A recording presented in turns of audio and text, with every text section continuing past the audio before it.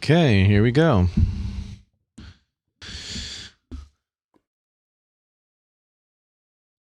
All right, people. We are doing some cleanup work because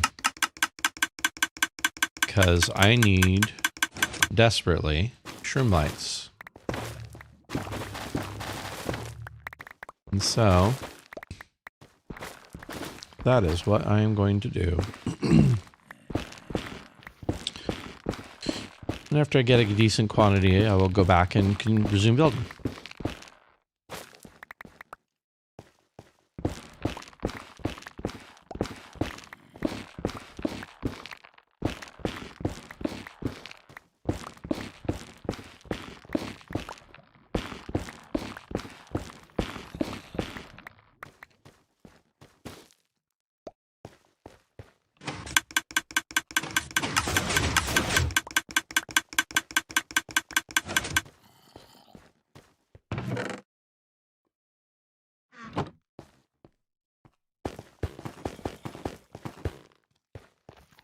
This is a very manual farm. There's some slight suffocation hazards, but usually it works out.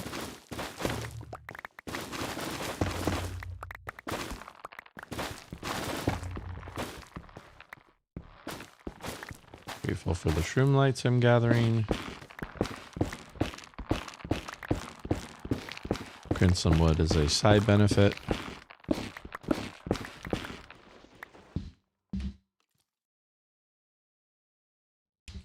Let's see here.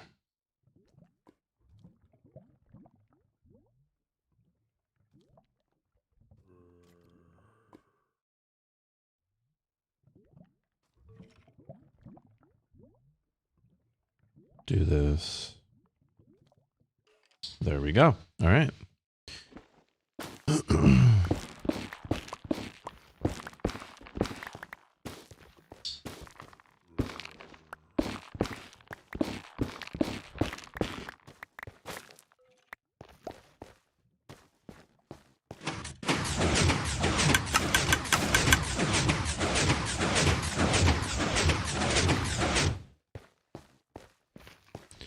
I feel like that's short. I have to start growing some in a second here.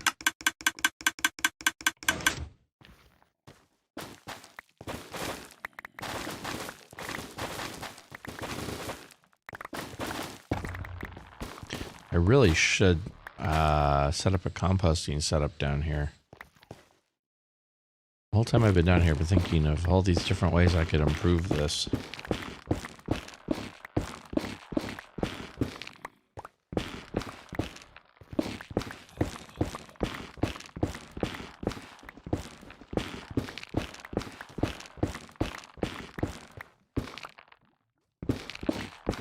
Having a composter set up down here that I can just throw the waste in a chest. The chest takes the discards, composts it, and then throws it back in the dispensers. I think that would be amazing. Trying out the whole TNT thing that I was thinking about, where I try and detonate as much of the blocks as I can with TNT to cut down on the digging. That was a little bit more dangerous than usual.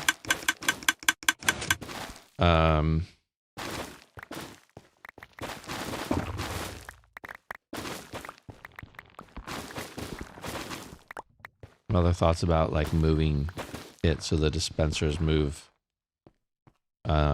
instead of the whole floor moving. But if I'm being honest, I don't mind. I don't mind the floor moving. That's like the least offensive part of this whole thing for me.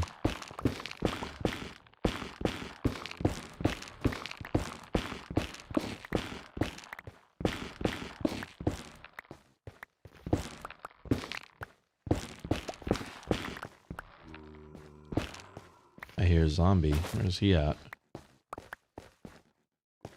I feel like there should not be anything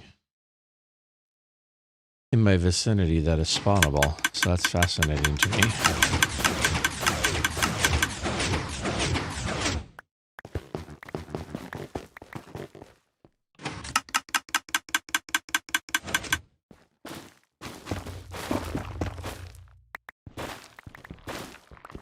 Is it the most effective way or efficient way to get shroomlights?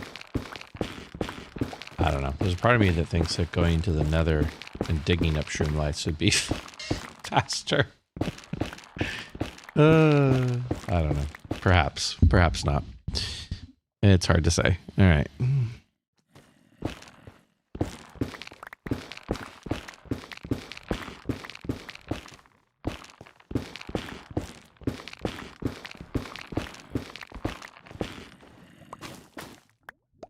I'm really fascinated by that zombie, though. Like, really fascinated by that zombie. Because there shouldn't be any space that's spawnable for a zombie.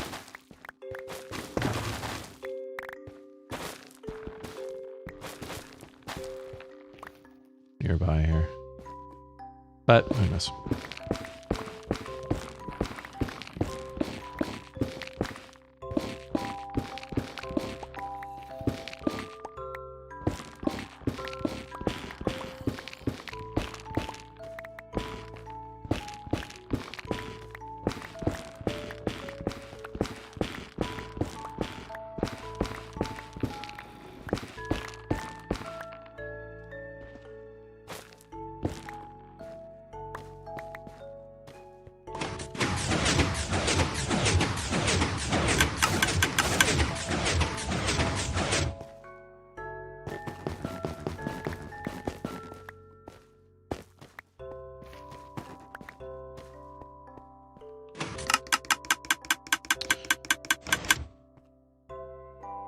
is not a lot of shroom lights in that one.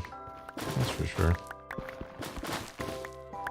I could also get more shroom lights if I allowed these things to grow more. So this is not a very efficient place for shroom lighting.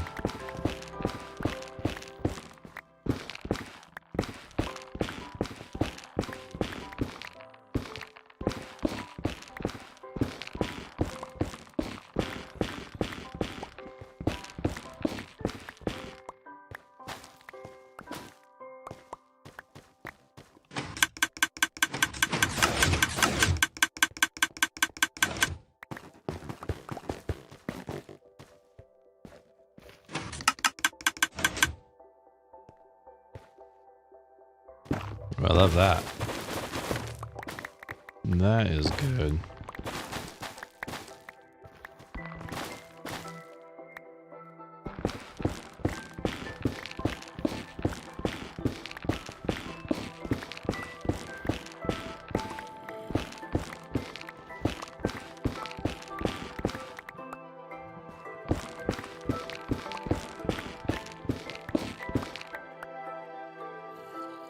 Reminds me I need to check something. Hey noob, nice to see you, man. Are you double dipping? Checking out Carrot and me too?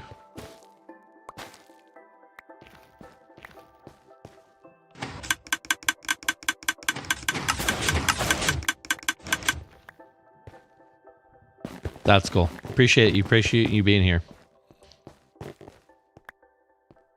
I am gathering it rather inefficiently, but I am gathering shroom lights because I am low and I need them. But this is not a great design for shroom lights. It's fine. It's getting it done. But I'm thinking of a million things I could do differently to make it better for shroom lights. But that's okay, because it's getting it done. That was a pretty good haul. That was not bad. I took the lever. That's fine.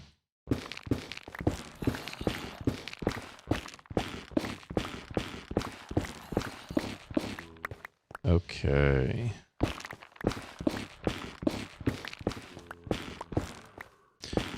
I keep hearing a zombie nearby, and it's really fascinating to me because everything around here should be lit up. I did have done a lot of caving to make sure. So hearing a zombie makes me wonder what I missed. That needs to be fixed.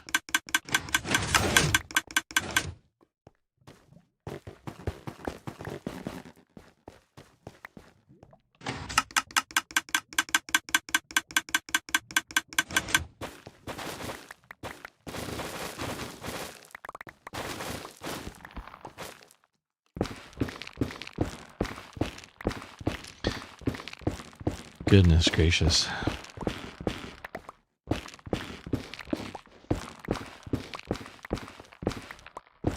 I don't know. I am definitely starting to think that running around in the Nether and collecting shroom lights the old-fashioned way might actually be faster.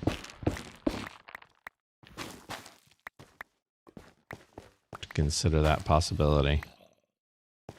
Because the rate of return in this is terrible. That's not very good for the amount of time I've spent. All right, I think I'm definitely going to go into the Nether. Going to risk my life. This is all garbage.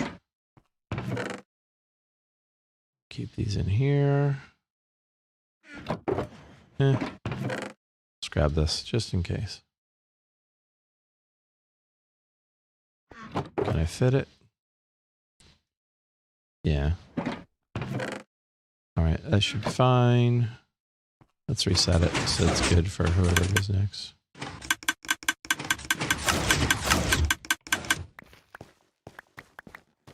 Do I have enough mushrooms?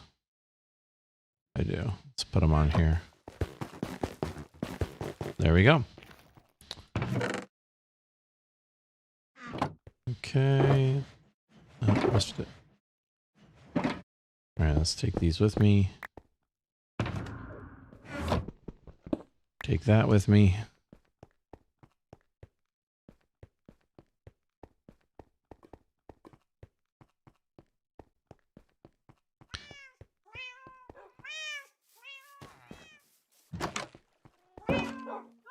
Oh. I remember. I was going to do something. Stems, another wart block.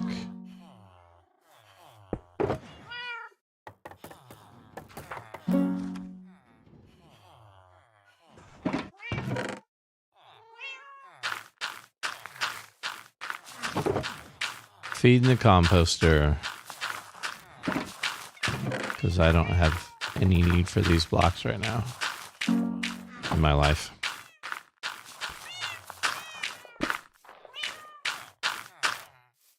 Did you pick it up? I did, okay.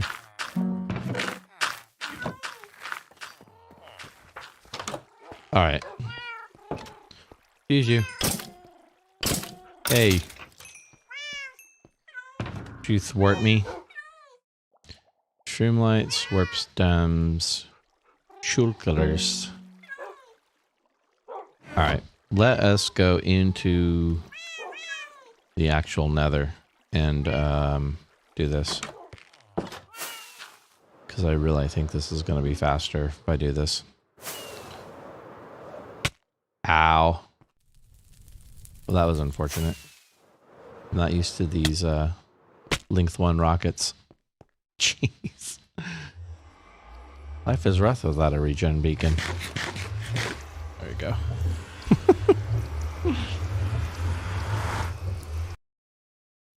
Alright. So.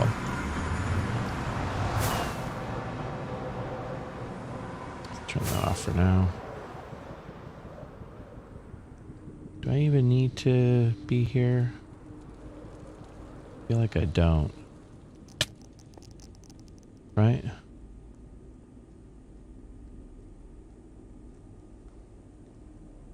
Yeah, I'll just go with me. Okay. Alright, there is a forest near me. I feel okay about excavating. Oh yeah, this is going to be so much faster.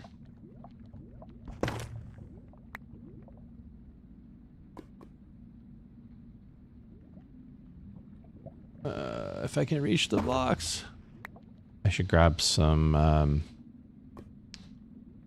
quick scaffolding. Oh, I have it. Duh. Put it on my hotbar. There you go.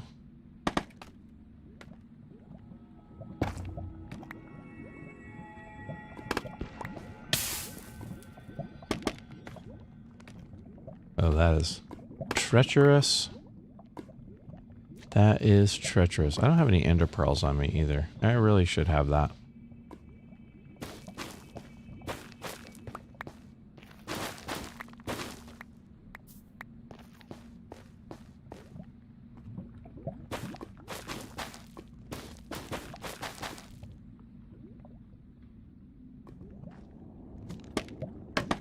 Ah.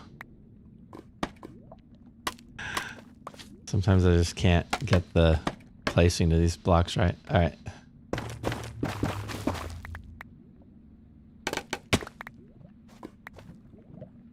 Okay. All right. I already have.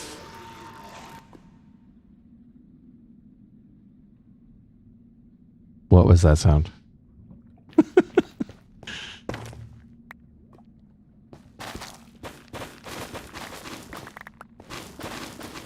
I wonder if you could get a shroom light inside of these little clusters. I feel like it's possible.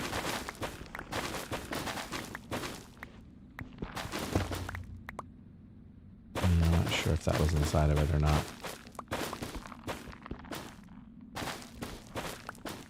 Like, are shroom lights always exposed to the air? And if there's multiple trees, they could possibly cover it? I'm thinking.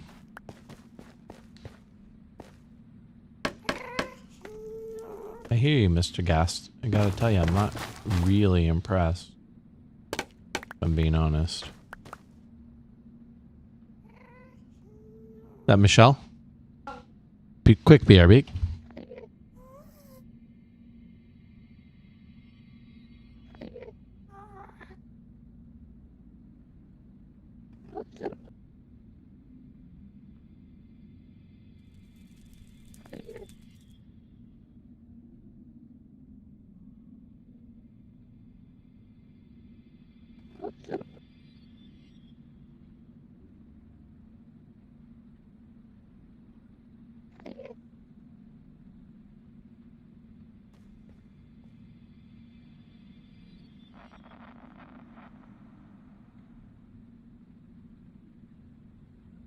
All right.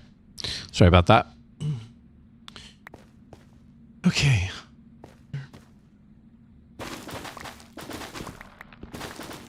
Yeah, I see. That one was kind of hidden. All right, cool.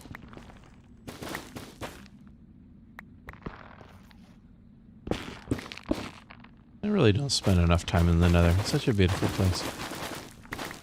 Yeah, definitely hidden. Okay, cool. I don't know what I think I'm doing there, but that's okay.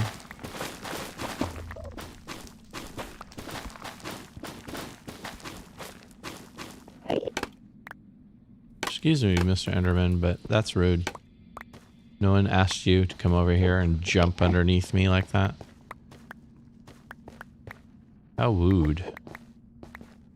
How wooed. I need, oh, for sure one fell down there. I need ender pearls. You know what? Let me grab those real quick.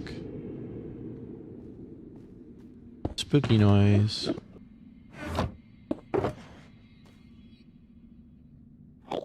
Let's get those out. And how am I doing on food? I'm okay on food. Okay.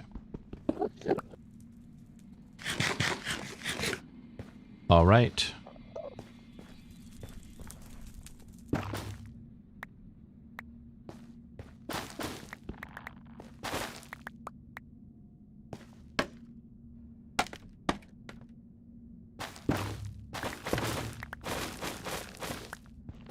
All right. Here we go.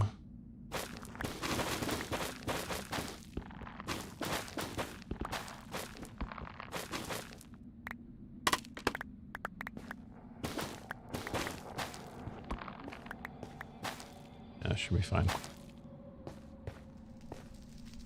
Okay. Oh, look, I can use that.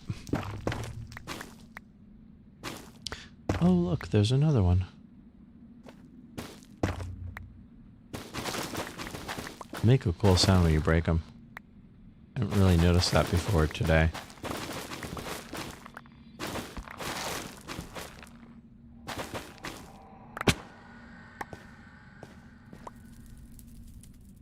Okay. Oh, look, a basalt delta.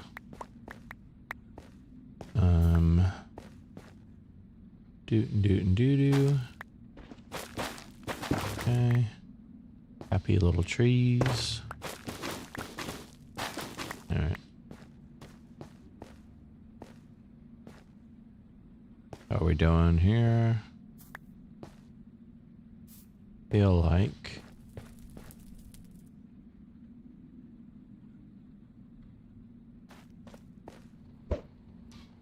I don't think I made that.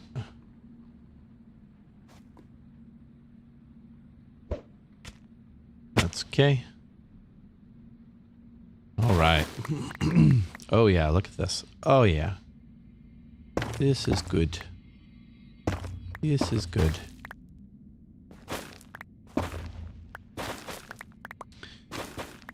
Yeah, this is so much faster. I should have done this in the first place. All right. Well, that's cool. Live and learn, as they say. Or I'd have to change my farm over to be more efficient for shroom lights.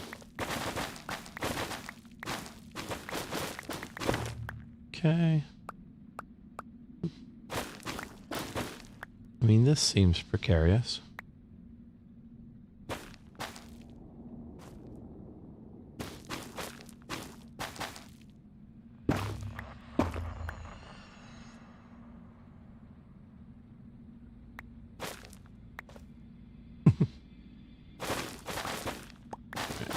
for hidden ones. Any more hiding? See a light. I don't know where it is. There it is.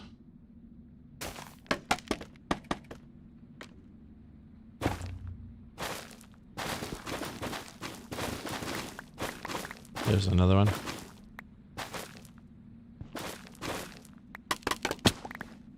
I'm already at 35. Already at 35. So much better. Where do I go next? Looks like down there's not bad. What about over here? Hello, Mr. Enderman. Ooh, look at that. Right down there. Looks like there's a few over here. Yeah, alright, let's go down. I think down's good.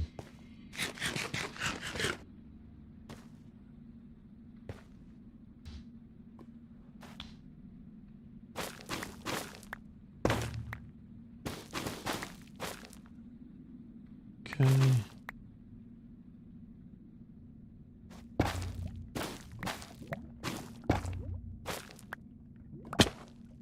Ooh. Lava. So pretty.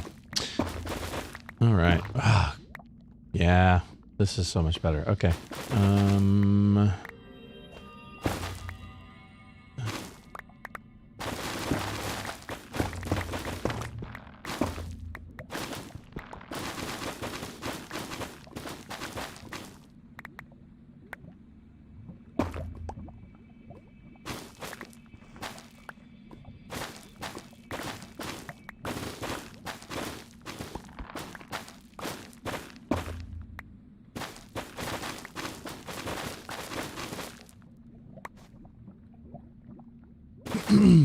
This is going to be coming.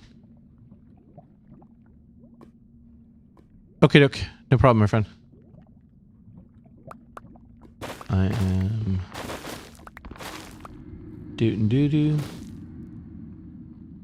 Alright. There's one down there, but then there's a bunch over here. Seems like a better use of my time.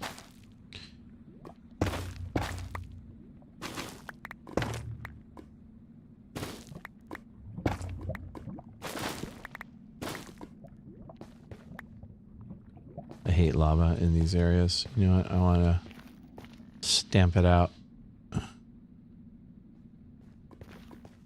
Why is there an Enderman poking around here? Getting on my nerves. Getting on my nerves, Mr. Enderman.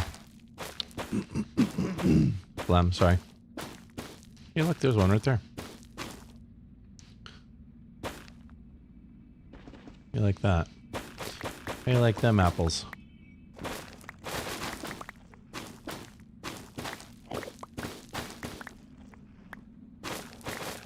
Aha.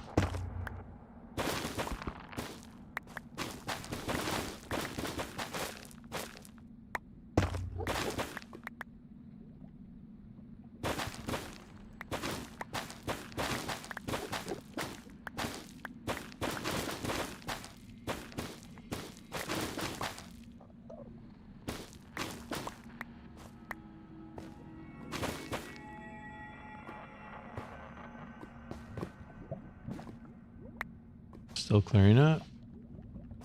This is good. Oh. My mortal enemy. All right.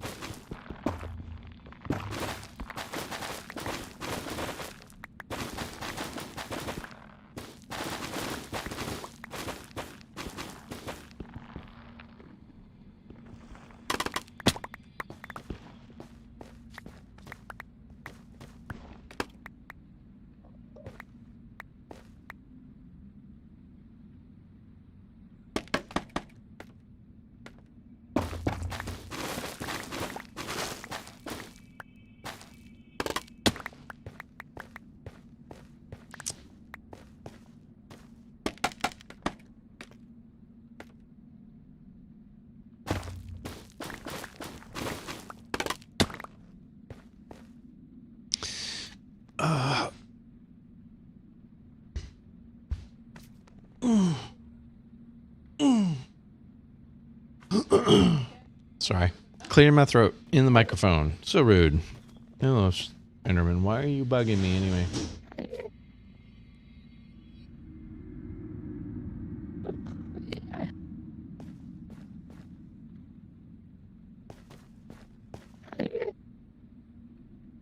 Why does it sound like you're getting closer to me?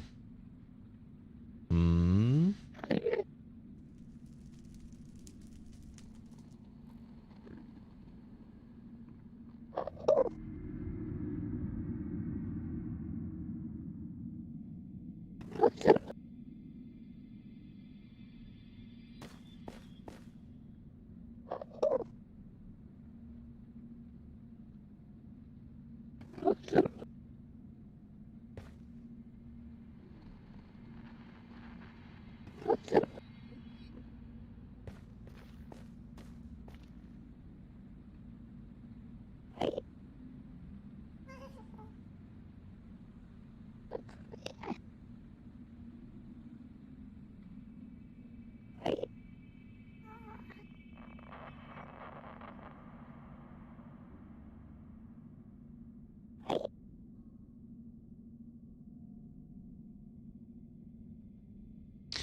Okay, sorry.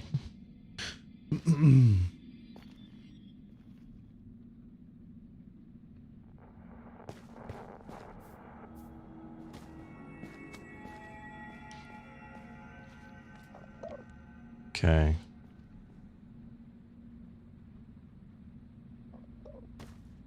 So far, so good. There we go.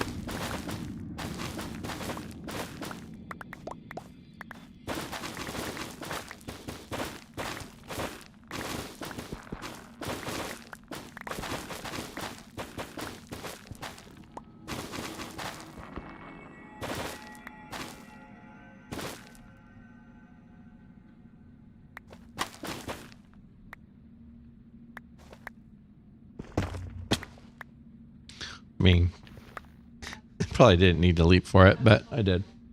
Fine. Fix my audio. There we go. That was too loud. Okay.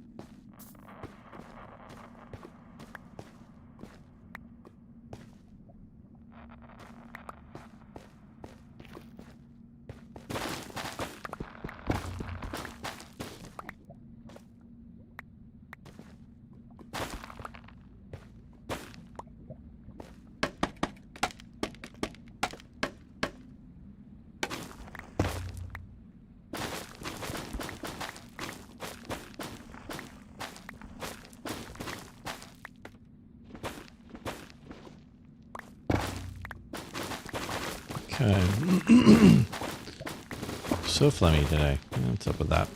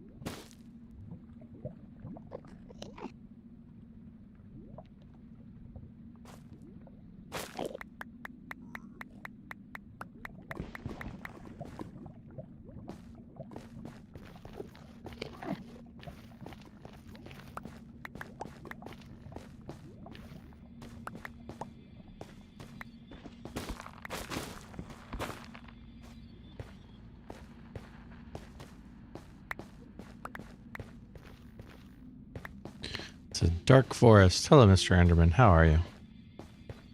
Nice that we can share this space without us being hostile towards each other. I think this sets a wonderful precedent for the future. Keep doing this. From there. There we go. Go back to that.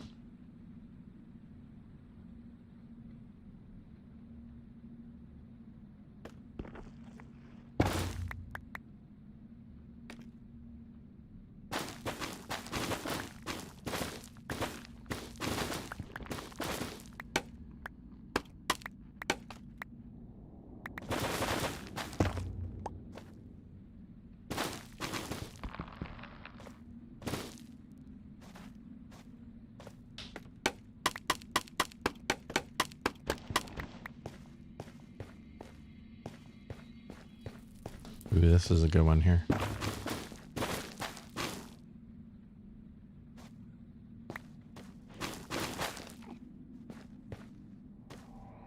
How am I doing anyway? Almost 2 stacks.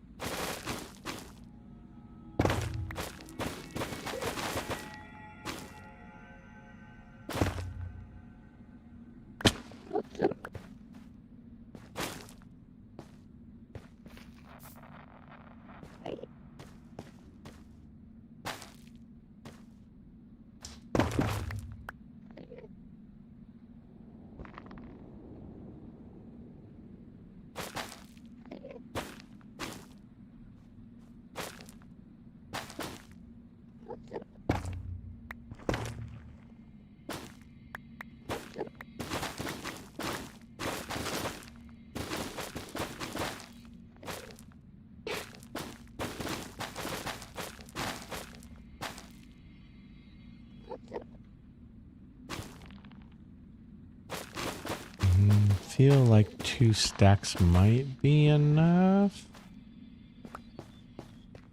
Oh, look. Oh, that's beautiful. Look at that beautiful structure right there. Wonder who built that. All right.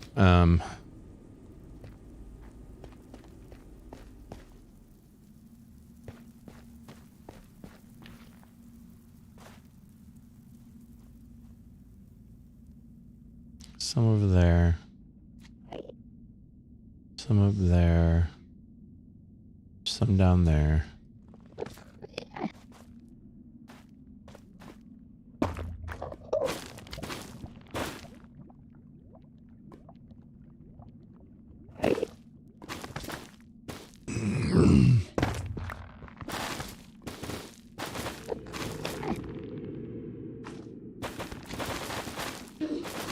Mr. Enderman. We have to stop meeting like this, Mr. Enderman. It's inappropriate. It is inappropriate. I feel like that's light is coming from lava. Yeah. One way up there.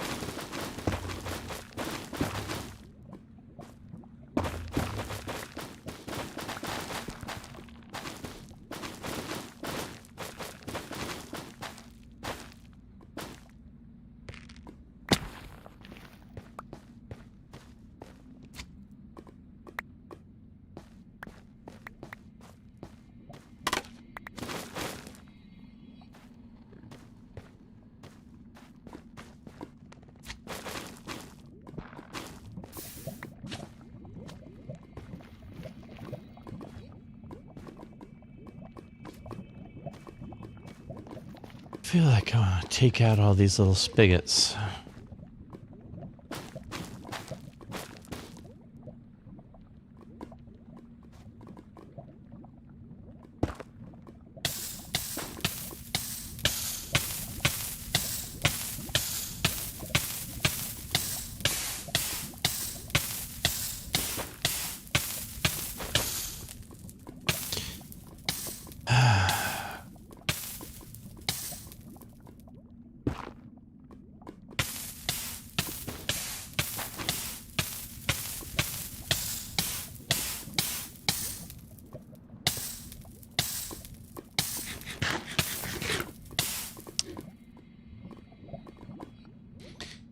I mean, this seems like a bad place to die, if I'm being honest.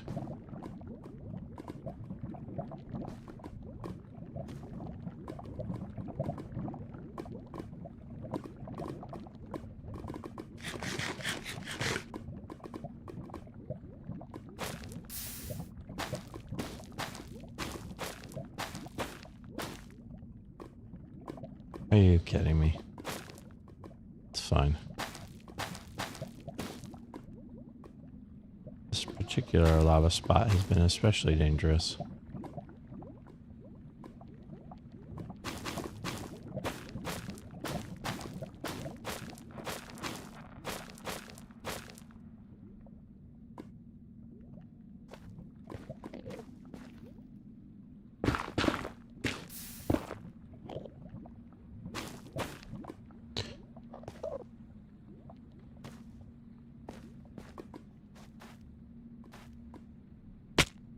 Ow. A little cavalier, if I'm being honest. A little too cavalier, I should say, about all this nether stuff. As if I am invincible, which I am not.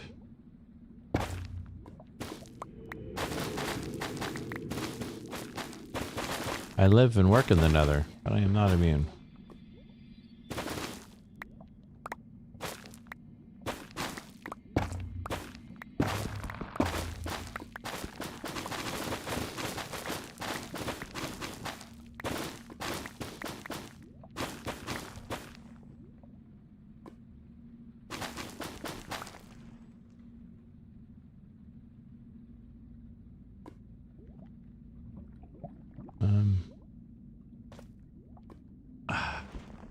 Thought I'd try. Definitely want that tree though. Look at all that goodies. Look at all the goodies.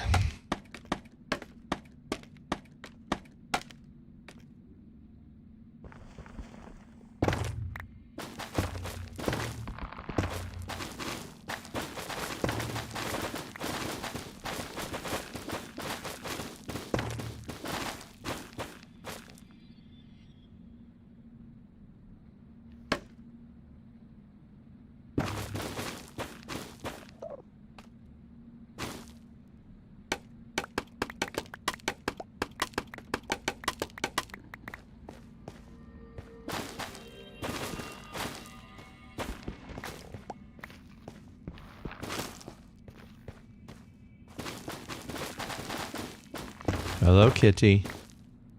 Cora, there's other places for you to be.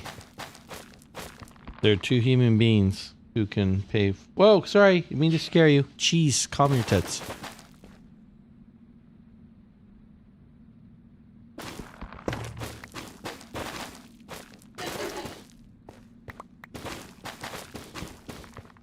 Kitty, kitty, kitty. All right, what do we got here? Look at this one. This is a good one. Yeah, man.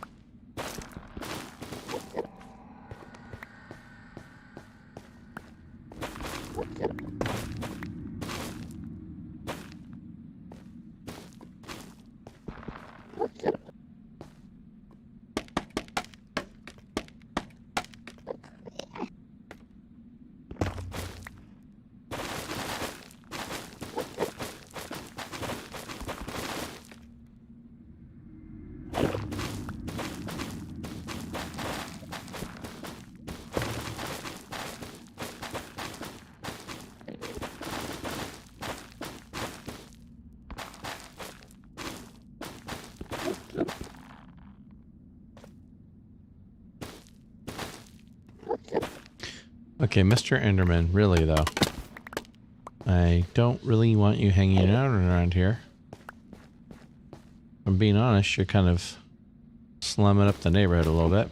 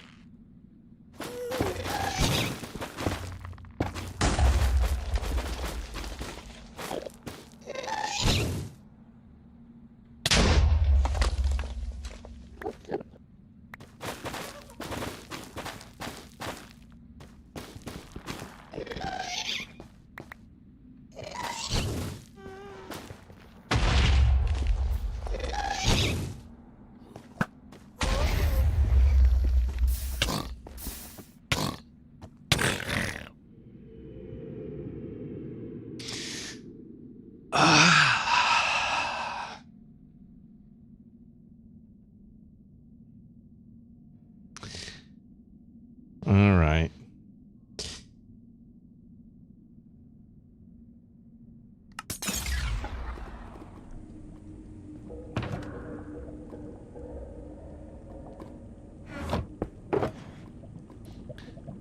I have a sword. I don't even have a shield, do I? Might need a pick. Gonna need wings. Well, I'm gonna have to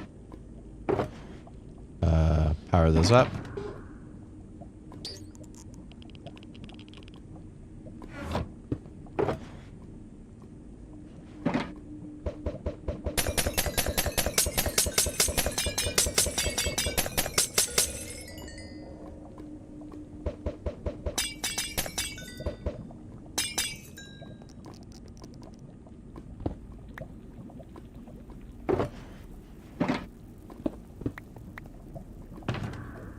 Actually, let's take an inner chest with me, just in case. Okay. All right. Oh, I actually need rockets. Probably wouldn't hurt for me to grab some food.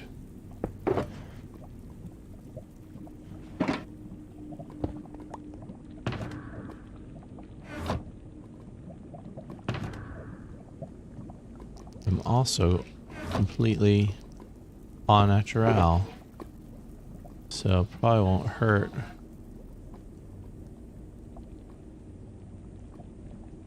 For me to have a couple of these.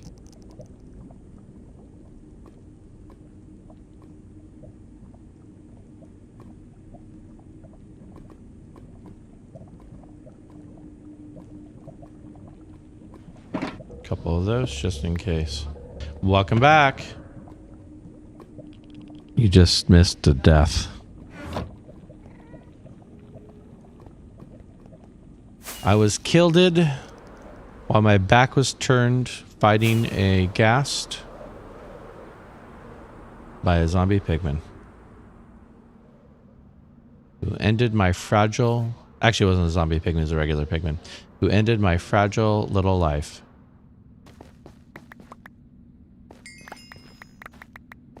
I assume he despawned.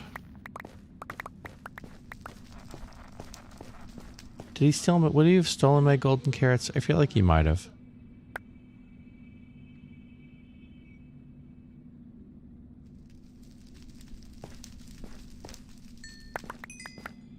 Alright, let's put some armor on. So... okay, make sure I've got all of these back. Okay. So far, so good. I have extra things.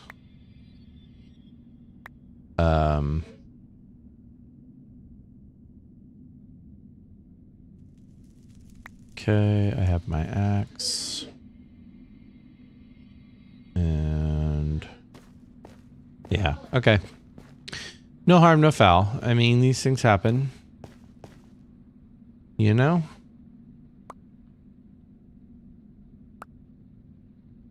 The potions were overkill. I admit that now. I get everything back. I think so. Oh, you know what? I wasn't paying attention. They totally spawned down here. Wasn't even paying attention. I thought for sure the ghast was my biggest danger. Oh, good. Okay, I can clean up a little bit of my mess here. Let's put that away.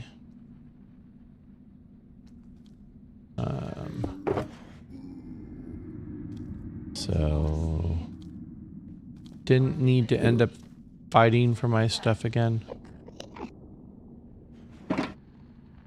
That's good.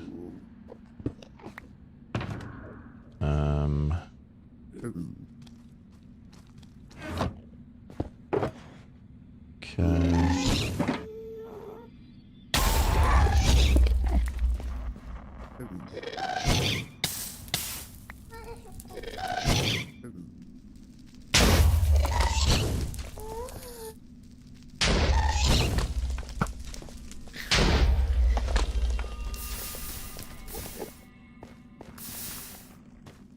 Such a pest.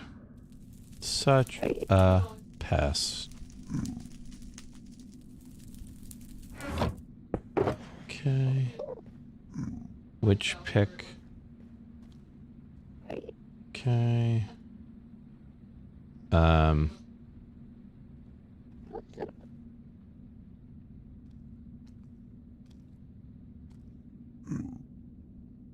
Sorry.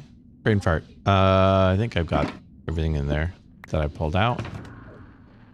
Oh no, I knew I was missing something. I have an extra ender chest. Okay. And I have an extra elytra and extra rockets. Put those away. And let's pull out this. Boop, boop, boop.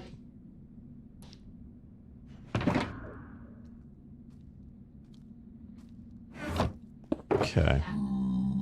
All right. I think that we're good.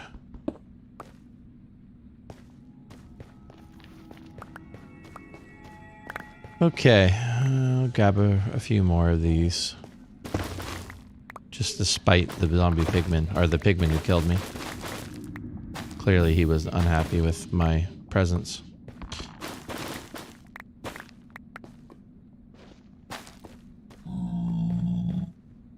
So funny too, because I totally didn't know what it was that was attacking me.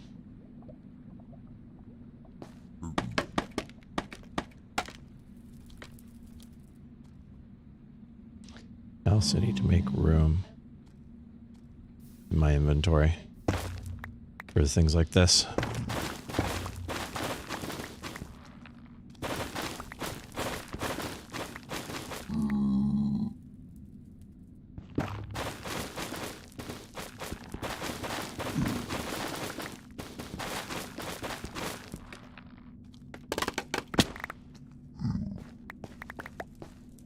Okay, that's good.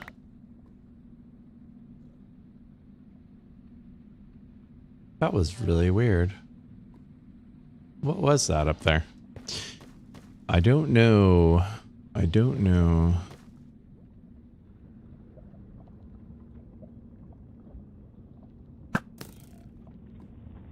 Call that revenge.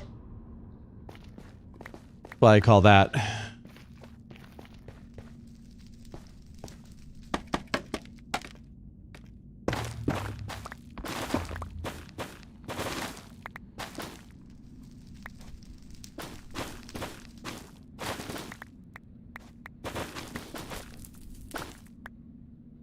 Okay.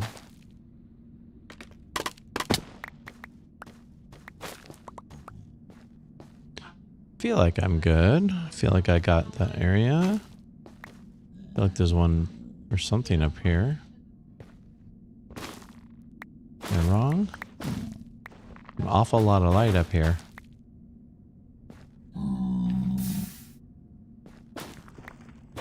I mean, maybe that was light from that. Seemed like there was something closer, but I guess not. Hi.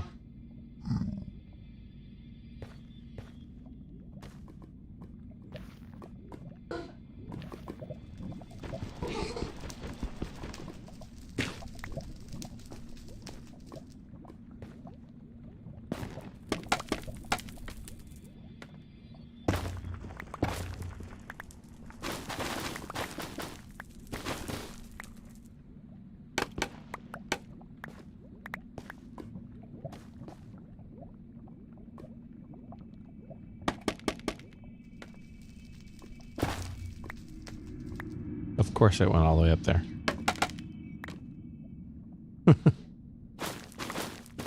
All right.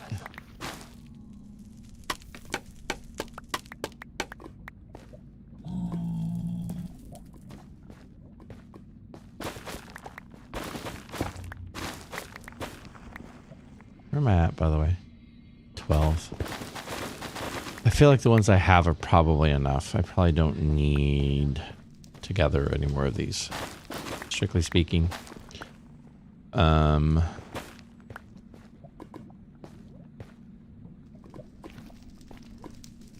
go up that way.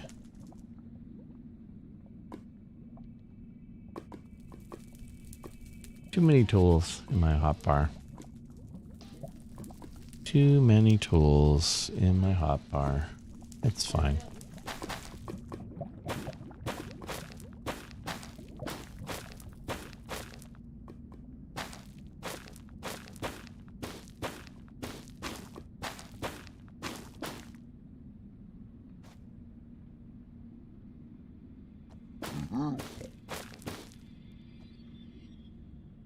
I heard it, but I don't see it. I have no idea where he is. It's up there. That's a little bit out of the way.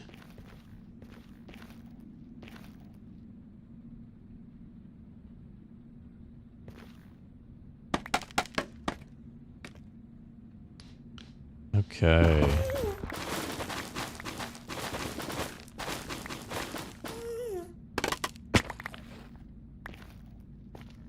Yeah, there's more up there. I hear you, Mr. Gast. I just don't particularly care.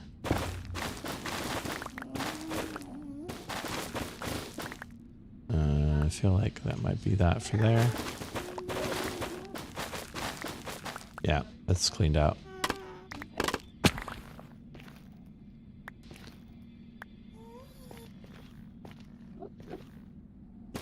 Let's go up and get this.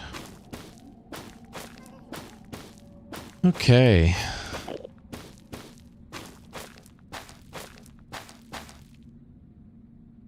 All right, let's build a little shelf to catch the goodies when the goodies fall.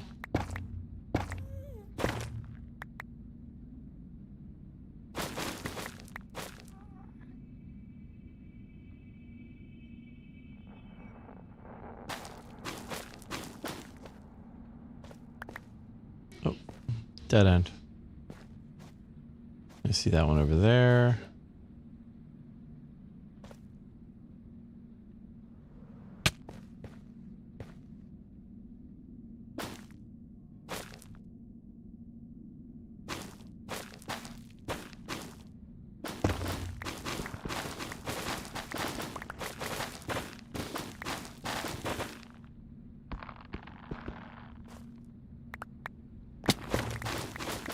Ah, there was one up there. Couldn't see it. Nab. All right. 22. Area's looking pretty picked through, that's for sure. Ooh, there's a spot over there. Gotta watch my health. Too used to my health regenerating while I'm in the Nether.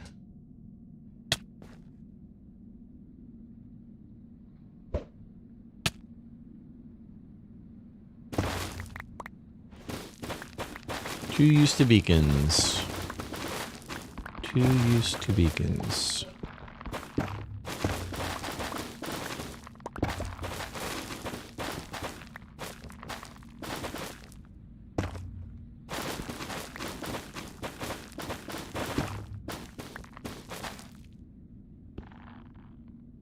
think that might have fallen all the way down. That's okay.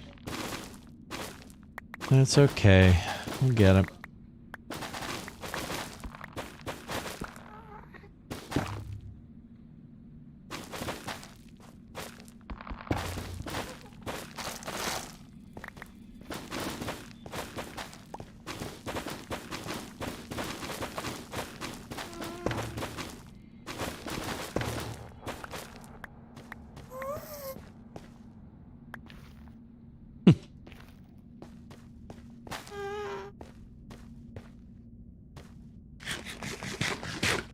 That beautiful building right there. What a beautiful building that is. I wonder who's doing that. All right. I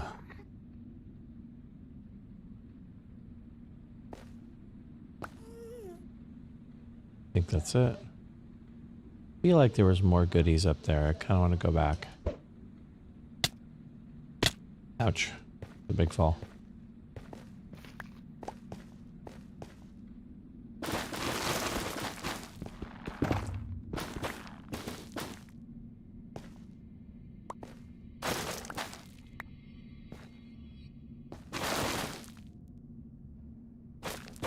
I don't really even need the scaffolding anymore. Just use these.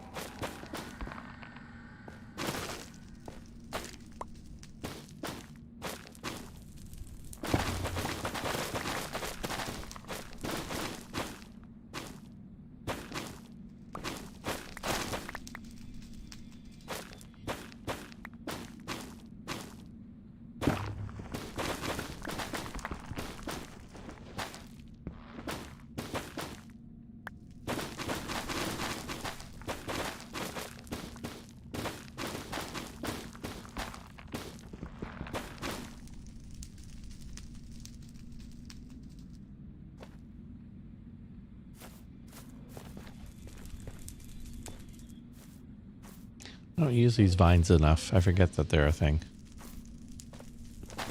That was really handy.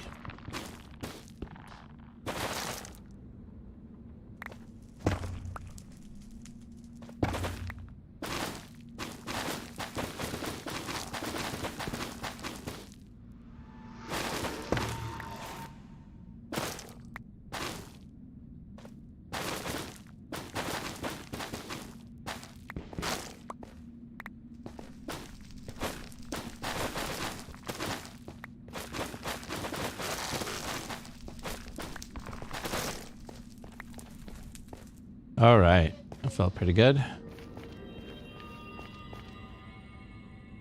Another one over there. I feel a little bit like I'm good though. Can always ransack more later. If I need to come back and get more for some reason, but I honestly feel like I'm good.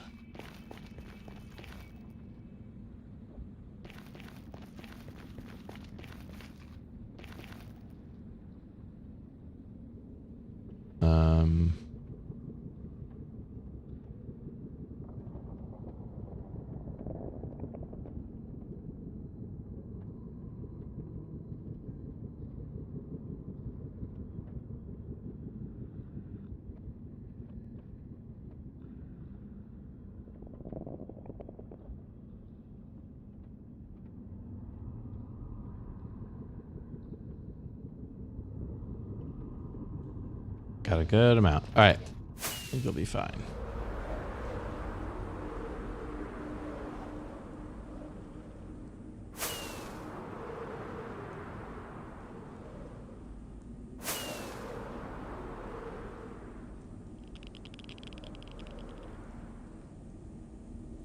All right, here we go.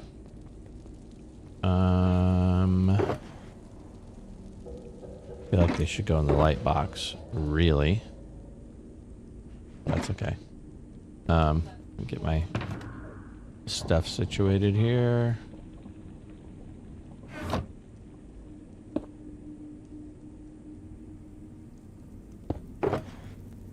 Ooh, wow. That tool is worked. That tool is worked.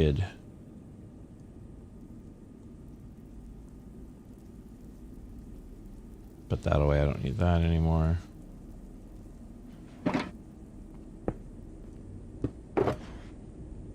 Yeah, there we go. That feels pretty good.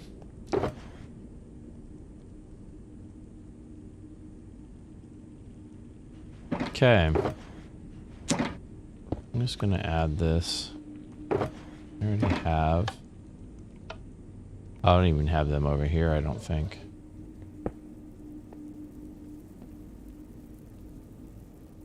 I think I want to put this there.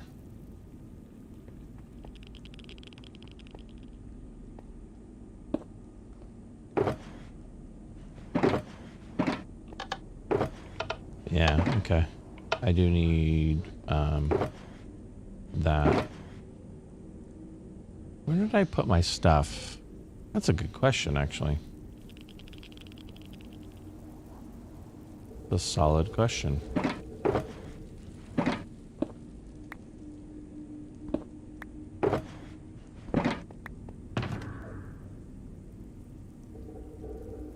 They're not here.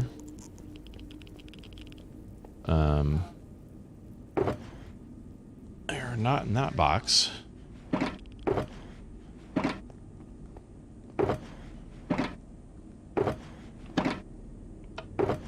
feel like they might be down there by spawn. Okay. I also need to go refeed the meter down there as well. I go feed the meter. Oh, I don't need that potion. I'm gonna put that away.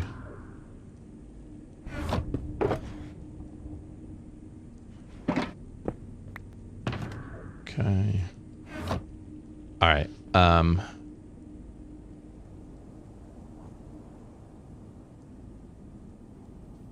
Let's go feed the meter.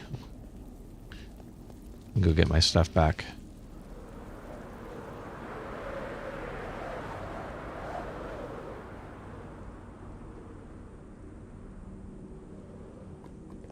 Okay. Oh, well, that's where I put my extra equipment.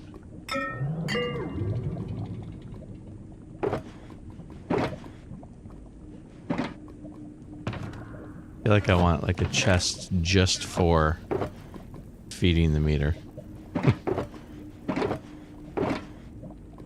Yeah, I already have chest down here for that. All right. What did I do with my stuff? Okay, now that's weird. Did I put everything away? I think I put everything away. Oh, well, all right. Well, I need to come and feed the meter anyway, so it's fine.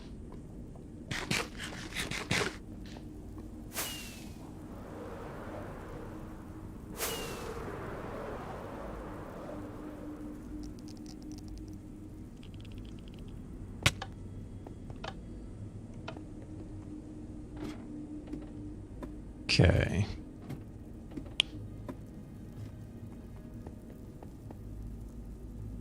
Yeah, I'll have to fill everything over again. Noob, I need to save my replay mod file, or exit and restart so that it resets my replay mod file. And I'm going to reconfigure my desk. I will be right back, so I won't be gone more than 2 minutes. BRB.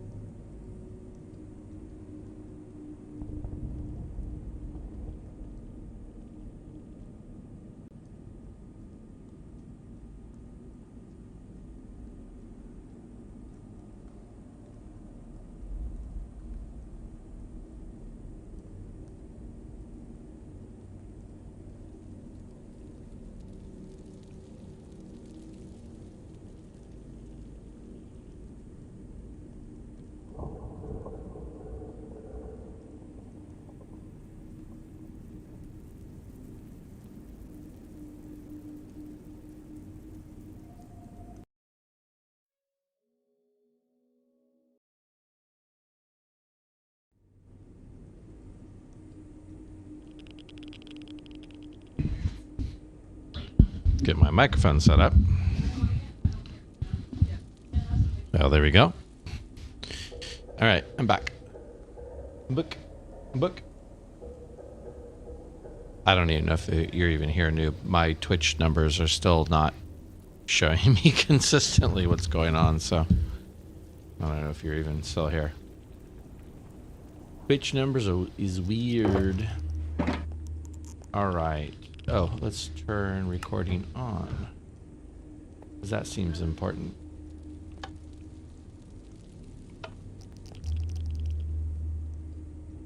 That was a little weird that just fired on there.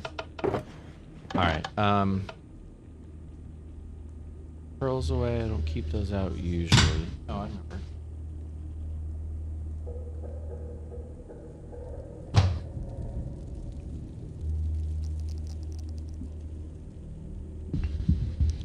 try to make sure that doesn't touch that otherwise.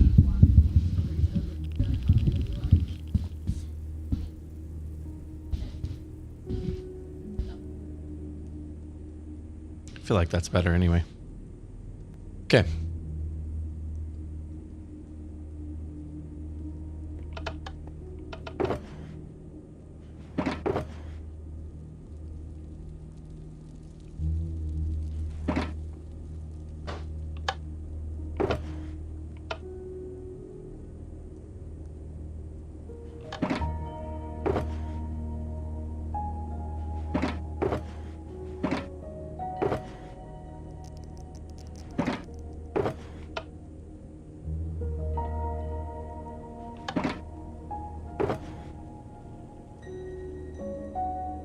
I don't even remember what I'm building.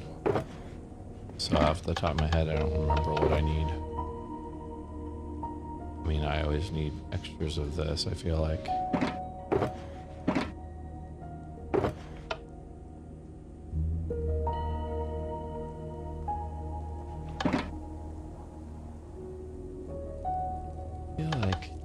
I grabbed wall. I didn't grab slab. I didn't grab stairs. I don't think I've even used stairs. Alright. Well, let's grab a bone block. Let's grab some colored glass. Occasionally I use the slime. Put my honey away. I think I need to get that.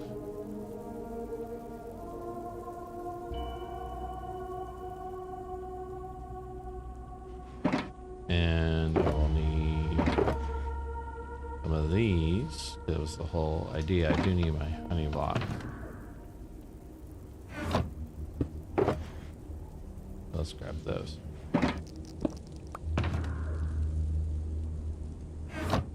Okay, I can fill in all the spots that are missing. That might even be a good use of my time.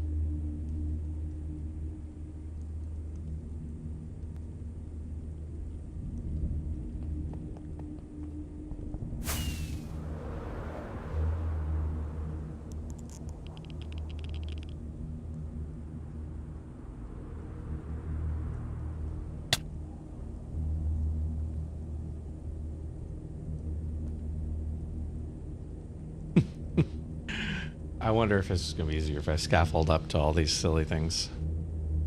Because then I can get up and down. Feel like that's going to end up being the case.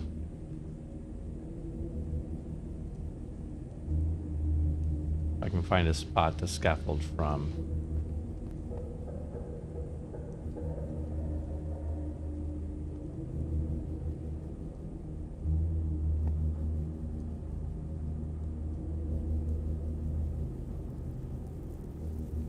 I think I can put scaffolding on a slime block. Yes, I can.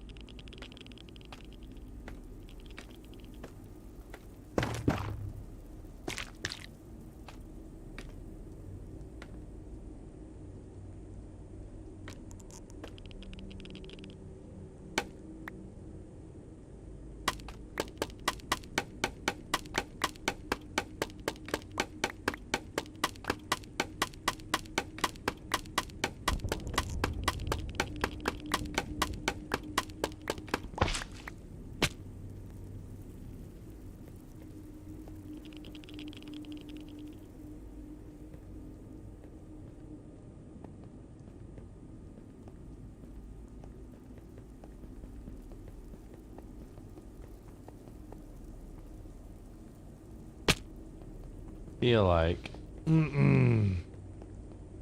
Yeah, because I gotta do 2 sides over here. It wasn't just the one.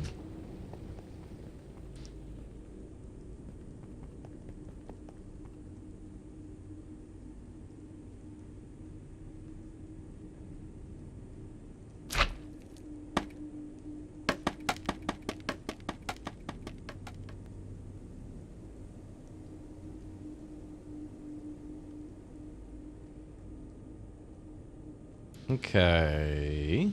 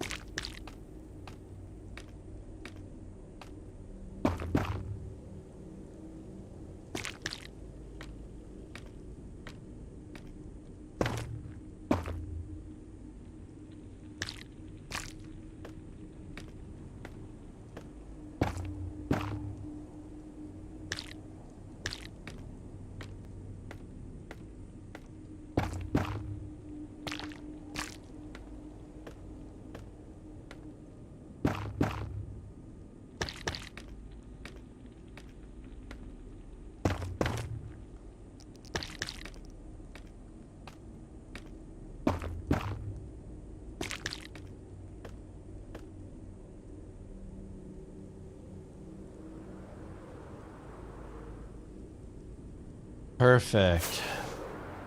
Got it. Okay.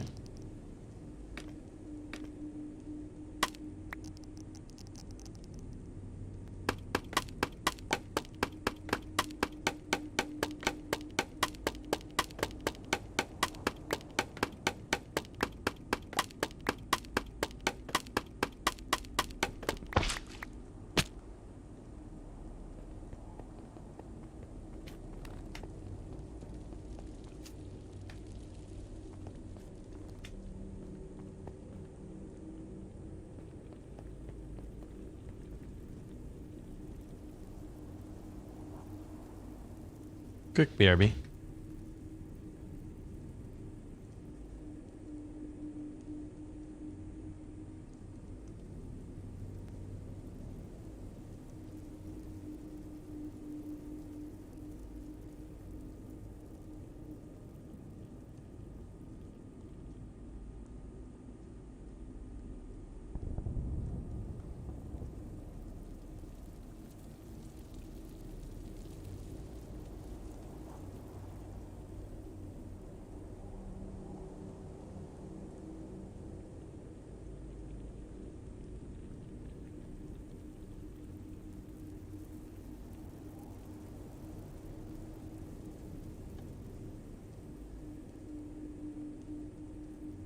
All right, I'm back.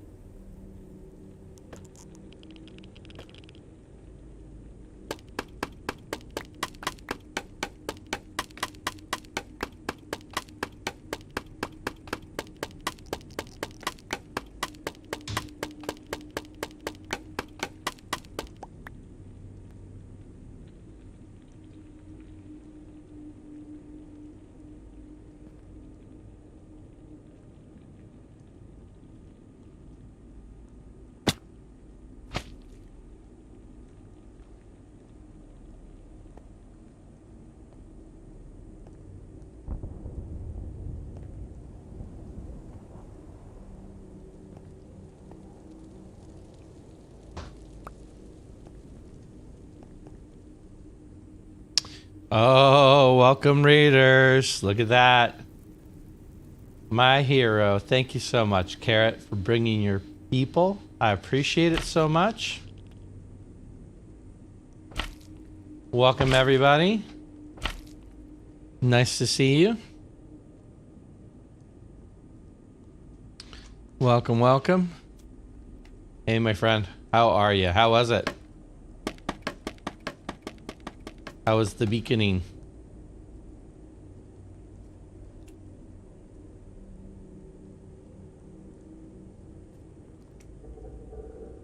Heck, lots of fun. Got them both in. Nice. Nice, nice, nice.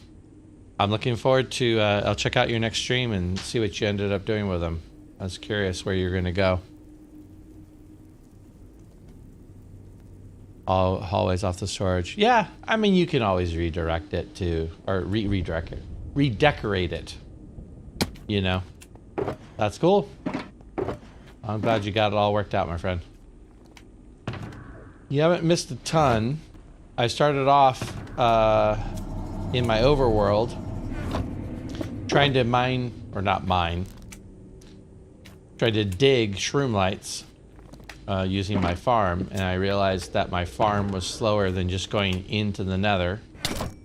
And, excuse you, and just going into the nether and actually collecting them off the trees. So I went into the nether and collected them off the trees. And while I was busy dealing with a pesky ghast, I got snuck up on by a piglin who killed me. So I had a death in the nether. Yeah, it's fine. I put all my stuff on and flew over there, and he wasn't even there when I got there, so I picked up all my stuff. No incident. Just a lot of death. A lot of death. It's fine. More death than a Quentin Tarantino film. But we're all good. And I got everything reset, and I got a whole bunch of shroom lights, and I can't seem to make that jump anymore. And I'm ready to plug the shroom lights in where they belong, because that's basically what we're looking for here, is to get shroom lights in. I don't know what my issue is with falling off of things. More than Tarantino. Well, similar anyway. Maybe not more. Similar to a Tarantino film.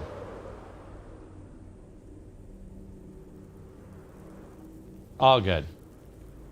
Part of the game. Sometimes when you spend all of your time in the nether like I do, and you're surrounded by peace and 9 beacons, you start thinking, I got this nether. This nether is easy. And then the nether has to remind you that the nether is not easy. It was so funny too, because I had a ghast who was coming after me. And I was worrying about the ghast, and I just dispatched the ghast, and my health was a little bit low, not bad, but I wasn't paying very close attention to it. And I got a hit, and I'm like, what just hit me? And I turned around, and before I fully registered what had happened, he hit me a second time. And I was like, oh! And so I tried to like get into a position to actually fight him. And by the time I was even in a position to fight him, he ended me. These things happen. I think this is complete now. Let us see. Yes, we are fully lidded now. All I had was empty lidded, but now I'm fully lidded. So we are almost done with this tower. I have one more layer on the outside. I think on the fronts. I'm gonna double check that here in a second. And then I have the sheath and a roof. And that's that. So once this is done, I have other towers to build as well. Do I care about that? I don't care about that. And I have shroom lights now. So that's good. Let's restock those. Okay. I forgot that I did that. Okay. All right. Well, any of Carrot's people, if you guys have any questions about what's going on here, please feel free to ask. The short overview is this is a big Nether build.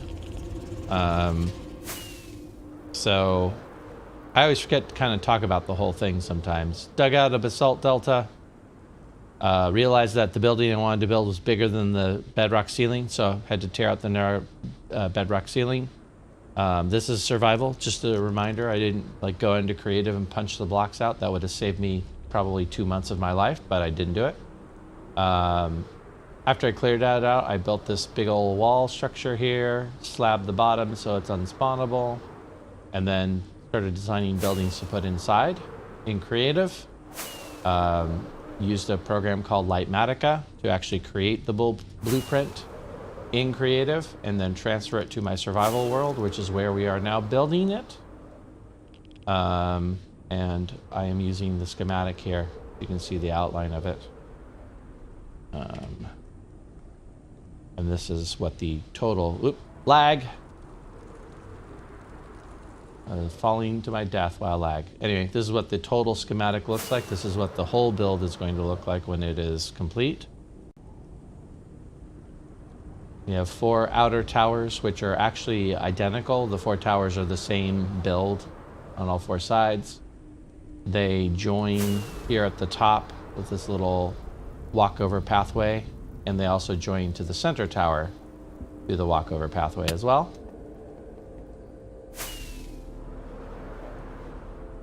And we are almost complete. The center tower here needs a sheath built still and a roof. And the roof itself is at build limit. So this is a bottom of the Nether to top of the Nether build. Been working on it this is my 4th week now, 4th weekend now. Making pretty good progress. Getting there. We're getting there. So anyway, I am back at work. Any questions about Litematica? I didn't design it, so can only answer certain questions. Yeah, any questions about my world? I'm happy to answer. Again, this is survival. It is vanilla. I do use, obviously, the mod that you see with Litematica, which just helps with me planning. Use replay mod for time lapses, and I have some data packs that, if you're familiar with Hermitcraft, you've seen in Hermitcraft. They're part of the Vanilla Tweaks data pack. They are things like mob heads. I have ping tools turned on so that when I was digging the biome out, if my tool got too low, it would warn me rather than just breaking on me. So that was saving me equipment. Armor stand mod. Nothing too different from vanilla. That's kind of the cool thing about Vanilla Tweaks, is that is a very vanilla-ish feel to the game still. So yeah, so I am going to figure out where I left off last night on this outer sheath, because I think this side is complete. Nope. Gotta get that up there. Okay. So this may be the side that I still have that on, because I feel like I did this on the other side. So let's go look and see. Yeah, these sides are done. I know that.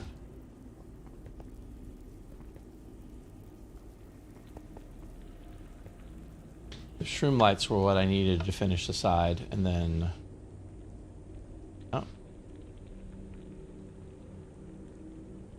Oh yeah. Okay. So I have this entire side to do, this last layer on the outside. I think on the other side, I think it's partially completed. That's starting to come back to me now. That rings a bell. All right. Cool.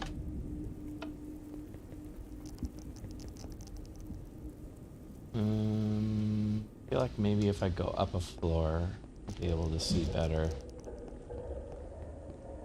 That's complete. Aha, there we go. This is one of the levels that's not complete. So yeah, this is exactly where I left off. The build itself is basically slabs or unspawnable blocks, because nobody wants bad things spawning in their nether base. That's just sadness. Just sadness, that's all that is. Serves no purpose other than sadness. Missing block. There we go. And I'm gonna need glass. Put that in the last slot for now. Okay. For the most part, I am following the schematic. I remind myself on a daily basis to trust the schematic.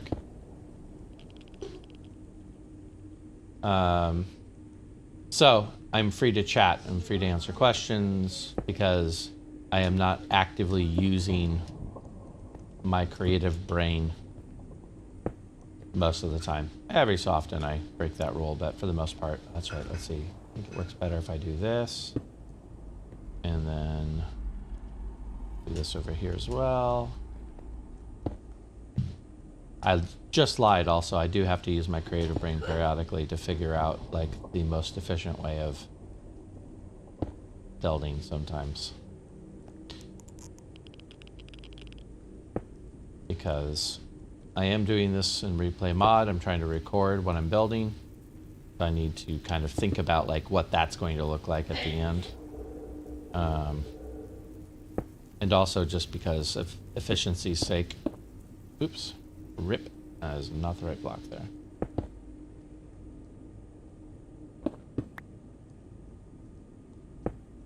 Server itself is a family server. These days, family mostly consists of my son and I. But it's a persistent world that we can play on whenever we want to.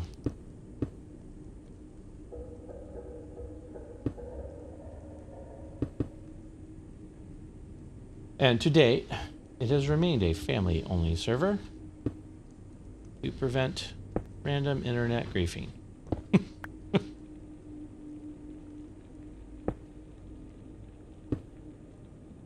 So, Carrot, I am excited.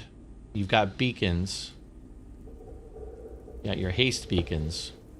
Of course, you really want jump beacons too, if we're being honest.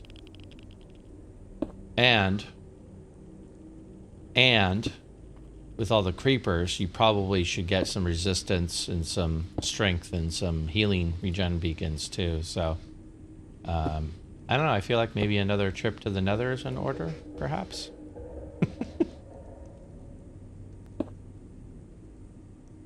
You know. And then, you know, you'll feel safe around your base. You'll laugh in creepers because they won't bother you anymore. Instead of running from them terrified.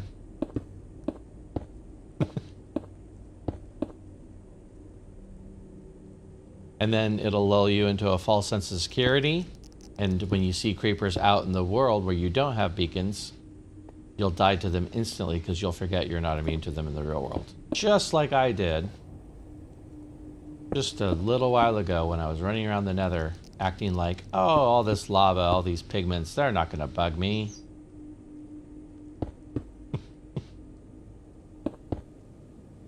Exactly. I will say at one point I was digging up, I was trying to block some of the lava drips from the ceiling just to clear up the lava. I didn't want to, you know, and I was being so cavalier about the lava. And Carrot knows, over here at my base, I'm immune to lava. Between my armor and the beacons, the lava doesn't bother me at all. But over there, still kind of hurts, gotta be honest. Still kind of hurts.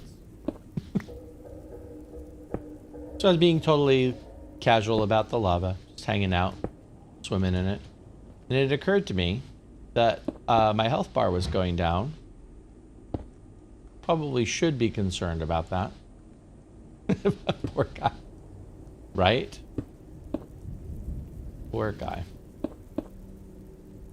So at one point I found myself thinking, you know what? If I don't actually move out from under the lava that's falling on my head, I may not survive. And my netherite gear would have been fine, but wings, the blocks I was trying to collect, wouldn't have been good. Would not have been good.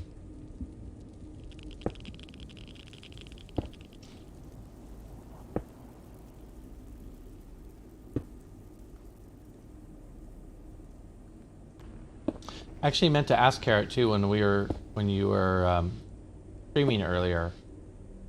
I wasn't sure if you were done building your massive carrot fields, or if you're still kind of waiting for more growth.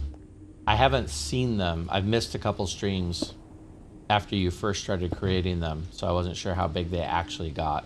And I wasn't sure if you were still going to go bigger with them or not.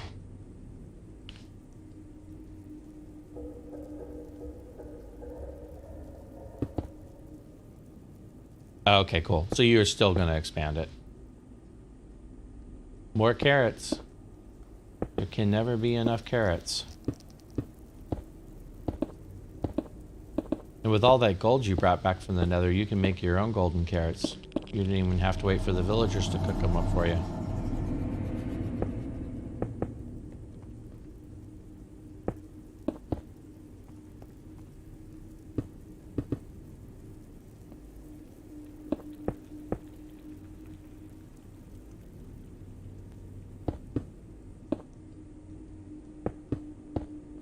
I don't think I can make that jump.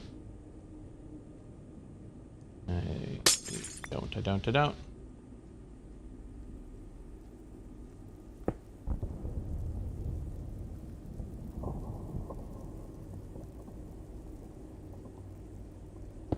Oh yeah, I did see that when I tuned in.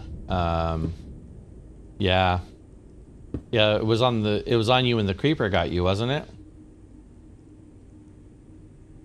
Oh, nice. Nice. You will be mowing through the carrots with that. There'll be carrots for everyone.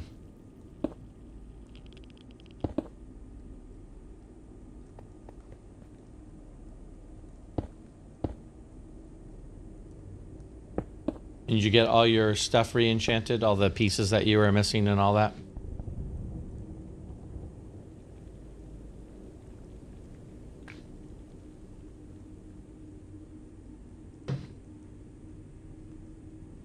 What pieces did you make and what do you have left?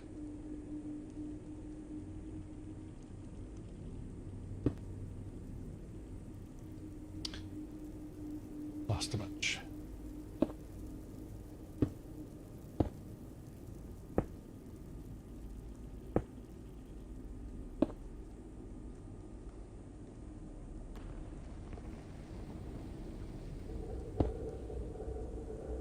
They're all netherite again.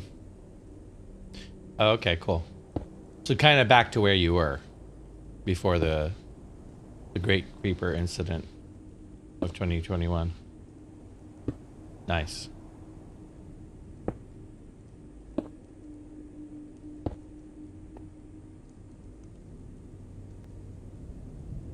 Well, now you should be fully ready to go building your super amazing trading hall of awesomeness and carrots.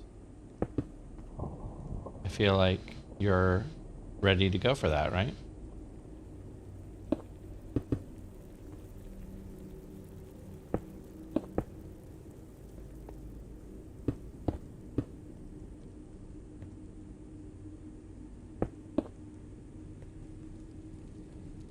I'll do that last. That first. That first.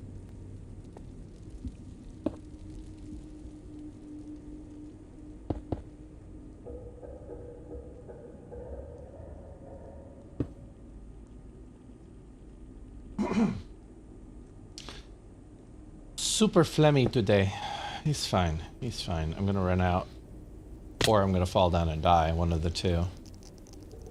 One of those two things is about to happen. I'm gonna run out of these.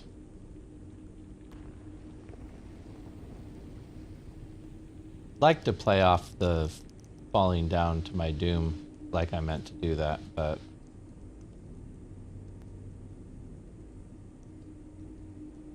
that's weird. All right. I'm definitely low on these. The building I'm doing is kind of heavy with that. And stairs. Those are all those.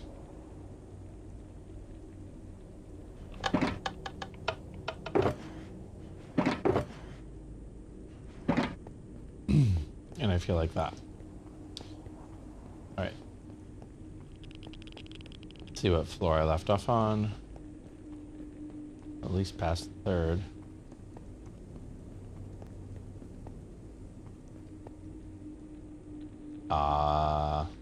Kind of up there. Okay. Oh, you know what I'm not doing? I think I forgot it here anyway. Maybe I did it on the previous floor and I just missed it. Did I do it on the previous floor? I did, okay. I missed it on this floor, that's fine. Yep, got it here too. Safety bars. Gotta have safety bars. Super important because otherwise, you know, somebody might fall down and hurt themselves.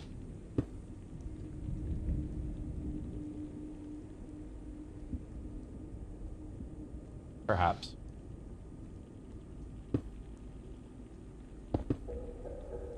Okay.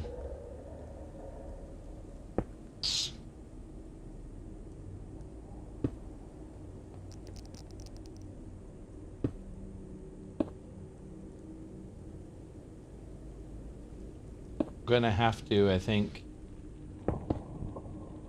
So I was using, I told you I have a crimson wood, warped wood, kind of a manual tree farm wood, warp hyphae. I don't even remember. I think they're hyphae. I don't think they're trees. I think they're called hyphae. Anyway, super manual. It's a very low tech of automation. And it's great for picking up the woods, though the hyphaes themselves. And it's okay for picking up shroom lights incidentally. Like, oh look, I have shroom lights while I am doing this. Because, you know, you're collecting the hyphae, that's the most important piece. And I was thinking, well, I can get shroom lights from it, surely. That'll be good use of my time. I fired it up and started using it, but the problem is the way it's set to spawn is I'm really... Hey noob, how's it going? I set it up and it's really set up to gather just the wood. Can I show you a base in the overworld? I can show you the base in the overworld.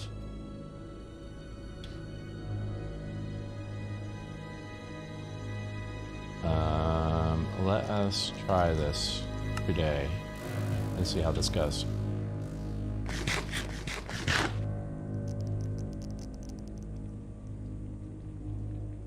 Okay, back to the overworld.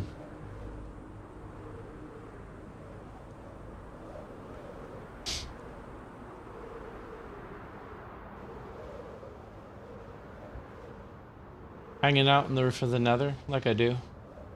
Very peaceful. I mean, look at that. And just take a moment. Appreciate that for a second.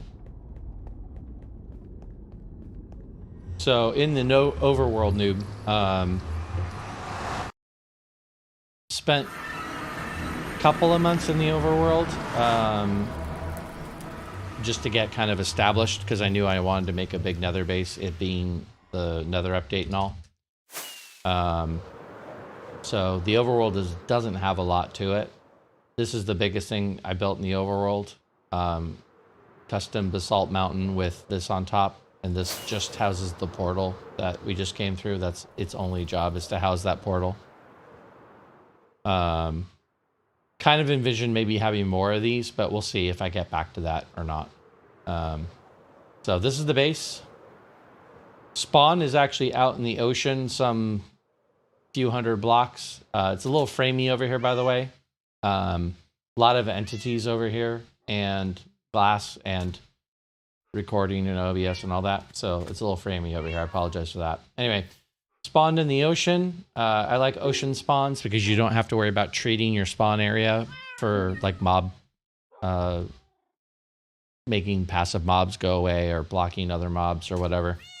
Swam to this beach, parked our butts on the middle of a savanna biome. My son and I had never really done much with savanna biomes, so we thought that might be kind of interesting. Got here, discovered that we really liked the carrot wood, you might say, and the warped wood from the Nether. So we combined the two. It makes a nice contrasting color. So those of you who have seen my base before knew that I had a lot more of these all around the building.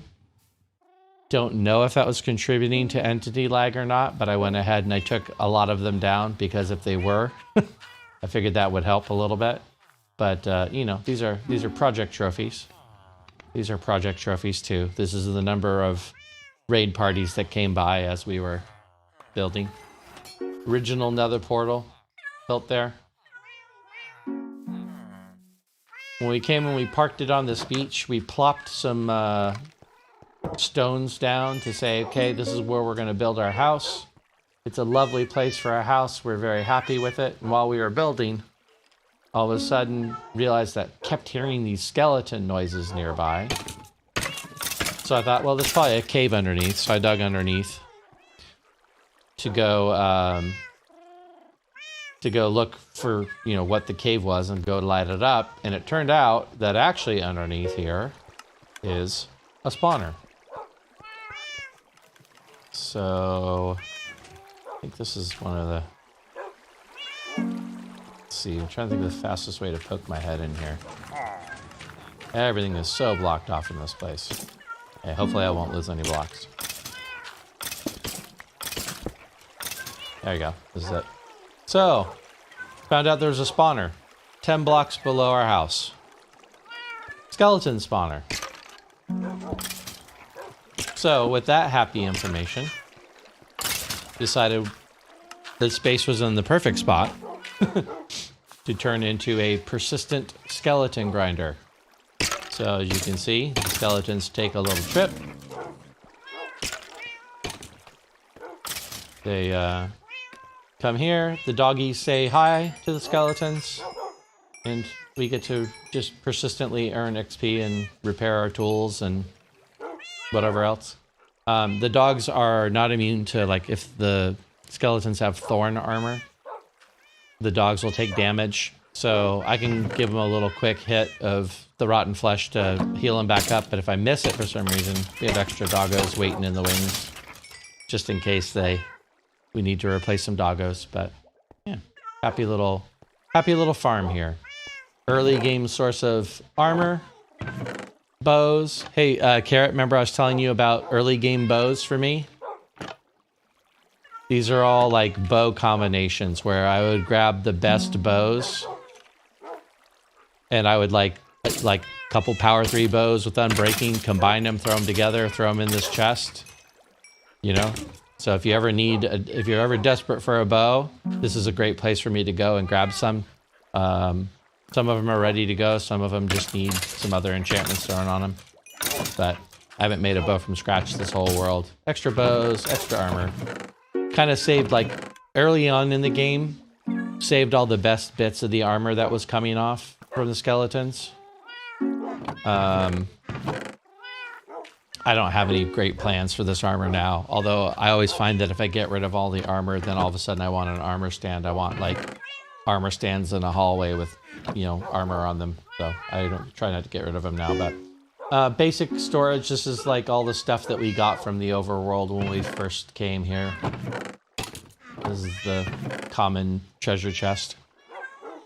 Oh yeah. So They get sucked into the little hopper chain here. And then item filters. This first 4 here are bones, although I've gone through and I've turned the bones into bone meal and put them in bone blocks.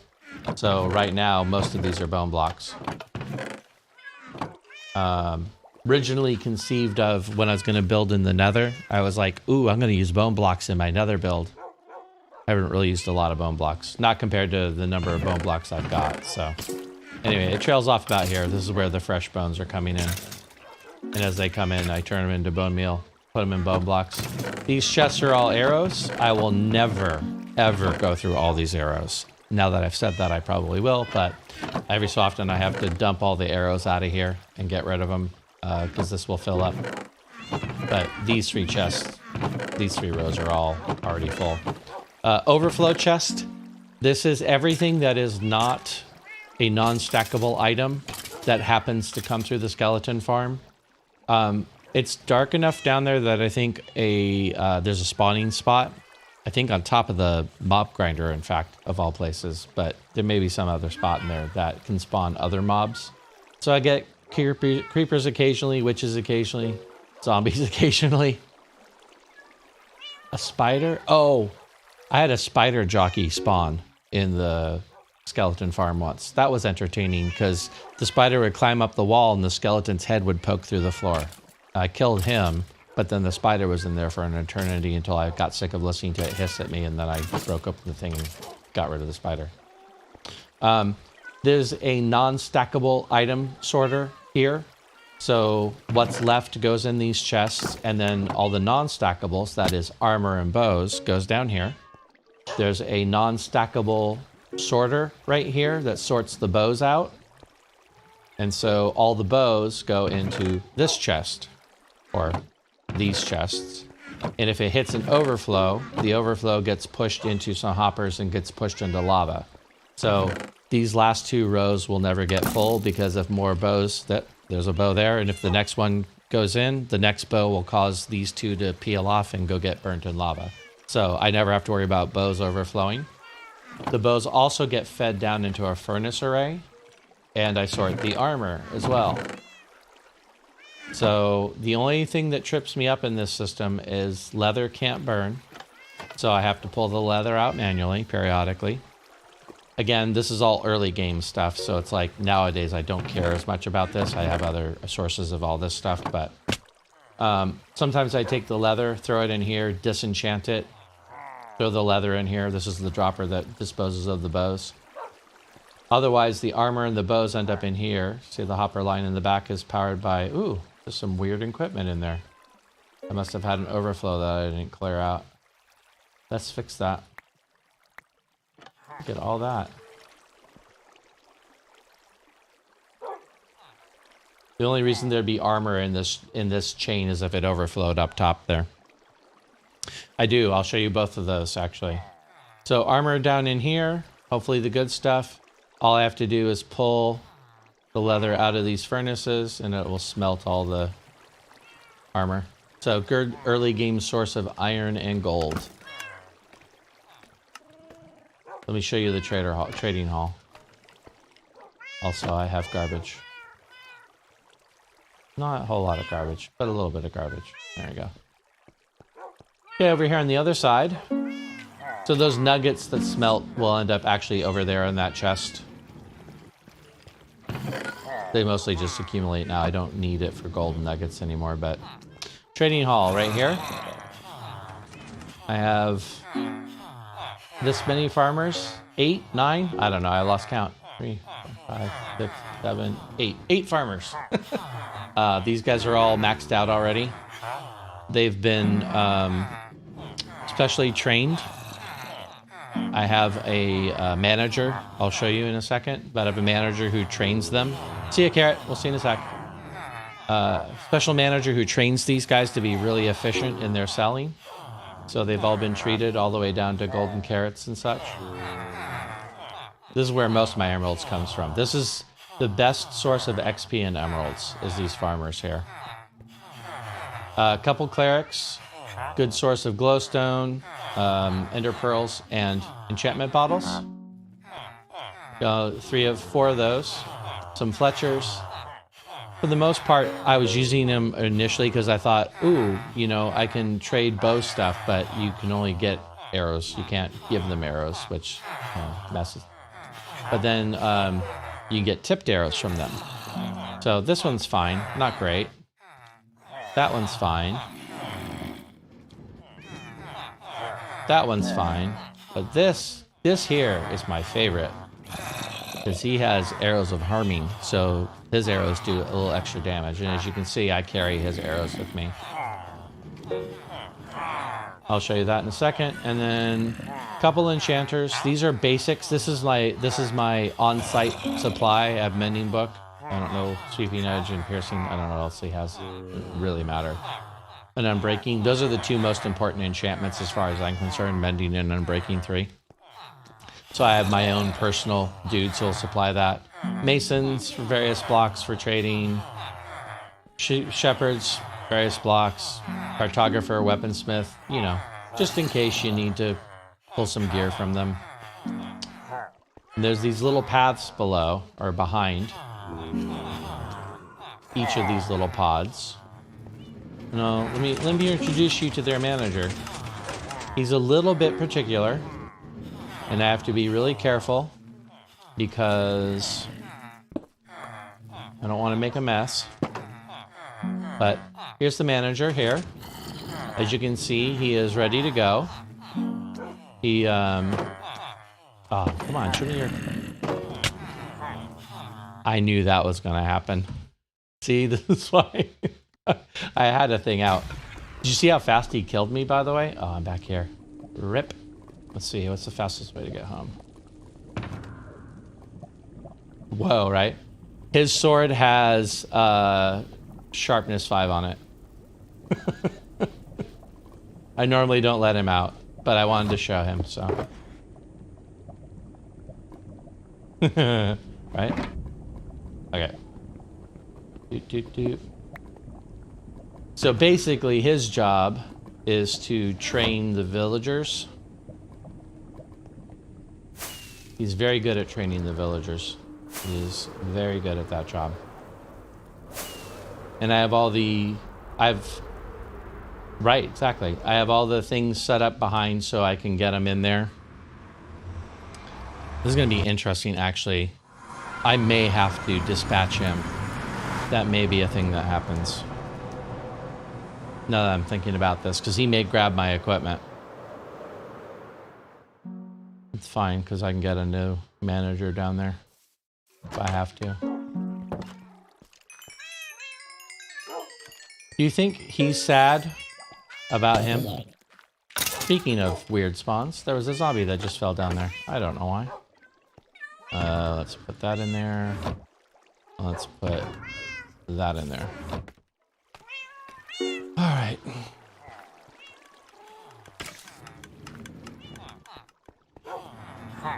Ooh, I just had a thought. It's a terrible thought. It's not a good thought. It's a bad thought, in fact. It's a very bad thought.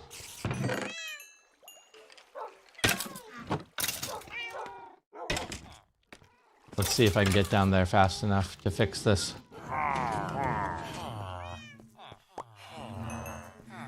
Ta-da!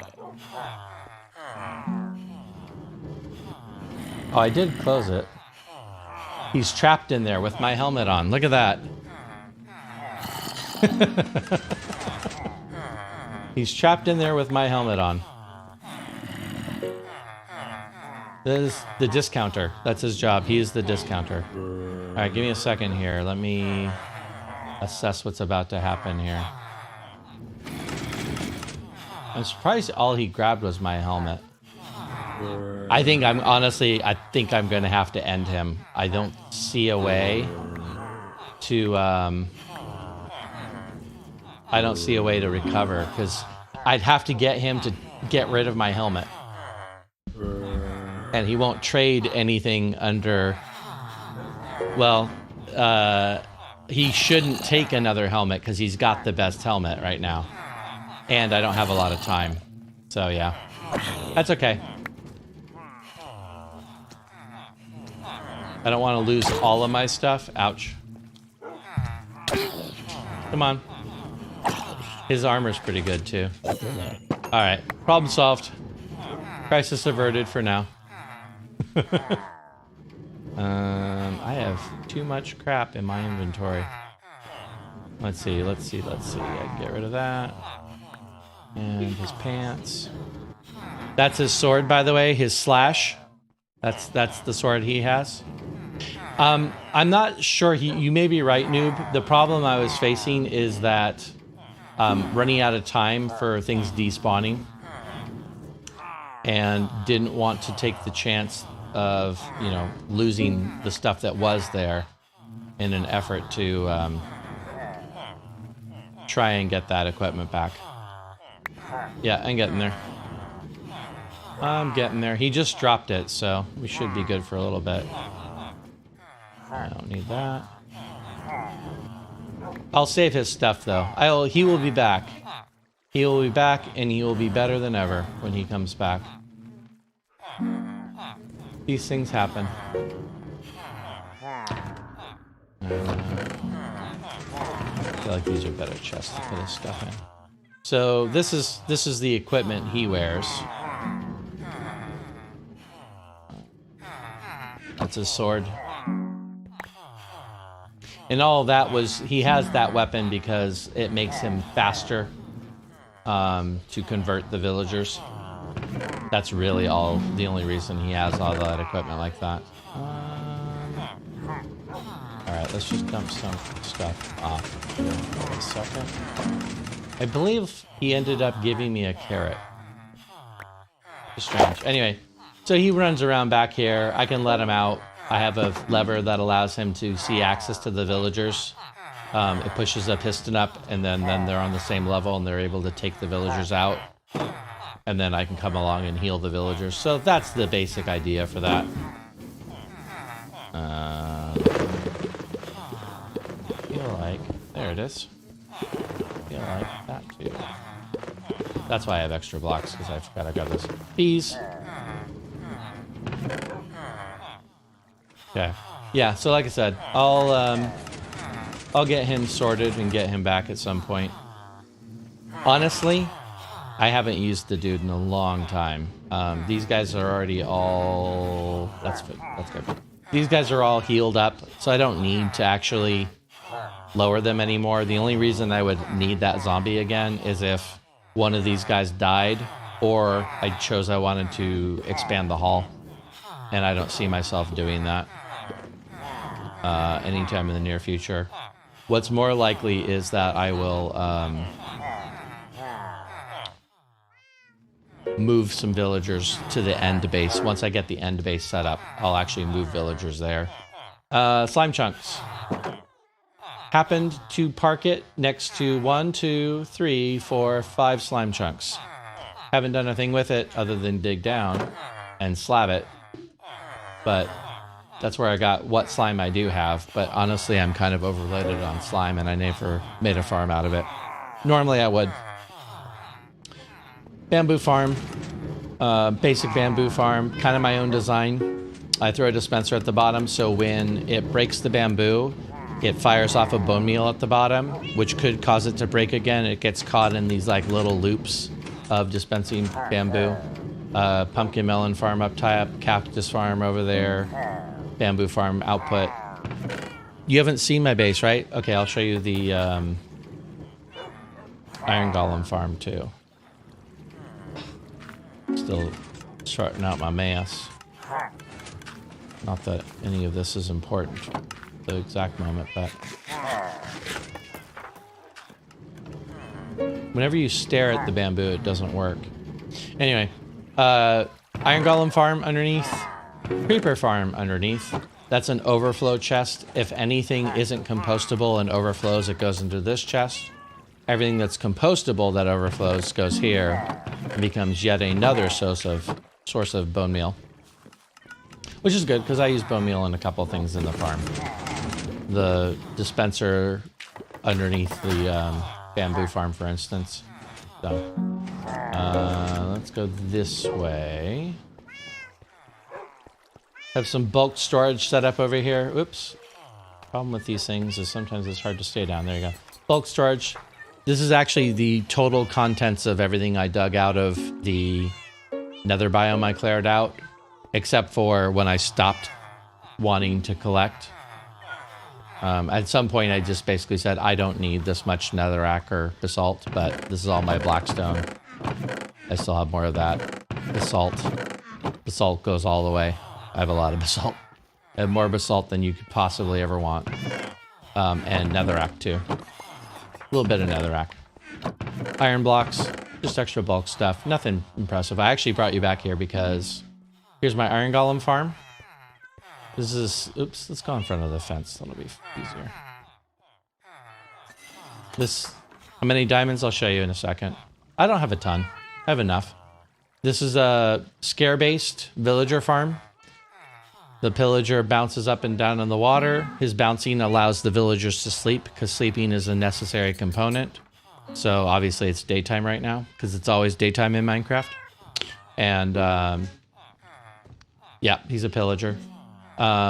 So he scares these guys, and these guys produce the golems. At night, they need to sleep, so the fact that he's bobbing up and down... Hello. He's going to the hot tub. Oh, so is he. Trips to the hot tub. Because he's bobbing up and down, that allows these guys to sleep at night, and it's just enough to reset their counter. So basically, these guys are a full-day iron golem generating machine. It's actually more iron than I'm ever going to need, really. But, it's still fun. Yes, you are correct. And the reason why it's a pillager is because pillager scares at a greater radius. Zombies are like, I think, 16 blocks or something like that. Pillagers scare up to like 32 blocks. So as long as you can disarm the pillager, because if he had his crossbow, he'd be a threat. As long as you can disarm the pillager, he scares at a greater radius. So he can be there, and the villagers are all the way over here. Otherwise, everything would have to be closer. So that's the only reason I use pillagers over zombies or other things that would scare them. Also down here, cleared out this whole chunk underneath the base. And underneath that, in here... Oh, there was a friend right there. Did you see? Look, there's a friend. You see his stupid little green face. Oh, there he is. Oh, there they are. Creeper farm. I've lit most of the caves in the area.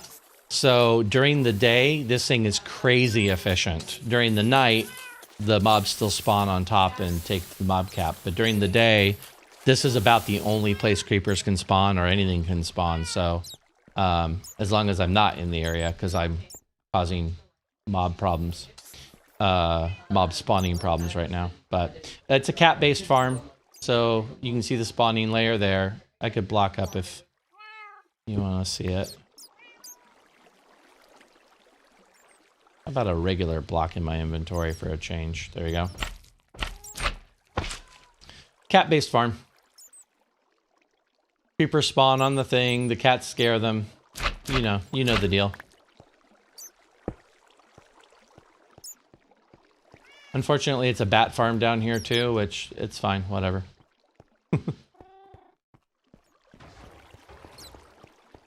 So, work area down here. This is all slabbed, also non-spawnable. Oh, speaking of the work area, just because I'm down here already. Cactus farm. Oh look, it's not lossless. I lost 2 pieces of cactus. Oh no, whatever will I do? It's fine. Anyway, cactus farm is above here. It's the bottom of it. Let's see here.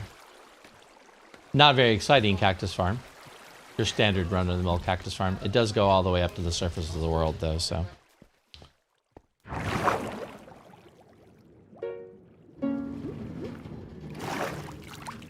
Back of the world. The bamboo farm supplies my smelters. I think you said before, Noob, that what you're actually new at is like redstone stuff. So I'm kind of showing you like I'm giving you the $2 tour on Redstone. The bamboo feeds from hoppers straight from those chests into this system. This is a XP. These are XP repair systems. So I've smelted enough cactus that if I pull this stack of cactus out, it'll repair a netherite pickaxe from a durability of 1 all the way back up over max, actually. Some of the XP will actually come through to me. All 8 of these are set up for that. I have 8 pickaxes that I use to clear out that nether biome, so that's not a coincidence. I'd get the last pickaxe down to durability 1, I'd come back here, I'd repair them all, and then I'd go back on my way.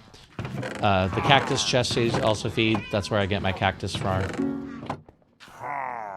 Basic, you know, the basic different types of smelters. This one just happens to be full of kelp, because I use kelp as a backup fuel in case I run out of bamboo. Super smelter, throw your items in the chest.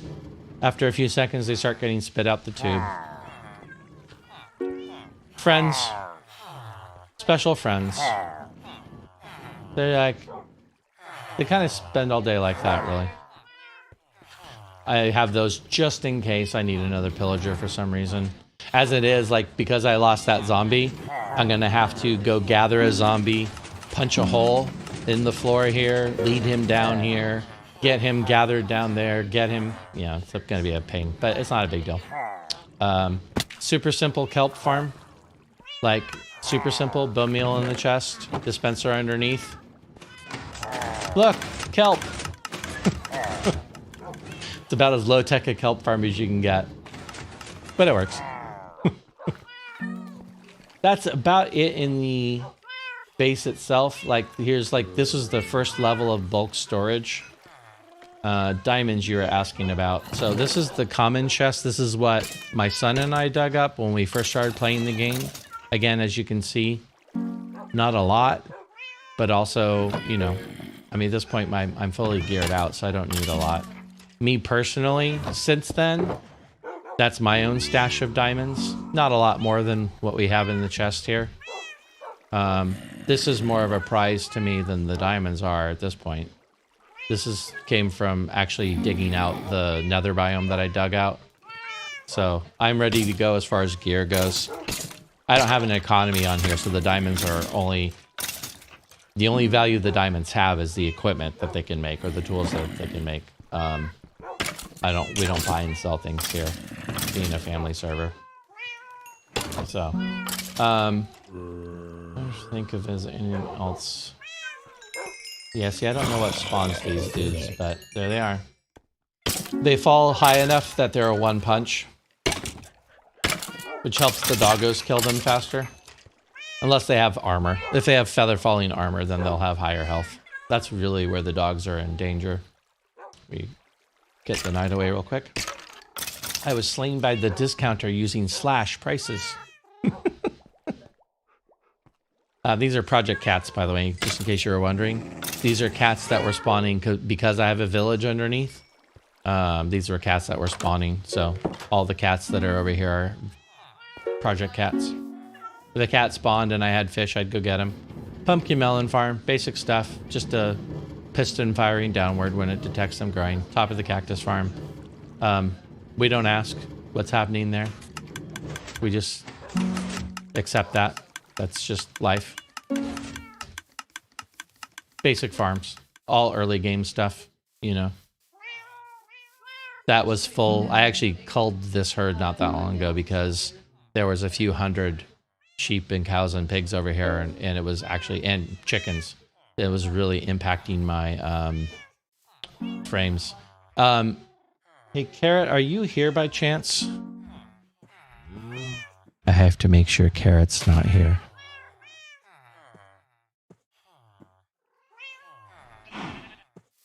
I'll show you. I'm going to show you a little trick, noob. You probably have seen this trick already, but a little trick for you. Early game. This is another early game low-tech thing.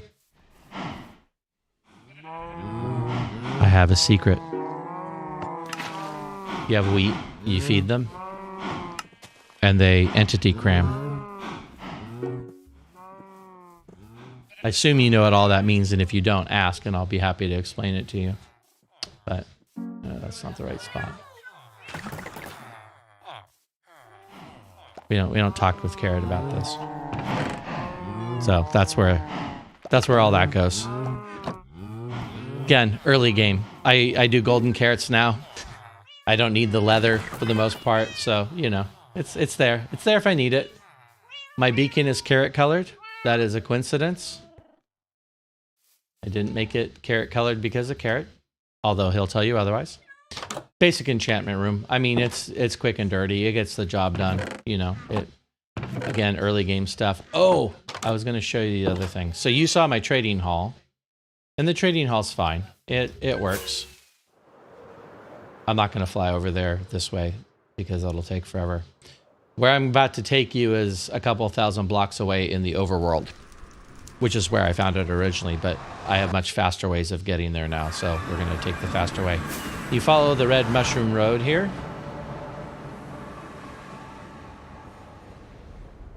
That entity cramming trick, by the way, with the cows, works with all the mobs.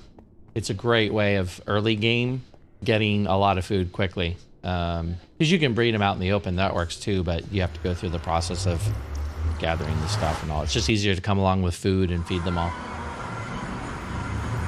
This is my special paradise.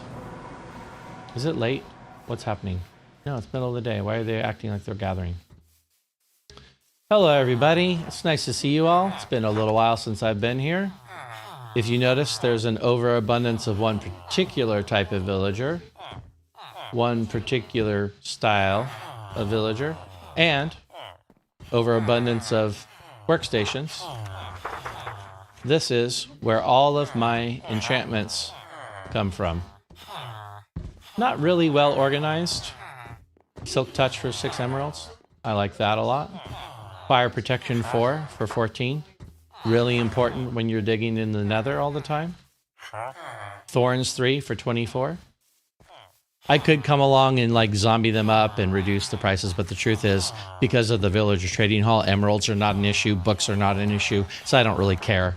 I only come over here when I need specific enchantments, and that only happens once every couple of months at best.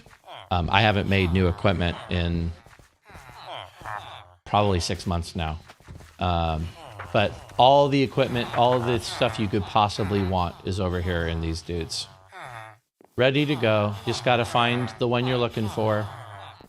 All the goodies are here. Mending. The guy in my base is cheaper, obviously, but you know, if I'm over here and I want to grab a mending. So anyway, this is the secret sauce that makes my life easier. I don't use enchanters. I just use anvils, and I use books that I procure from this little village here. To make the village work, I came over here and just made sure that maximum occupancy was happening. There's a lot of beds over here. So villagers are really one of the greatest things they've added to this game. It's changed a lot of things in the game that you used to have to do like the hard way. So the only thing other that's interesting over here is there's a flower field. That's where I was getting a lot of my dyes from. There's a flower forest rather over here.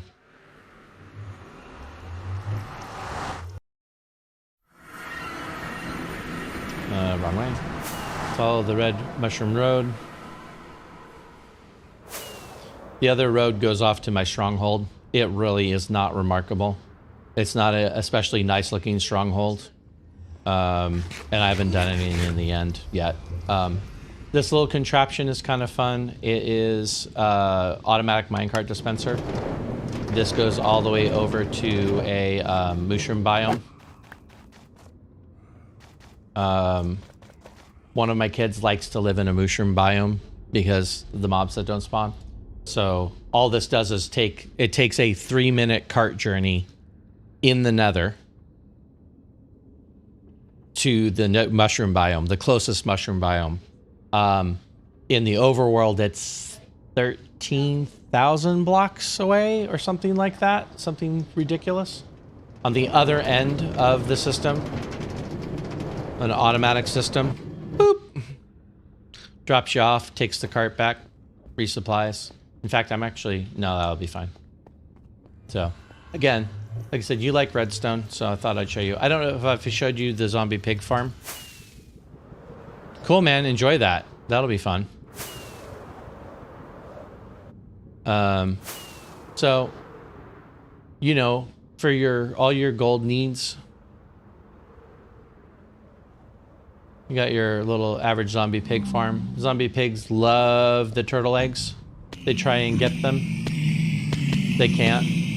Spoiler alert. They can't get the zombie eggs or the turtle eggs. So this is the AFK spot for it. I like to come here sometimes and meditate with the peaceful sounds that happen. In this form, they drop rotten flesh and they drop nuggets. So if I need more than just gold nuggets and rotten flesh, I turn it to non-automatic mode.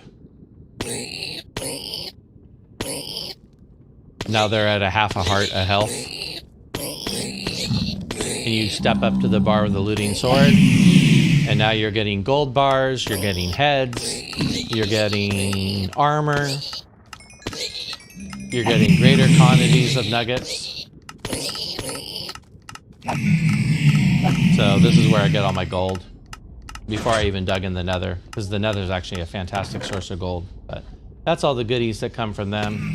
Item filters down below. It's not a very pretty farm. I thought maybe one day I'd pretty it up, but that's not... I'm not sure when I'll do that. Maybe when the base is done. I do sort the armor, so I can smelt the armor out and get more nuggets for that. This is one of those data packs with the extra heads. I collect up to 2 chests of rotten flesh, but then I burn the rest in lava. I don't do a lot of zombie flesh trading because it's just not necessary. Yeah, that's about it. So like I said, the overworld for me was my starting point. That was where we got set up so that we could, you know, get established in the world. And then I knew like right away that I wanted to build a nether base. So like we started playing in June, right after the nether update came out. By August, I was in the nether digging out that space that I'm building in right now. So I really only spent about 2 months over here. The one exception is at one point I was so burnt out on that project, I came back and I built this to house the portal to get up on top of the roof, basically. Got your basic trees here. I don't use a lot of these.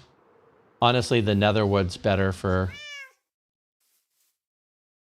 I'm farming the netherwood, so it's been better for anything that I need to make out of. My son reskinned a village over there. This is the original nether portal we started in. Original. Not very exciting. I told Carrot I'll show him the nether fortress at some point that I got all my beacons from. The nether fortress, all I did was I went in and I tore down the existing structures, except for the floor. And I put nether bricks down across the entire area of the floor. I'm sure there's a few non-spawnable spots, but for the most part, I'm taking advantage of all of the spawnable space in a nether farm. That's at the end of this tunnel. It is a 2 speed 2 potion run. 2 speed 2 potions, and I run out right before I get to the end of it. And it still takes... what, 3 minutes to run that distance? So that fortress is not very close. And unfortunately, when I made this tunnel, I'm at the bedrock ceiling, so it's not flyable. You can't possibly like get enough to fly through here. So I need to make that wider, or I need to figure out where the fortress is and fly to it, but I haven't done that yet. So this area is flyable. This area is slabbed. Because at the zombie pig farm, which is kind of right above us, this area was actually loaded, and I slabbed the area that was loaded still so that it increased efficiency at that farm. That's just a little sneaky place. That's where I first did all my netherrack mining. If you watched Carrot netherrack mining lately, I had done the same thing early game. It goes down below the lava, and there's like just giant tunnels that I dug out.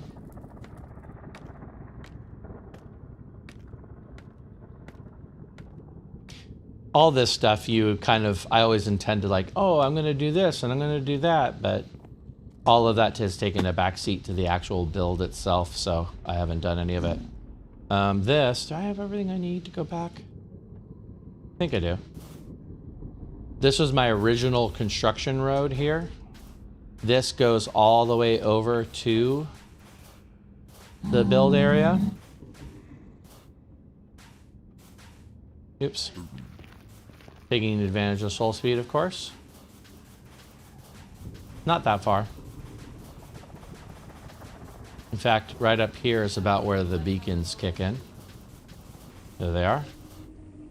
This used to go much further down, and it used to be all enclosed. And then, as one of the last things I did, I came in here and I shaved the walls down in this kind of tiered pattern.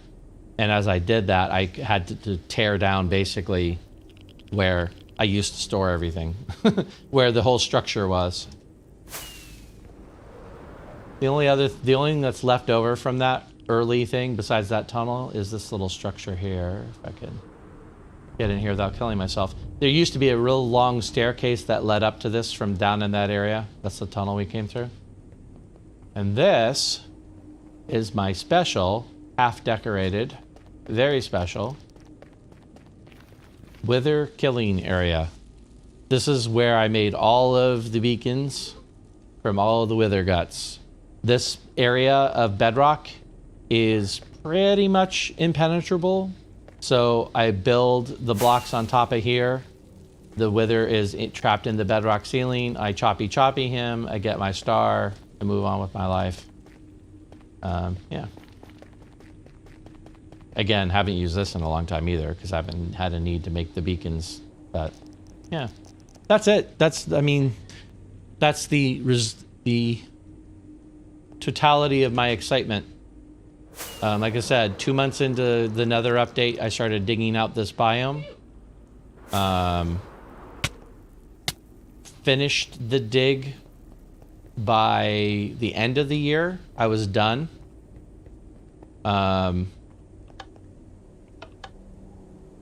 By the end of the year, the biome was clear, the wall was built, and this floor was in.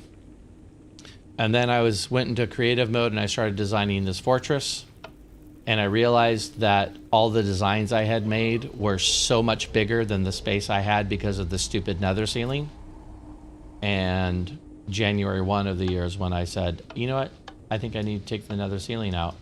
So that started a whole 3-month process of, okay, how does one remove bedrock in survival Minecraft? And the answer to that question is, you go online and you find the amazing technical community who have built machines for breaking bedrock in survival. That's what you do. I have a whole bunch of videos I posted about it too. If you've been to my YouTube, I posted some like final bedrock breaking videos and like what machines I used, where I got them from. So yeah, that's it. And now I'm building this, and I'm hoping after the saga that it's been, I'm hoping that this will be finished before they come out with 1.17. Although I'm not sure what my 1.17 plans are yet. Oh, I totally grabbed that and I don't need it. Do I keep it? Do I not keep it? I feel like I keep it. I feel like I keep it because why not? So my plan is to finish building this. I will move into the Nether, like move my base into the Nether. I might build some more farms here. I have a lot of space that frankly I don't really know what I'm going to do with, like from a practical standpoint. So I'll probably put some farms in. I'll move my bedroom here somewhere, probably in this structure. I think I'll take one of the floors of this building here, build a bedroom in it, I think. And live here, basically center my Minecraft life here. In the schematic,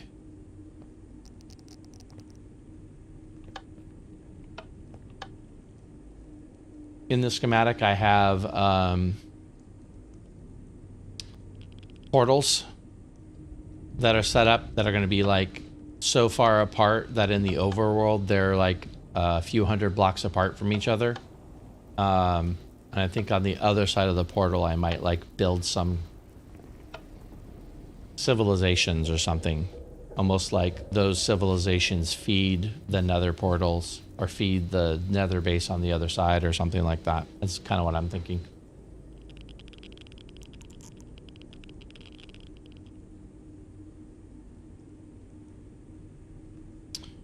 All right, what time is it? 3:30.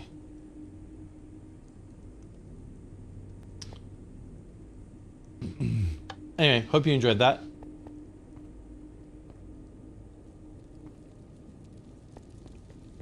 In the meantime, I have to put my life back together.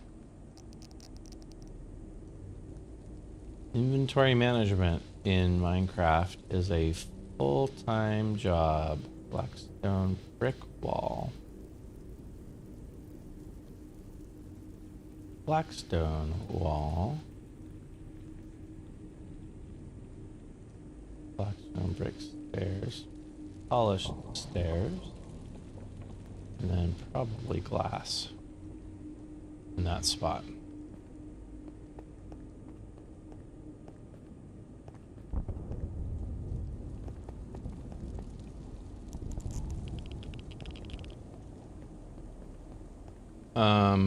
I really don't remember what floor I left off on. It was at least past 3. I think it was 5.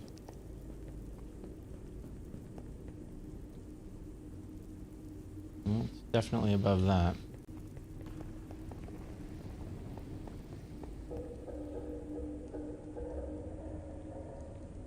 I'm not sure now.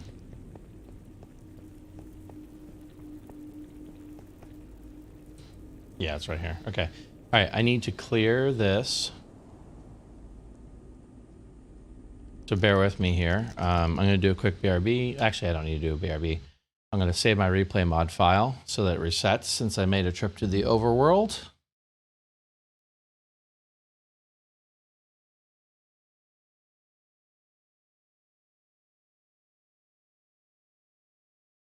Going to take a bit to save this. Bear with me here.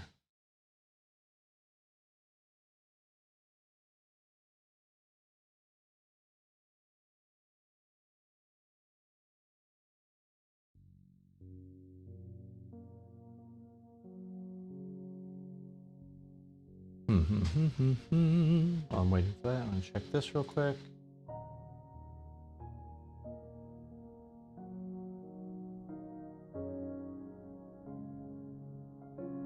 My Twitch notifications are so busted.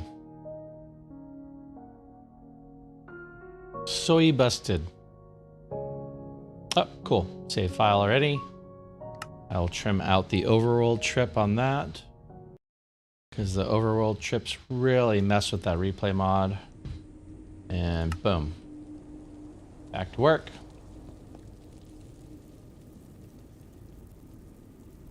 Reset this real quick too. Giggles. Okay. Oh, I gotta turn this back on. Forget that I turn that off sometimes. Okay.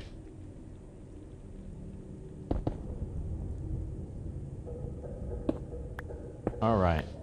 I have to pick the right blocks, otherwise they don't do me any good.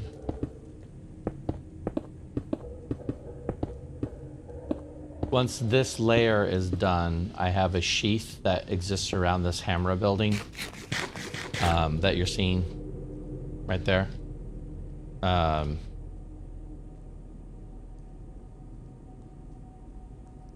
This building is based, the top of this building is based off of a real building in Dubai. I was looking for ways to like pop this center tower.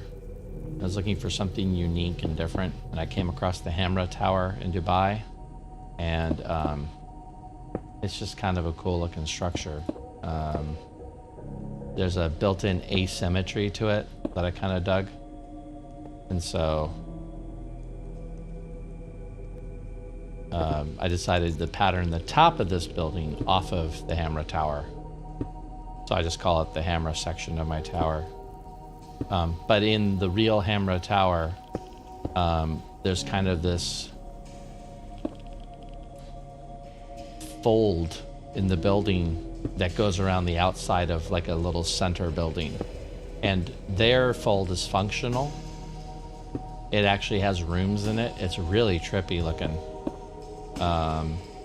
My fold is non-functional. My fold is cosmetic. Because I tried to do a fold that was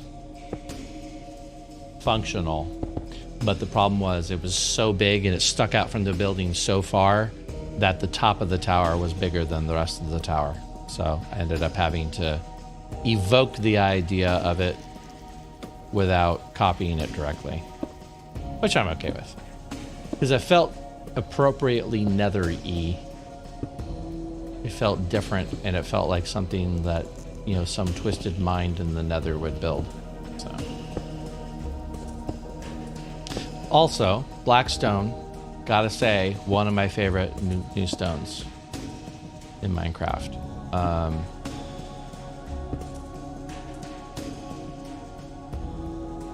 Both because I really dig the texture. I love what they did, what Joppa did with it, really. But also because all the stones and slab variants, walls, you know. I really wish they would just make every single block in the game have slabs and stairs and walls or fences. It just increases your building options.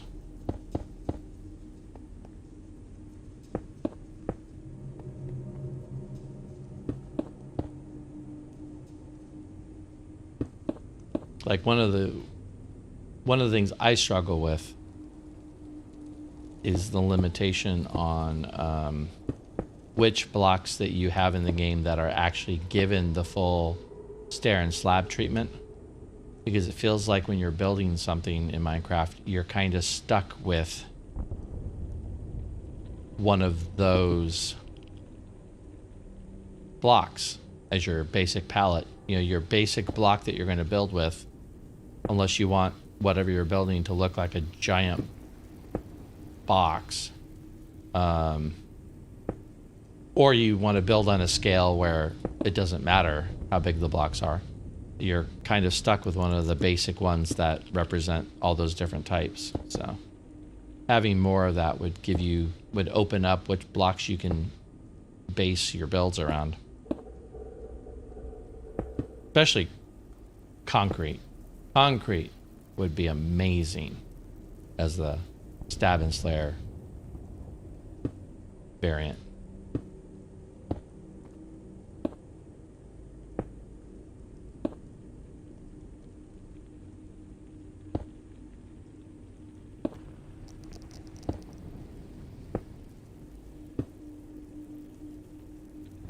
I have this pattern repeating a lot throughout my build.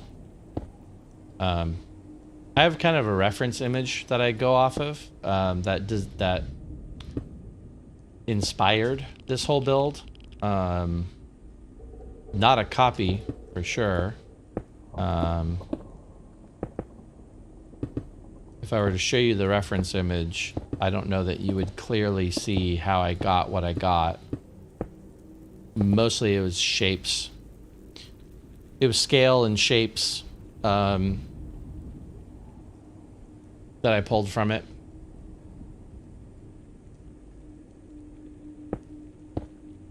But it had these little weird zigzaggy textures that are hard to do in Minecraft with any set of blocks. And the closest I came to them was that kind of sawtooth texture in the smooth blocks that I've got there. Ooh, I almost blocked myself off.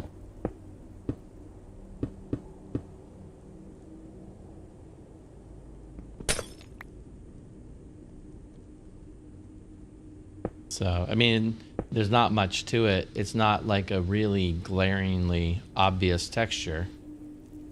But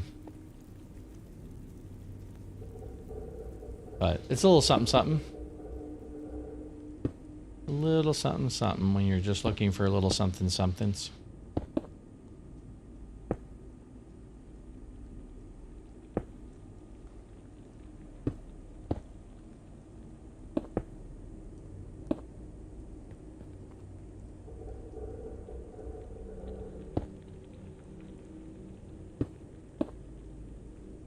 Okay.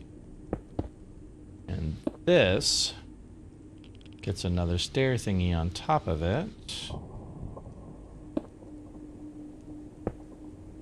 And there's a block on top of it too, but it's part of the roof, so I'm going to wait and put that on last. The only thing I have to worry about is some of these blocks are spawnable, which is fine. Every so often a magma falls on my head. It's fine.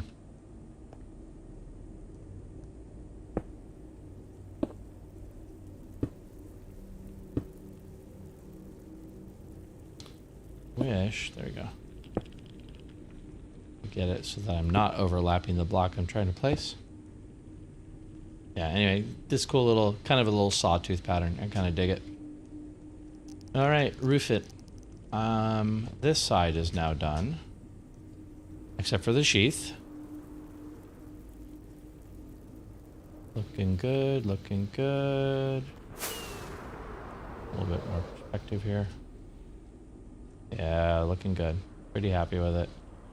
I mean, the building in and of itself, honestly, is not that remarkable. It's a rectangle. It's a modified rectangle with details.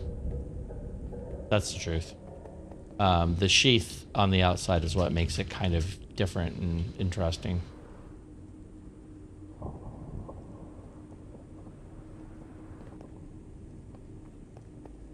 Okay, I finished. No, I didn't. I didn't even finish this.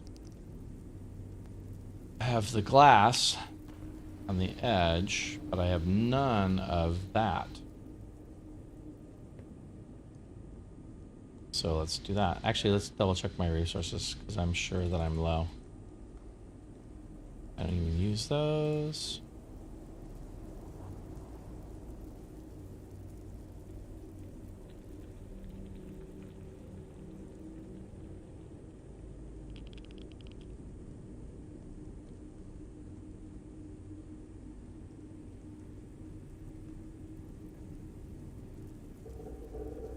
It's actually not too bad. You know what? I think I'm gonna start building from here. I'll run out, but I'll run out probably no matter what, because that's just the nature of this build. So, whatever.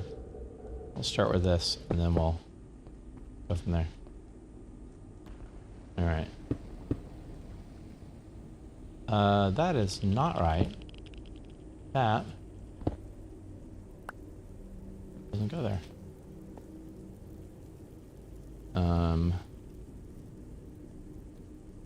2, 1, 2. Okay. And I use a lot more black glass in it than I thought I was going to end up using. Actually, a little amused by that. Like, I don't have any glass in this build whatsoever. And now I have several shulker boxes full.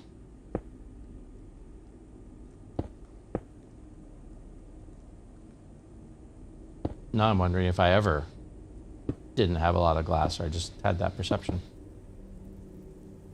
Oop.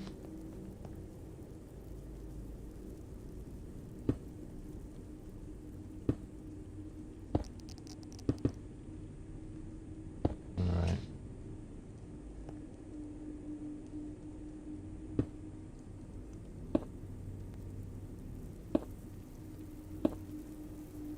I'm really happy that Carrot's off on the beach, enjoying the real world.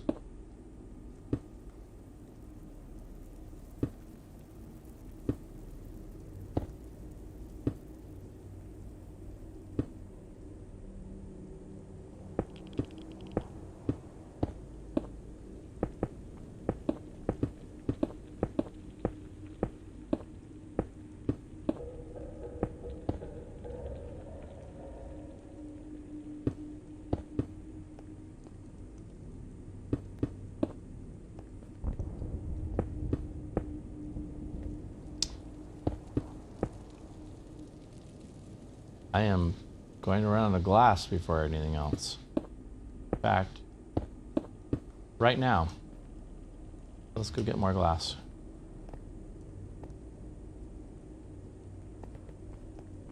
How am I doing on glass? I'm doing okay. I'm doing okay. I got a decent amount. While I'm here, I might as well grab the other stuff I need.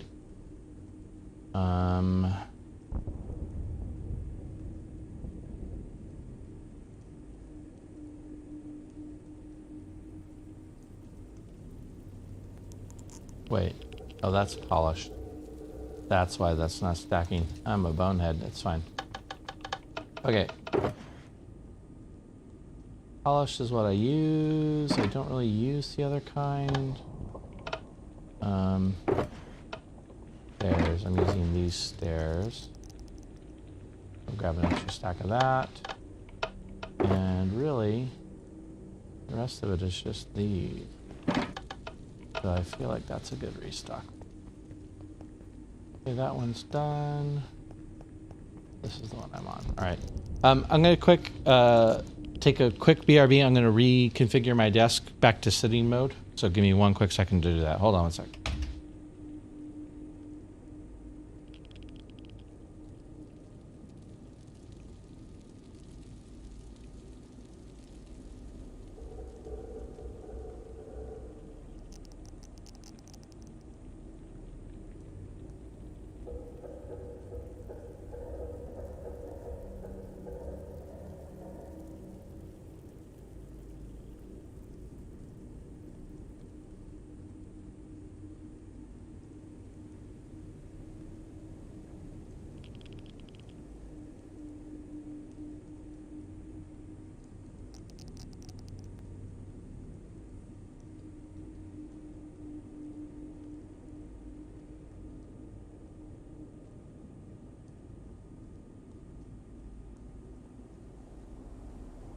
All right, super quick, super quick. Okay. Boop, boop.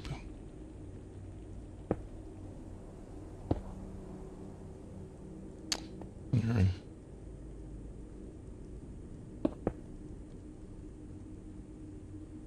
I feel like I could almost build this structure from memory at this point, and I also feel like I'll forget something.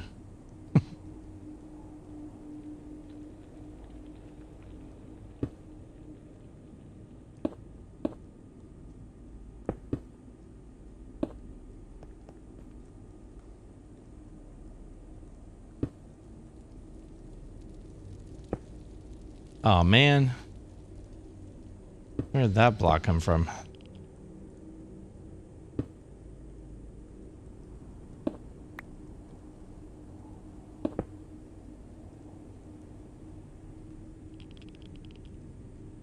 Double check it.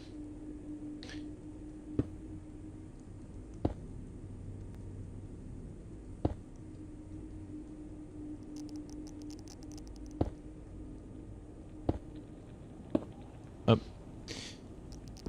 Not being careful about my block placement is not good.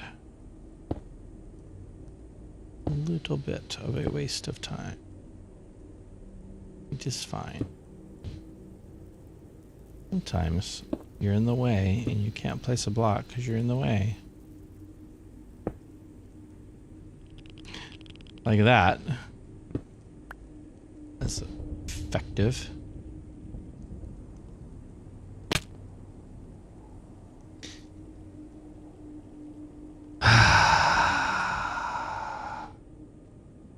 Sometimes I just don't know.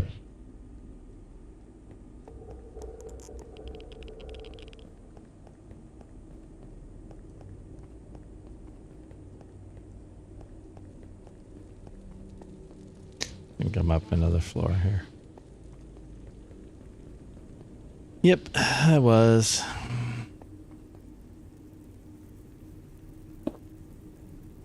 So difficult to place at an angle before it becomes a diagonal, because before the wall's facing the wrong way.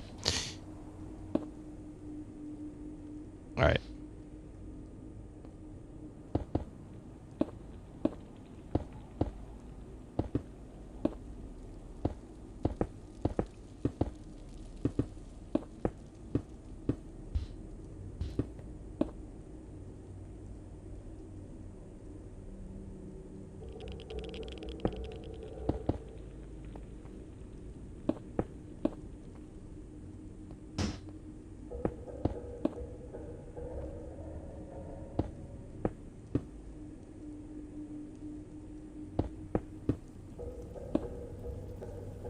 Hey Aldi, how's it going, my friend? Good to see you. Saw you jump in yesterday with the follow. I appreciate that, by the way. I'm doing great, man. It's having a good Saturday or Sunday, whatever the weekend day is. I don't know anymore. What is life? What is life in a pandemic? What are days of the week?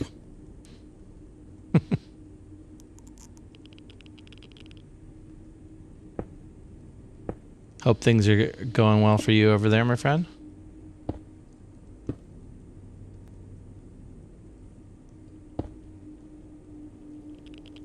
Getting in some good building time today on this.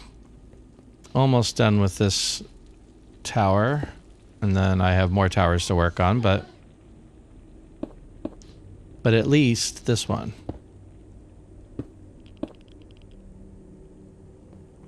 But at least this one.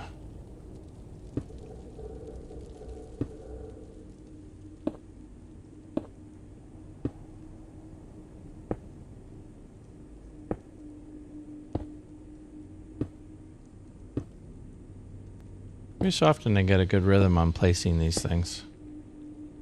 That's complete contrast to the last row I did.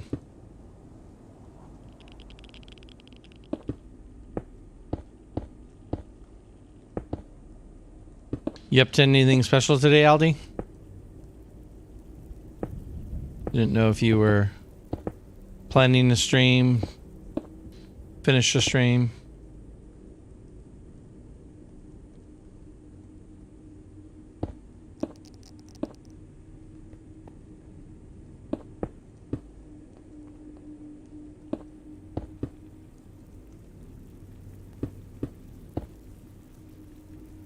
Earlier today, got it. Oh, nice. Some sand volleyball.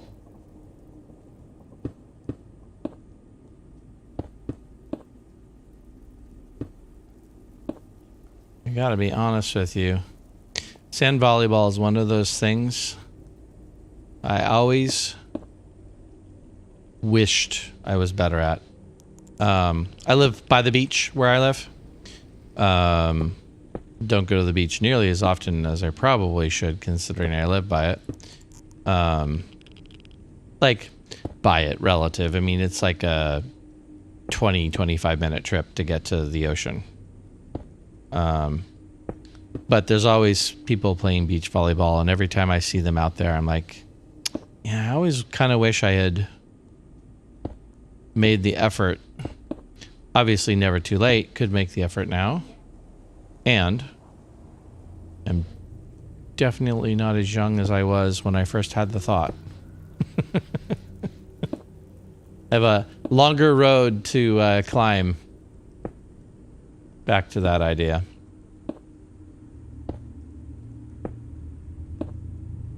But, you know, what's to complain about, man? Time out in the beach in the sun. I don't think so, yeah. I don't think so. I've never been the most athletic person, so I'm definitely starting from a negative place as far as that goes.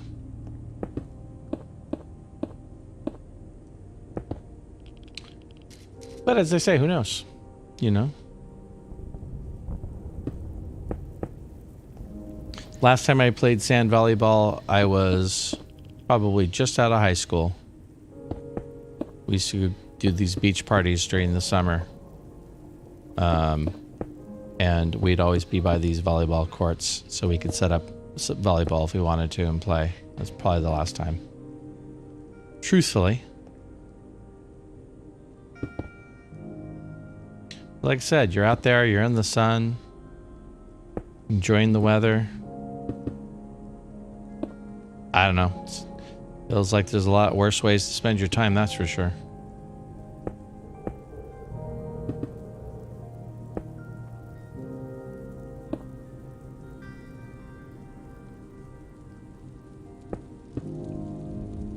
Do you have some friends that you go play with, or do you usually just play pickup with whoever's there?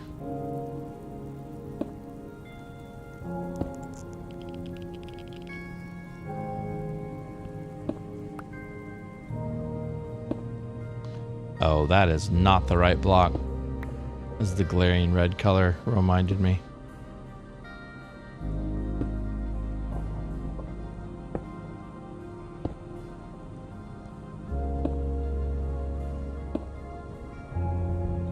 Oh, nice. So there's basically always something going on. You show up, there's going to be people who want to play. That's kind of great, really. Oh, nice.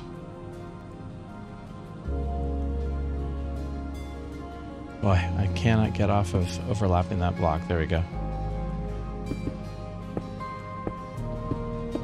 That's so cool. I dig it. I dig it. I always hate to be the one that's like, oh, summer day. But that's where I'm at. Is what it is, as they say. I totally didn't see, I'm usually busy. I'm out here, Pacific Coast. I didn't see that you had streamed earlier, but I actually been looking forward to coming and checking out what you've been up to.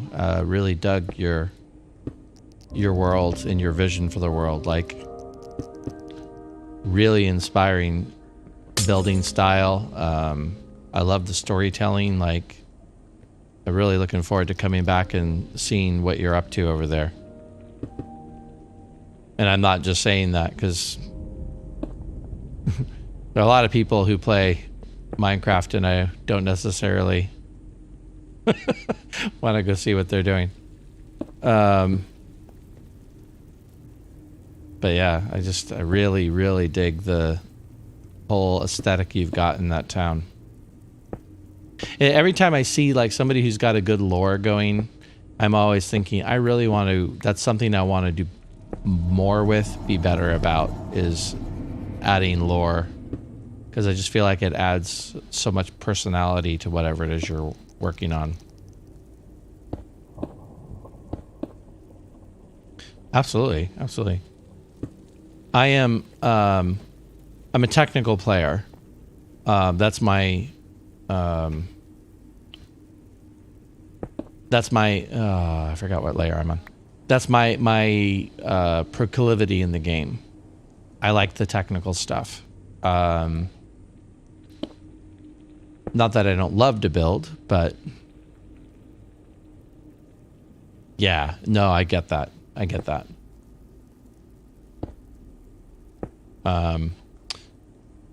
But the creative building doesn't come as naturally to me. I don't mind the lore. The lore takes me back to like my D&D roots. You know, it's like the lore I'm good with. But like just the creative building is something that doesn't come naturally to me. So it's like trying to get better at that part of it. So I can feel more like I'm offering a full experience. You know, I want to have the technical stuff plus the lore plus the cool builds.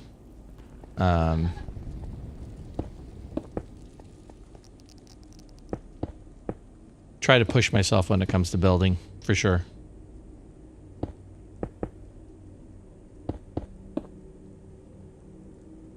The thing you said about keeping you motivated, actually a question I get a lot. Okay, this is a really massive build that I'm working on. And I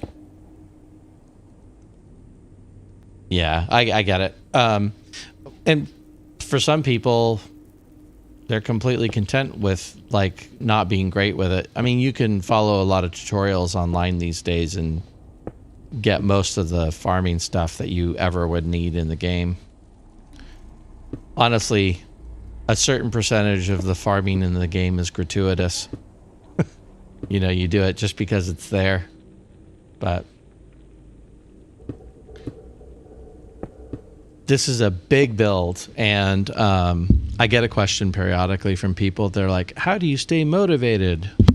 Oops, I keep bumping my own microphone. And I'm like, you know, just logging into Minecraft and wanting to do something, wanting to be better than you were yesterday, wanting to add something new. Like, I played this game a lot for a lot of years straight at this point. And, you know, it's just, I just love the creativity of it.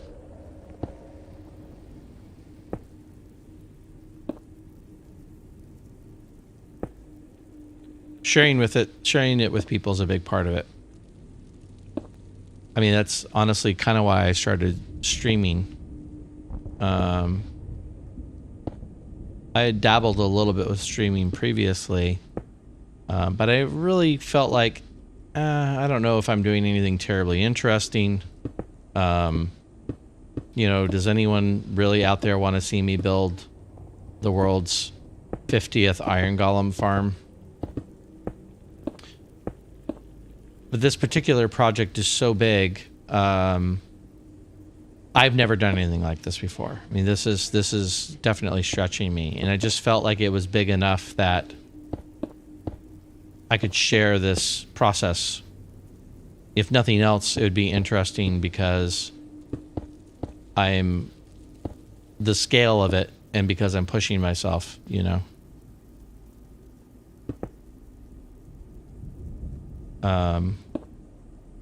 But I found that, like, that is one of the motivating factors is like, okay, I'm logging in and I don't have a ton of people at this point, but I do have some people who are like checking back in on the progress, seeing how things are going. And, you know, I want to be a little further along than the last time they came and saw it. For sure. You know?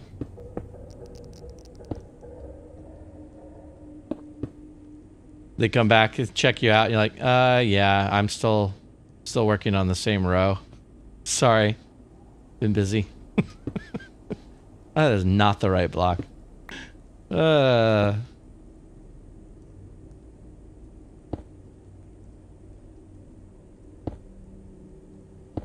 give myself a little bit of latitude.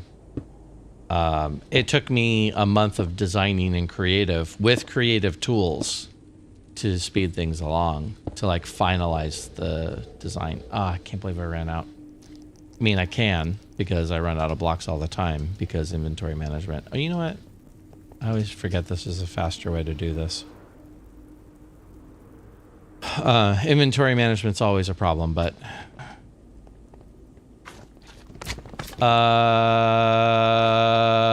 what's happening? What's going on in here? This is a non-spawning space. Perhaps the two of you didn't get the memo. Perhaps you missed that meeting. This is a non-spawnable space in here, people. Are you even going to make it out this door? Oh, you're going to. Okay. All right. Everybody calm down. We're all going to get along here. We're all going to get along here. Don't get behind me. That's fine. Beacons. Beacons are the secret. Blech. I don't need that. Cool. He's down there. Okay, where did they spawn? For real, though.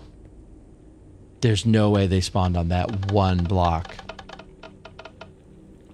I mean, there is a way. It's possible.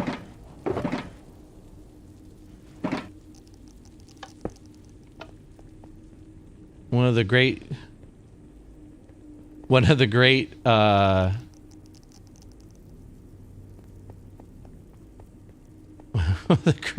tragedies of this game is if you give them one block to spawn on, they'll spawn on it. And they got no place else they can. That's gotta be it. I mean, there's no other place. There's no other place they could have even fallen down from. So it's that one block there. I know. I'm pretty sure that's not spawnable. Not 100% sure. Pretty sure. Oh, I came down here to get blocks. I get so distracted by these dudes.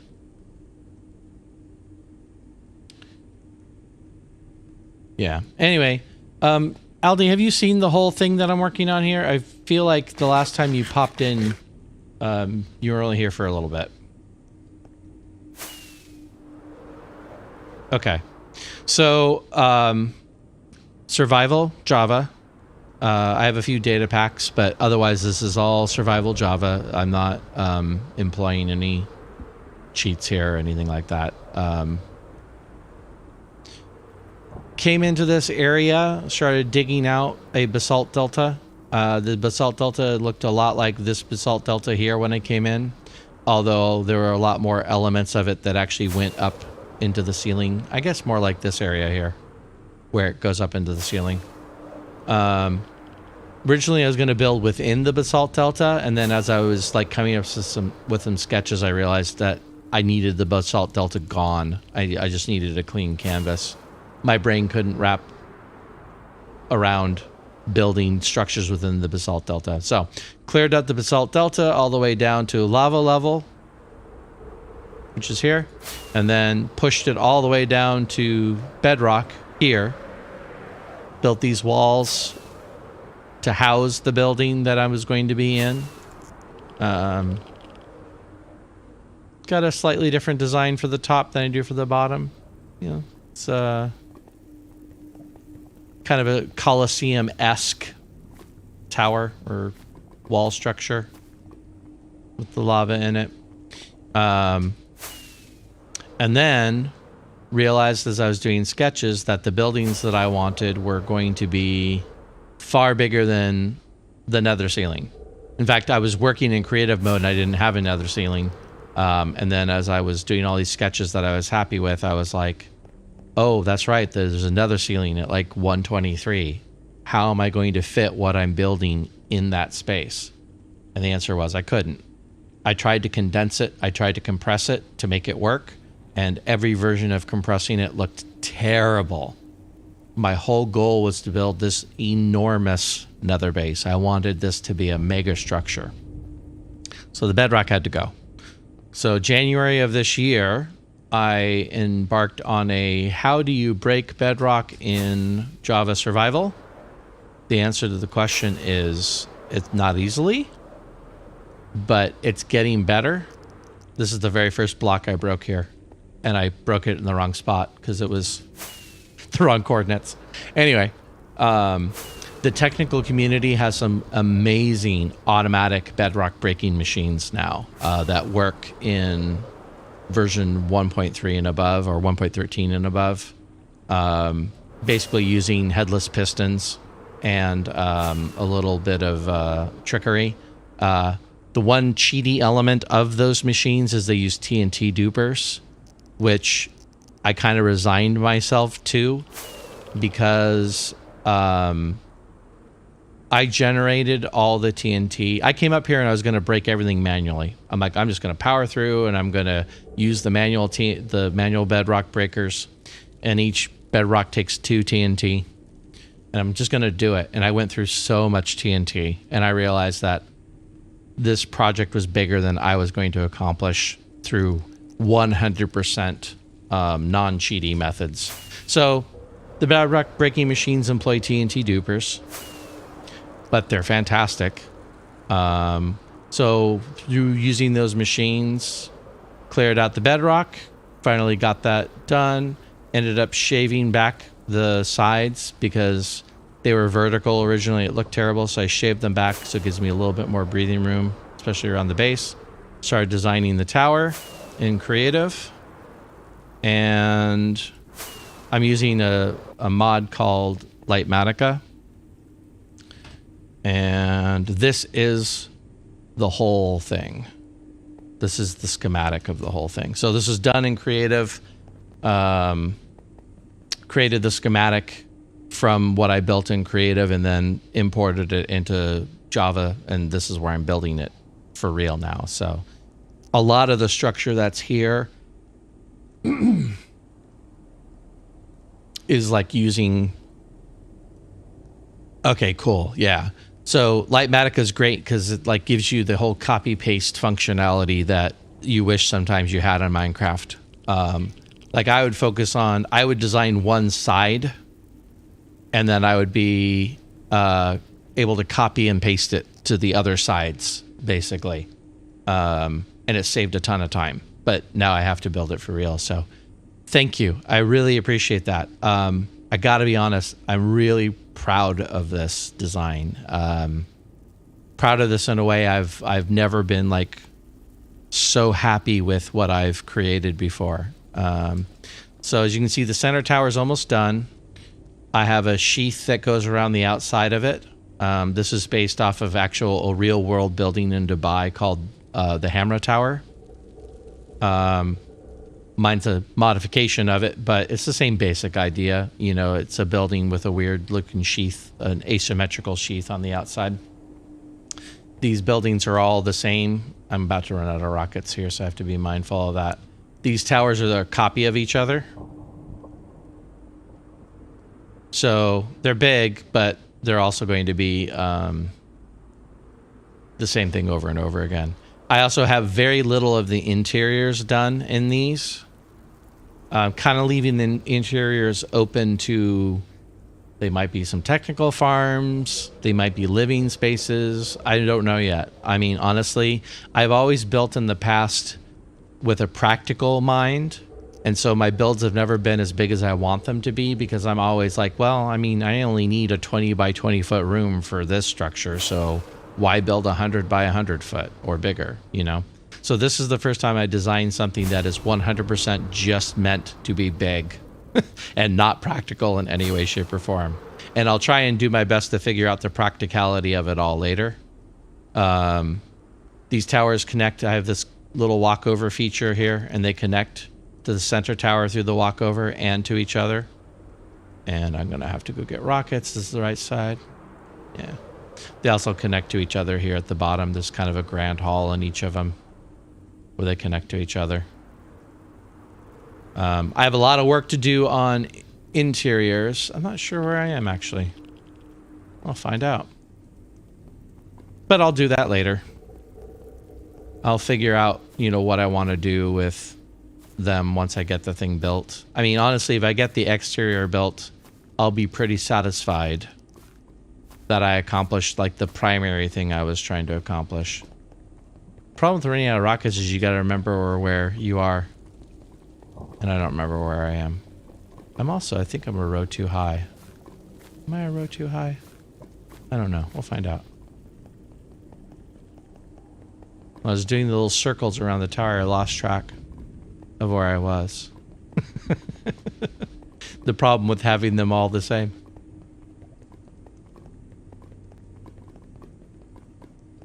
I'm looking forward to...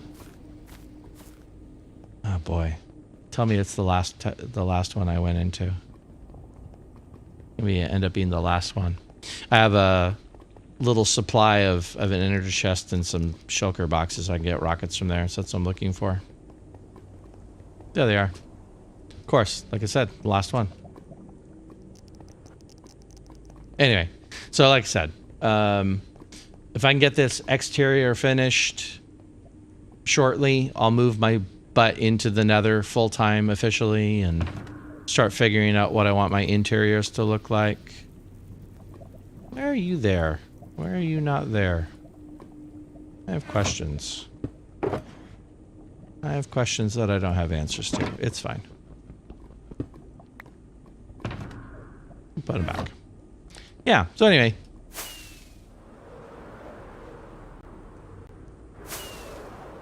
So I had a reference image that I kind of drew like some of the shape ideas from this. Like the reference doesn't really look much like this, but like some of the shapes that I ended up building with, let me turn that off for a second, are like just straight out of that reference design where I'm like, ooh, that's an interesting like shape. How do I do that in Minecraft? Like these columns here, for instance. The reference design had these kinds of columns that went up the outside and kind of expanded in a semicircle fashion, and I was like really fascinated with how to even do that. The reference also had a lot of these weird little kind of spiky protrusions, so I came up with my own version of what a spiky protrusion might look like and just kind of peppered it around. But anyway, really happy with it, really proud of it. Really having a blast building this thing. really just enjoying building this. It's been such a thrill to make progress on this each week. Thank you. Thank you. I'm out of that. Oh, yeah. And stairs. That's what's missing in that spot there. Gee, I wonder why I run out of rockets all the time. Can't be because I waste them. That's ridiculous. I have a whole lore too. So, okay, I do want to talk about this out loud. I want to say something out loud. I feel like you're a good person to say it to. Yeah, no, it's all the time.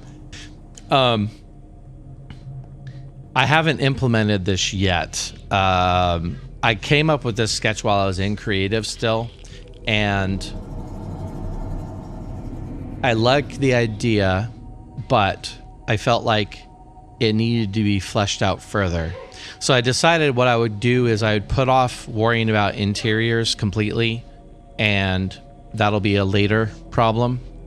But I have this idea that these beacons are basically drawing power. They're turning the lava into a plasma. And let's see if I can get down here without killing myself. I can't with the image on because I'll just kill myself. So down below there in the subfloor, there's a machine that's turning lava into plasma, and that plasma is basically beaming upward, right? And it's going through this tube here, which normally the beams would be colored orange. You know, the glass is orange, it kind of blends in. But then it ends up in this space. And in this space, I want to build something that looks like it's starting to pull energy from the plasma. And that energy is what's powering this base and these structures. And so, danger, danger, danger, danger. Okay, good, we survived. So the beam starts getting processed down there, but then it finishes up here where actually the lava starts, the remaining lava condenses back into lava again. And with particles turned on, what happens is you can't see the lava, but it drips through the ceiling there. So that's where the lava is recondensing back into lava again. But that's where the energy of the place is coming from. And as a result of that, I'm using a lot of these lights. Don't mind all the fancy colors. Just part of the mod. It's fine. I have my lights around the place are using that orange energy, basically, that I'm drawing from the plasma. And then I'm also going to be able to make glass tubes, and using the armor stand data pack, I'm able to put things in the glass tube that are going to look like they're packets of the plasma energy being transmitted to the other buildings. So that's kind of how this civilization powers the structure and where the power comes from. In each of these buildings that are built on top of the outer towers, there's a portal. And because I'm in the Nether, these portals are all far enough apart in the overworld that they're hundreds of blocks apart in the overworld. I mean, it's 150 blocks apart here. So in the overworld, it's 800 and something blocks apart. And I was thinking I was going to build an overworld civilization on the other side of each of those portals that somehow mirrors this building, this structure. Maybe it even uses some of the same energy somehow. And maybe it has some of a similar architectural style. But then those two civilizations tie into each other. Leaning towards a kind of like people worship type situation, like this world is the seat of power. This is where their gods live. And then the overworld, they just have a very active belief system in their gods. And they have a portal that like takes them to the god's world. That's kind of the idea that's cooking, but still half baked. So I'm still working on like how that's going to get fleshed out. Like there's elements of it, like having these lights in here. I decided to go forward with those parts of it, but I could have the lights even if I don't implement the lore. But once I get the thing built and I'm starting to figure out interiors, that's the part that I want to start leaning into, is like really building out the lore of what these structures are, why they are, you know. So anyway, that's the basic sketch of it. I'm glad I said that out loud too, because I don't know about you, for me creatively, when I say things out loud, it gives them more structure in my brain than if I just have them in my head.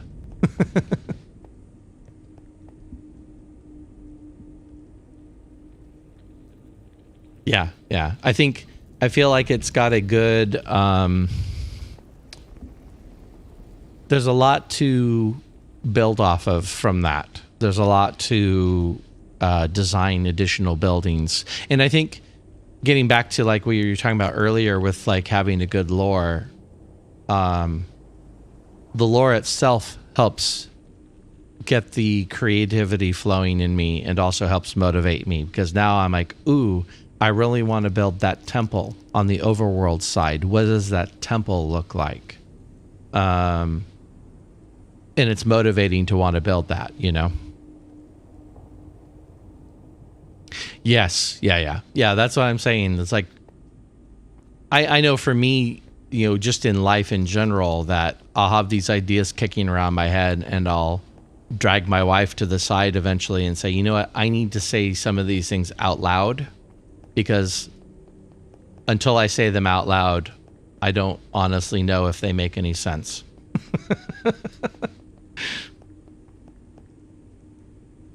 Cool, I got one more layer. Turn the thing back on. I turn the whole schematic off. There we are.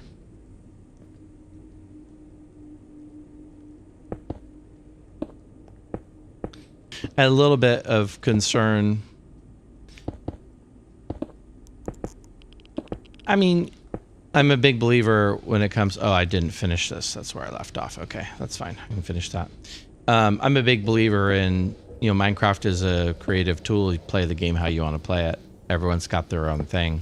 But I also know that human nature doesn't allow some people to think like that, and some people get very picky about how the game is played. And I have not experienced any of this, but I kind of anticipated a little bit of blowback for using like Litematica, because I've heard of servers where Litematica use is not allowed because people have complained about somehow it's some version of cheating. You know, it's some version of not pure Minecraft or whatever. But it hasn't been the case. Like I said, everyone who's come by has been pretty supportive overall. Most people who've come by have been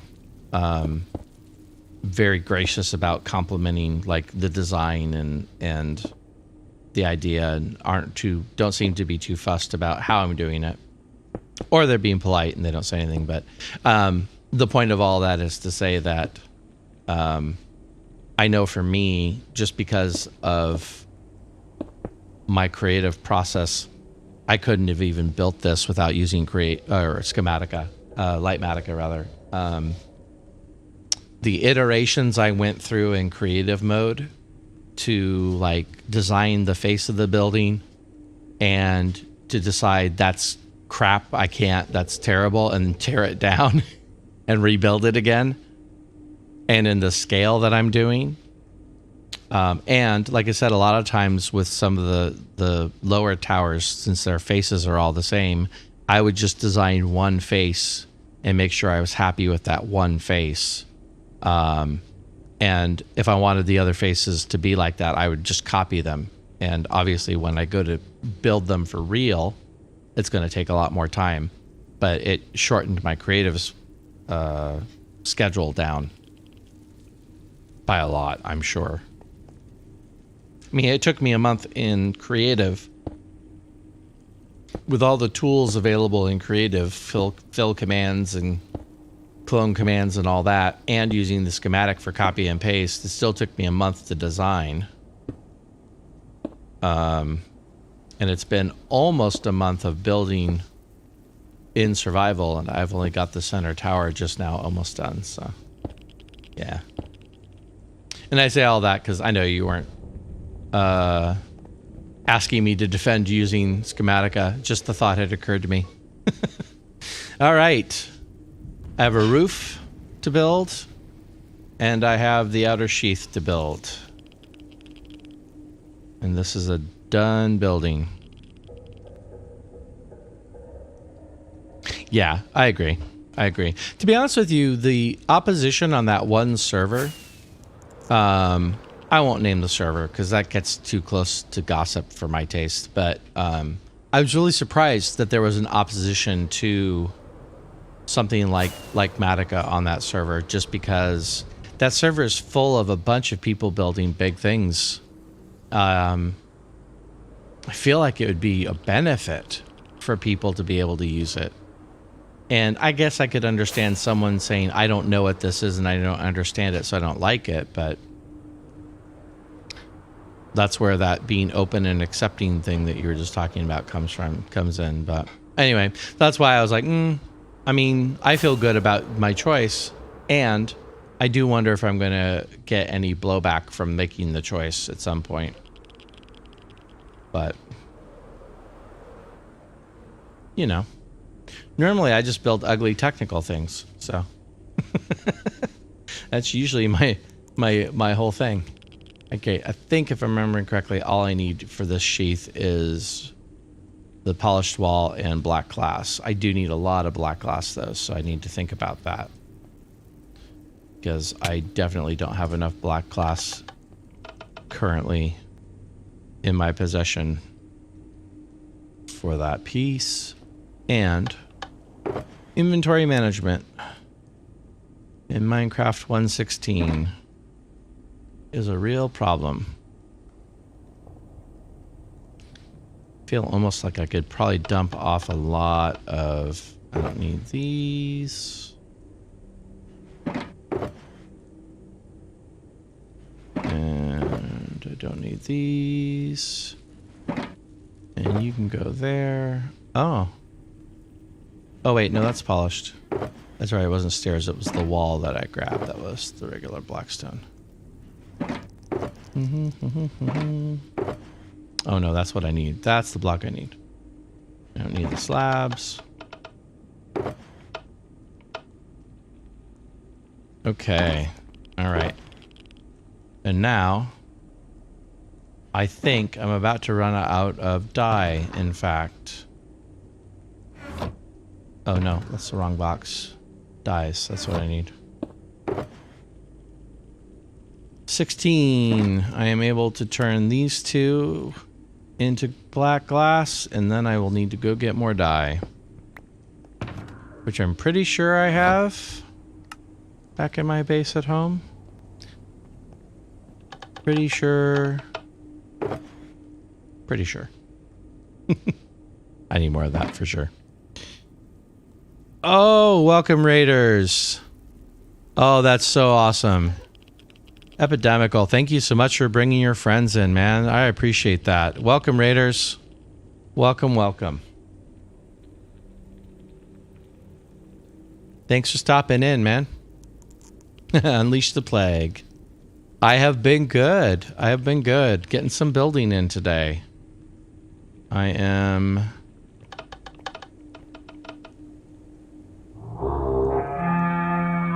Oh, thank you for the follow, man. Appreciate it.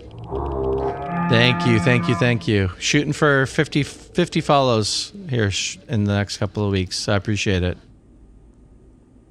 Thanks for stopping in, guys. Thank you for the follows. Outstanding. Yeah, on the road for 50 follows. Don't think I have some of the other metrics I need for affiliate, but, you know, anything helps. for sure.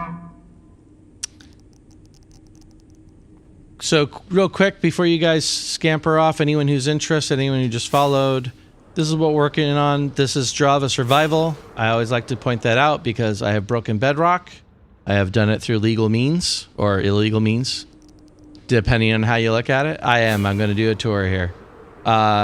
So came in, tore out an entire basalt delta biome so I could build.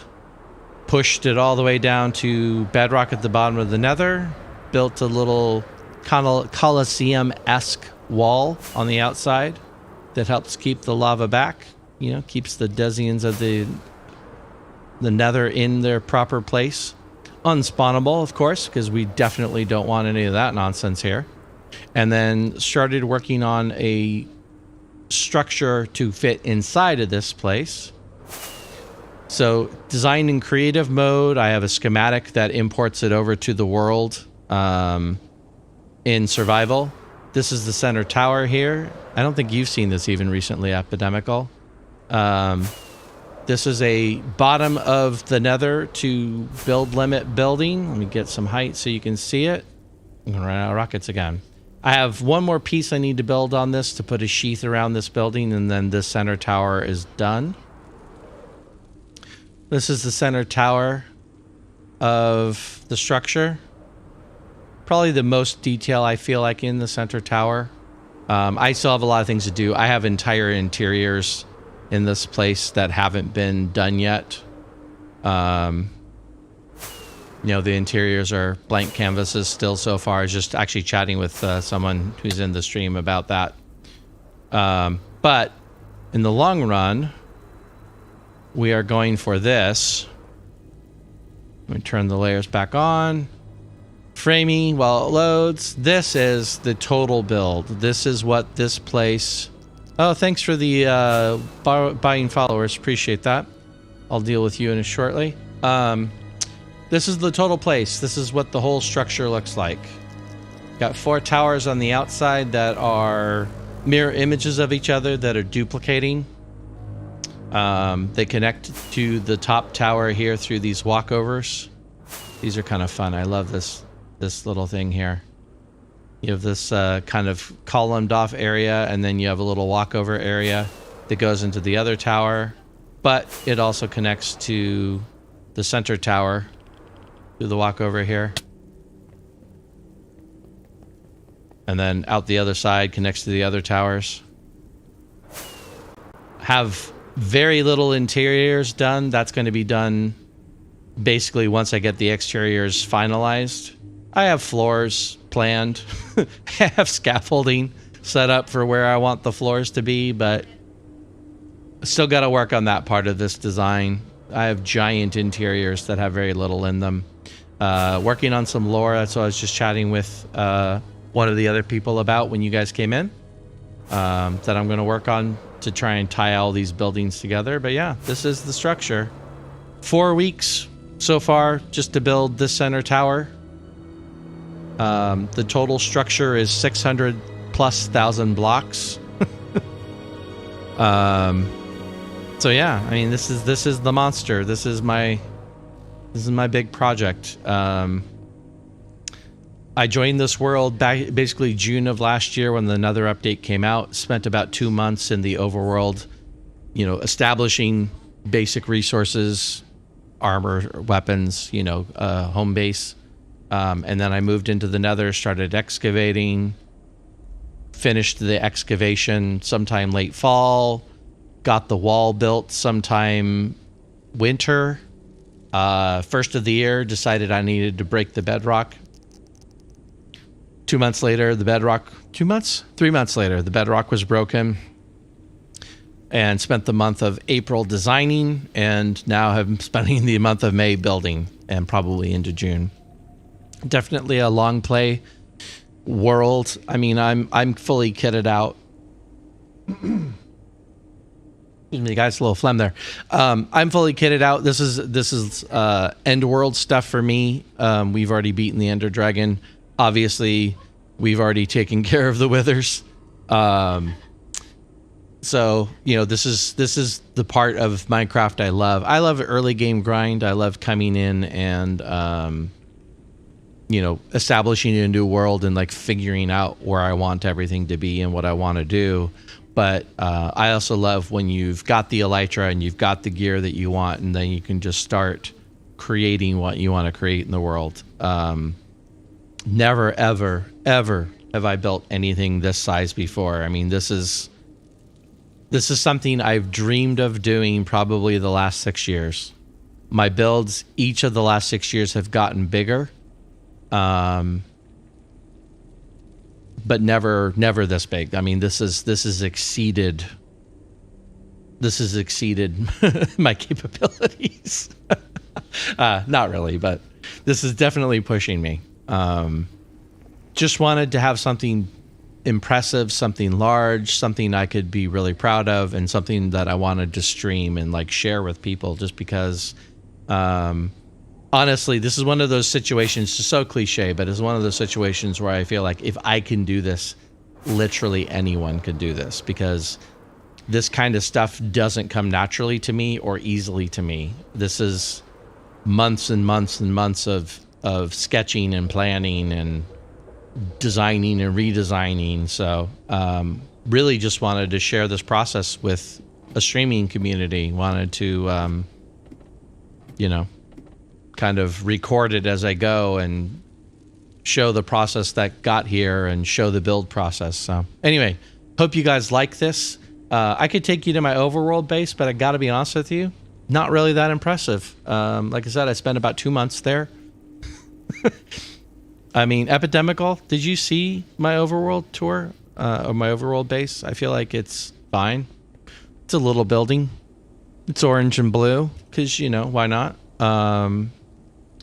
The overworld is where all my farms are. So normally I'm a technical player. The technical Minecraft is where my head has generally lived. Since I started playing Minecraft, I've always spent a lot of time building farms, building machines. Like that's kind of where I've been.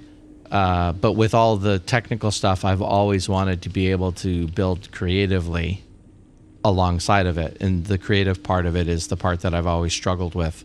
So this build is my attempt to prove to myself that I can push myself further than I think I can, that I can build bigger and greater things than I think I can do. So, the overworld is full of technical stuff that is interesting if you're into technical builds. So if anyone is interested, I'd be happy to take a break and take you to the overworld base. Just know that it's nothing close to this. It's a happy little overworld base with some pigs and some cows and some chickens and a melon pumpkin farm and a cactus farm and an iron golem farm and a creeper farm. Everything a growing person needs in a Minecraft world to do all the things you want to do. Basically. So yeah.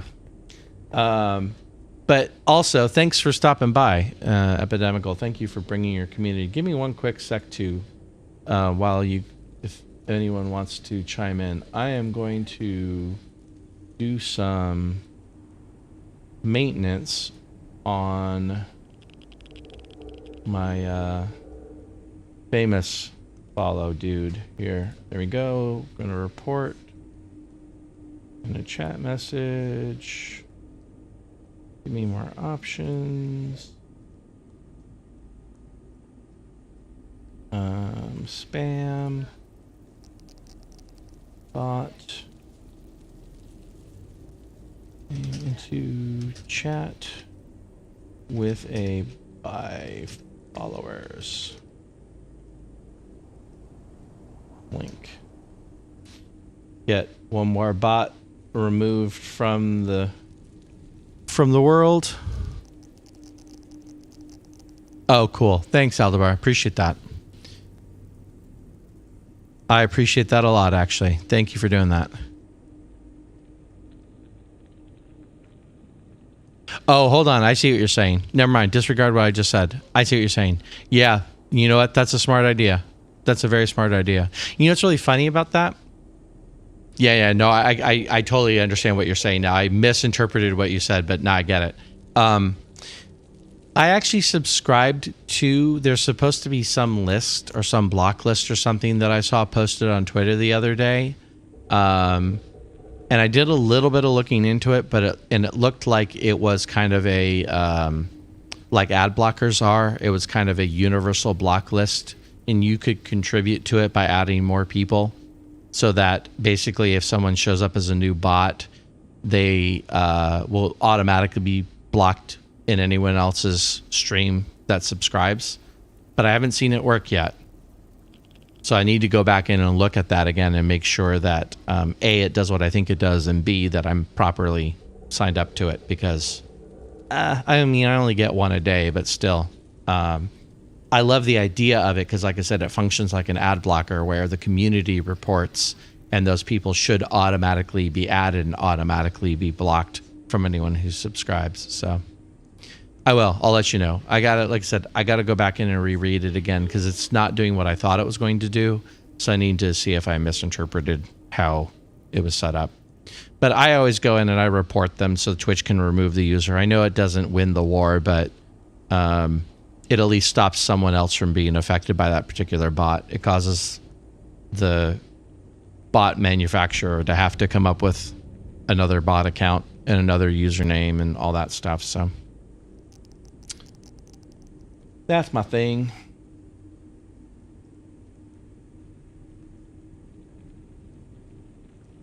I'm definitely going to look at the blocked terms thing because I didn't even think about that. I could add that to my my chat bot. Not in your Discord. Is it your Discord specifically, Aldi, or is it a was it 8-bit that you were a part of?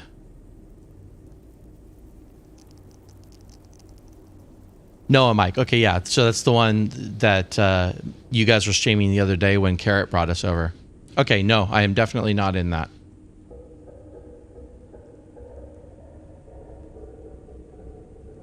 Can I find that off of your Twitch account?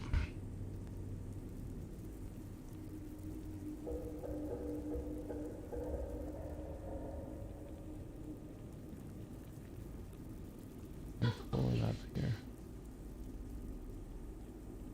Is it in your about page on your Twitch? About. Subscribe. Schedule. Streamlabs.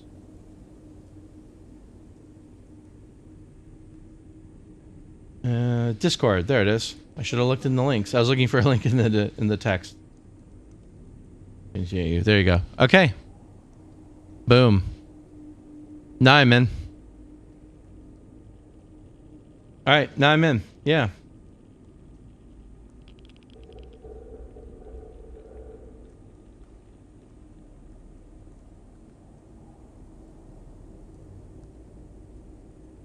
Oh, that'd be great, dude. That'd be great. I appreciate that. I'm working on it. I am slogging away. I've streamed a couple of other times just kind of incidentally, but like beginning of May is when I decided, you know, I really want to push myself in stream and make other content, you know, YouTube channel and all that fun stuff. Focusing on the streaming right now just because this project is so big that I feel like I need to focus on this.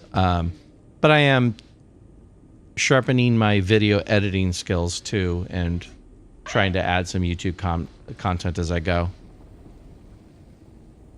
But yeah, I appreciate it. I appreciate any assistance. Really liked your community when we came in the other day. So I'm definitely interested in a good mature, I don't mean mature old, a good mature community. I'm involved in some other Discord communities and it's a whole range of people. But it's a lot of chatting. It's fine. But it's not necessarily anything that's It's a lot of talking about a lot of things that aren't necessarily what I'm looking for, I guess, is what I'm trying to say. I'm trying to be professional. Trying to be kind, because some of these people are great people and fun places and all that, but I don't need another chat room to be in. But I'm definitely looking to connect to a community of people who play the game similarly and, are good people, supportive people. So, and like I said, your community definitely seemed that way. Hey, Mike, nice to see you. Welcome in. Oh, thank you for the follow, my friend. I appreciate that. It's good to see you again. Oh, thank you so much. Lovely Lolar, too. Thank you. Oh, wow. Hey, guys. Thank you so much. Soka Craft, Jinda Lily. Thank you, guys. Thank you so much, guys. Oh, what is happening here? This is going crazy now. This is going absolutely crazy. Thank you, guys, so much. That's amazing. Welcome, everybody.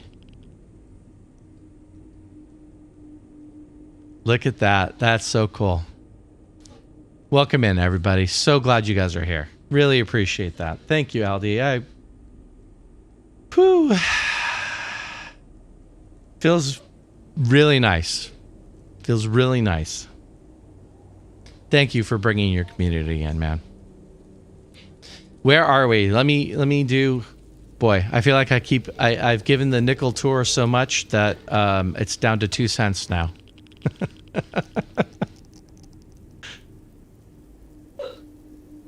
You know what? Before I jump out of this building, I'm going to go replenish my rockets.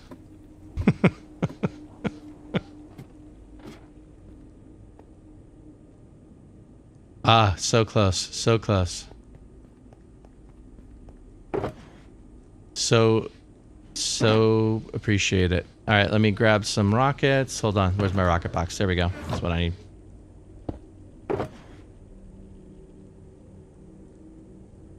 How long did that take? Is that a question for me, by the way?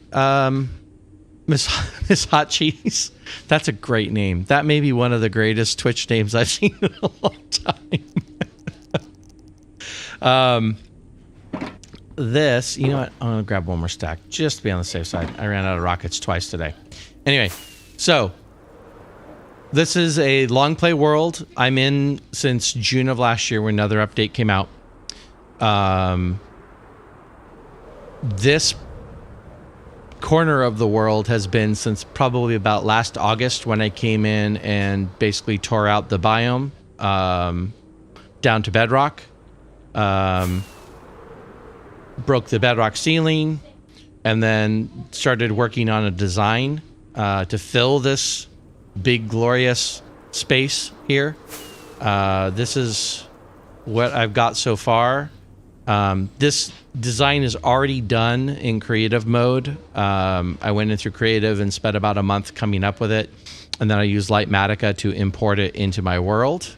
This is what the whole thing will look like. This is the schematic. Sorry, it gets a little framey when I load that for the first time. Yeah. A little. It was 3 months of poof, Soka. It was 3 months of poof. I'll tell you a little bit about that in a sec too. But yeah. So this is the structure. This is the full structure that I'm working on. Got the center building just about done. I have this little sheath here to finish. And then I'll start working on the outer towers. Yeah. Without knowing any of... Oh, thank you, Aerith. Wow, you guys smashed that goal. That is outstanding. Aldi and your community, guys, thank you so much. That is... I am mostly at a loss for words, so thank you guys for that. I really, really appreciate that. Okay, gather my thoughts. Yeah, so the technical community has done a great job of building machines that help take out bedrock in survival. And The one cheaty piece about it is that it uses TNT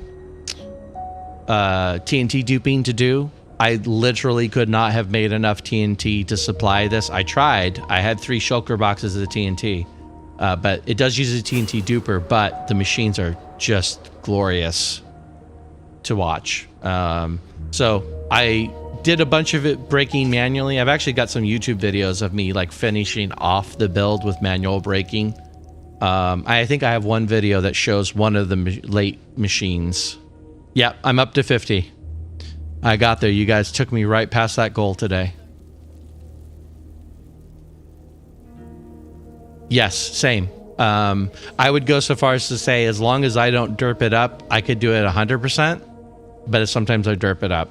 But you're probably using the same machine that I found. It involves using 2 TNT and 1 non-breakable block, no, 1 non-explodable block.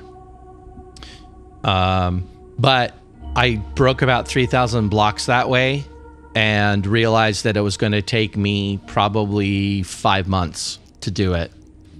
So I was doing smooth with dragon eggs. Yes. Dragon egg bedrock breaking went out after 112, which is where Sidecraft's server is at. So anything above 112, you can't use dragon eggs anymore for bedrock breaking.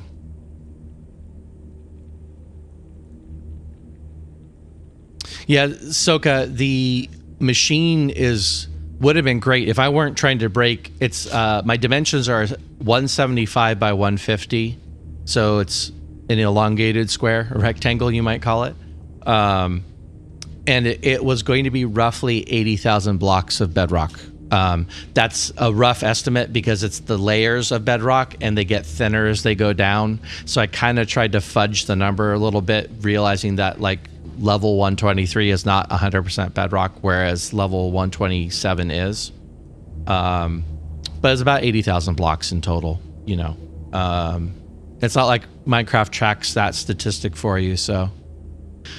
No, broke it all from the ceiling. Got up to the nether ceiling by using a portal high up in the world after I had punched my way through the ceiling with the ender pearl trick. And I've just broke it from top down. So it's similar to breaking bedrock at the bottom of the world. Same basic idea. The Mechanists server is where I got most of my machine technology from, especially later on in the process. Their machines are bigger and faster and remove more bedrock than the early machines that I found. So, yes, doing it from below is great too for like smaller projects and stuff. As you say, like clean up the area where you punch through the bedrock. It does a great way of breaking the individual blocks, as it were. So. But yeah, the bedrock breaking was a whole 3-month saga. I started in January 1 of the year and finished it about the end of March. And that's really all I did during that 3 months was find new machines to build to break it manually. And then most of the machines, the way they are, you could break one layer and then you had to tear it down and rebuild it to break the next layer. But I'm if I have one talent, it's grinding. I'm good at grinding. Something I've learned about myself. I have no issue with coming into this game and grinding. Like that's something I know I can do. You know, Aerith, a pain maybe. I enjoyed the process. I enjoyed learning how to do it. I enjoyed doing it. I don't know if I would ever do it again on this scale, knowing how long it takes. Yes. Yeah, I get that, Suka. I totally get that. I have the same. My wife enjoys fishing, actually, sometimes. She enjoys sitting on the bank of the river and pulling enchanted books out of the river with her fishing rod. She doesn't play a lot these days, but back when she was playing, she'd build a building on the edge of a lake or the edge of a river, and she would just fish, and it would crack me up because she would just spend hours fishing. But yeah, I was kind of telling Aldi this. The short of it is, when I'm pushing myself to build an epic building. I've never built anything on the scale before. This is the largest thing I have ever done in Minecraft. And I was really pushing hard to get there. And as I was doing sketches and in creative, the sketches were in the overworld and I wasn't thinking about it. And I realized my sketches were too tall for the nether ceiling. And once I had that realization, I tried to find a way to compress what I was building to make it work in the shorter space. Because at the time, my builds were pushing about 180, no, not that high. I think 140, 150 blocks high. And so I realized that if I was going to build it the way I wanted to build it, if I was going to push myself into the build I wanted to push myself into, I had to get rid of the bedrock ceiling. There just wasn't a choice. And I knew it could be done. I didn't have a lot of experience with it, but I knew it could be done. And so that 3 months was a saga of understanding how the bedrock breaking mechanic works in Minecraft in the first place, like why Minecraft's rules allow it to happen. But then also a deep dive into the community itself and the designs that they had come up with. Because I was good with the mechanics of breaking the bedrock, especially manually. What I wasn't good with was designing a complex machine with multiple parts that would do it in an efficient way possible.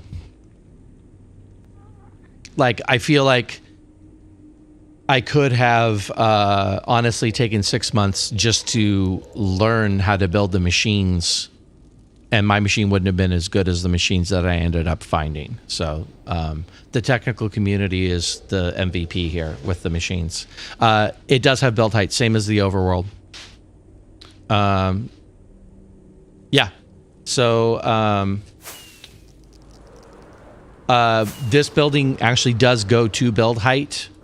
I don't have the roof on it quite yet, although these honey blocks here that are stopping mob spawning are at build height. So I'll get a roof on it and then it will be fully at build height. So same as in the overworld.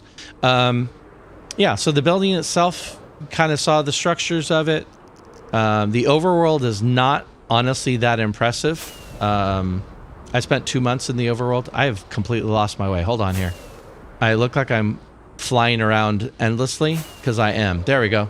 All right, let's do two things. Let's turn off this. Okay, so one of the fun things about being on the nether ceiling is you have to kind of know where you're going in a way that doesn't spawn mobs. So I find that mushrooms work really well. So I have a red mushroom path. Let's turn that off completely. There we go. Got it. Red mushroom path goes off to a village that I have my enchanting villagers, and that goes off to the stronghold. Stronghold is not anything impressive. Stronghold is an ugly stronghold. We went and fought the Ender Dragon. Technical build, like I said, this is where I live most of the time. This is someone else's design that I edited, if that makes sense. Like, I'm at a point technically where I understand the mechanics enough that I can see how somebody built something and go, oh, they're just doing this. I can copy that. So it's hard to like attribute things directly, and I don't like to take credit for them because I didn't design this. I mean, this was just basically the mechanics of the game. I saw someone else do it, and I'm like, oh, I could design something around that idea. Pigmen spawn. They likes the eggs. They likes the eggs very much, thank you. But they can't have them. So they try to get the eggs. They fall down. And they do the splatty splat thing that they do when they want something they can't have. I totally missed that. Ooh, this is a fun spot to be. I don't think this is of any use to me, but this is a fun spot to be. All right, try this again.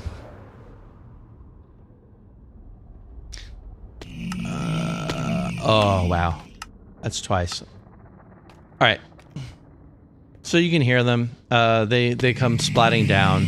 This is exactly the right height for them to splat. They drop rotten flesh and they also get loud. It's fine. Oops, that's not what I want. Click the wrong button here. Let's go with... Let's turn that down. They drop nuggets and they drop rotten flesh like this, which is great. But if you really need that extra bit of Nether love, you turn it into manual mode. Now they're at a half a heart instead of dead. Use the looting 3 sword. You get all the fun stuff out of it. So that drops the good stuff.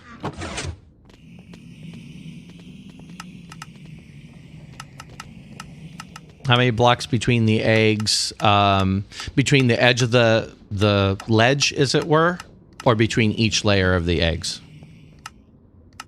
Vertically, it's about 6, I think. Basically, it's 1 set of eggs for each spawning platform. So the spawning platform is 5? Yeah, so they're 5 apart.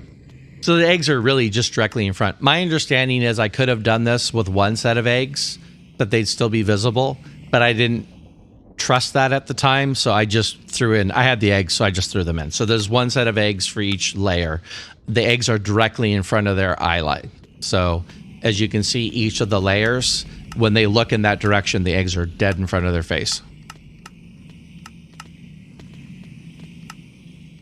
Yeah, another thing about the farm, I'm taking advantage of pack spawning by having a ceiling over the top of it. This makes a difference in how Minecraft spawns pigmen, spawns anything. So having the ceiling was actually really necessary for the rates. In addition to it's unspawnable on top of that too, but so I keep the gas away. But the size of it is to help the Minecraft algorithm that spawns direct the spawns into that space a little bit more efficiently. The only other feature about it that I added was because of their falling from 3 heights, I put in a lava block there that stops their falling momentum and restarts it once they get through the lava blade. The lava doesn't hurt them, but it stops them from falling so that they all fall from the same effective height. That way, when they hit the bottom, if I turn the manual mode on, they don't all die. Basic item filtering going on down here. This is where the goodies go. So, you know, I do have the more heads data pack turned on. So I'm collecting heads in the game too. But, you know, you get your goodies down here. I can smelt the armor if I really want the extra goodies, so I can smelt the armor down to nugs. Again, technical farms I love. Oh, I got a bunch of crap in my inventory. Hold on. Let's drop some of this off, shall we? This is where I've spent most of my Minecraft, honestly, in the last few years. Is like learning this stuff and getting better at this stuff. This is generally where I live. It was the only way I could think of to keep them from, like the guys on the top have a longer fall. You don't have water, and vines I think would work too, but the lava seemed like it worked. One of my kids loves to build in mushroom biomes. So the closest mushroom biome was 13,000 blocks away. So I built a short little rail system. I mean, in the Nether, it's not 13,000 blocks away, but that's a rather long Nether path. It was fun to build, though. All right, so overworld, portals high up in the air because it goes to the top of the world. This is one of the few things I came back and built since I moved into the Nether. For the most part, like I worked in the overworld for 2 months and then I kind of abandoned it. I come back here for supplies, but I don't build here anymore, except for this building. This is okay. I like a lot of aspects of this, but I don't love it. Built a custom mountain, built a building on top of it to house the portal. A lot of things about it I like. A lot of things about it I'm like, I'd do the mountain differently, I think, in the future. But this was like a diversion project. This was me in between two different steps of building in the Nether, saying, I want to do something besides building in the Nether. So, and I needed a portal building. So, yeah. And then overworld wise, my spawn's out in the ocean somewhere, just for facilitating mob.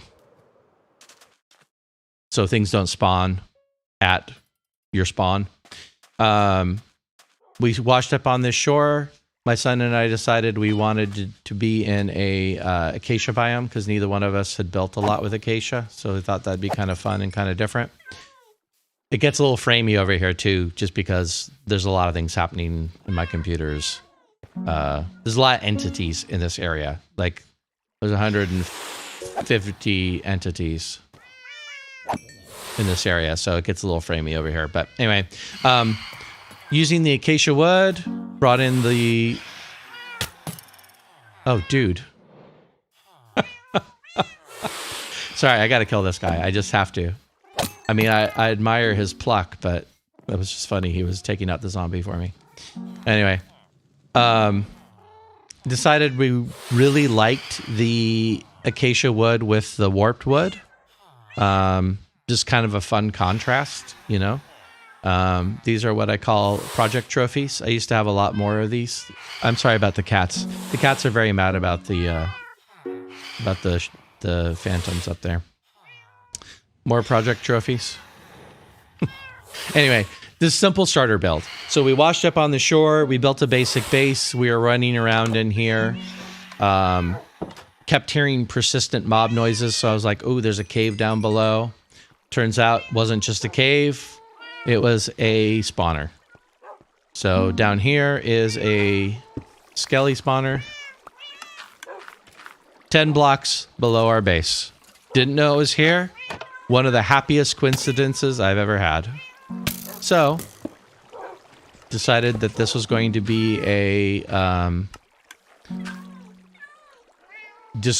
basically just a persistent grinder farm. As long as we're in the overworld, this thing generates skeletons. As long as we're in our base in the overworld, this thing generates skeletons. I have the dogs set up to take care of them. Every so often, they'll have feather falling, or they'll have thorns on their armor, and they're a bit of a threat to the dogs. So I have spare dogs just in case, or I can just heal them with throwing them a little bit of food periodically. I thought about doing something more complex like throwing potions at them, but honestly, overkill. Overkill. All of the skeleton drops are getting collected. In fact, I was like, ooh, I'm going to build in another. I just know I'm going to use a lot of bone block. Because nether build equals bone blocks, clearly. I've used a little bit, not nearly as much as I thought, but... So, the bones drop in here. I convert it into bone blocks. So, arrows. Excuse me, phlegm.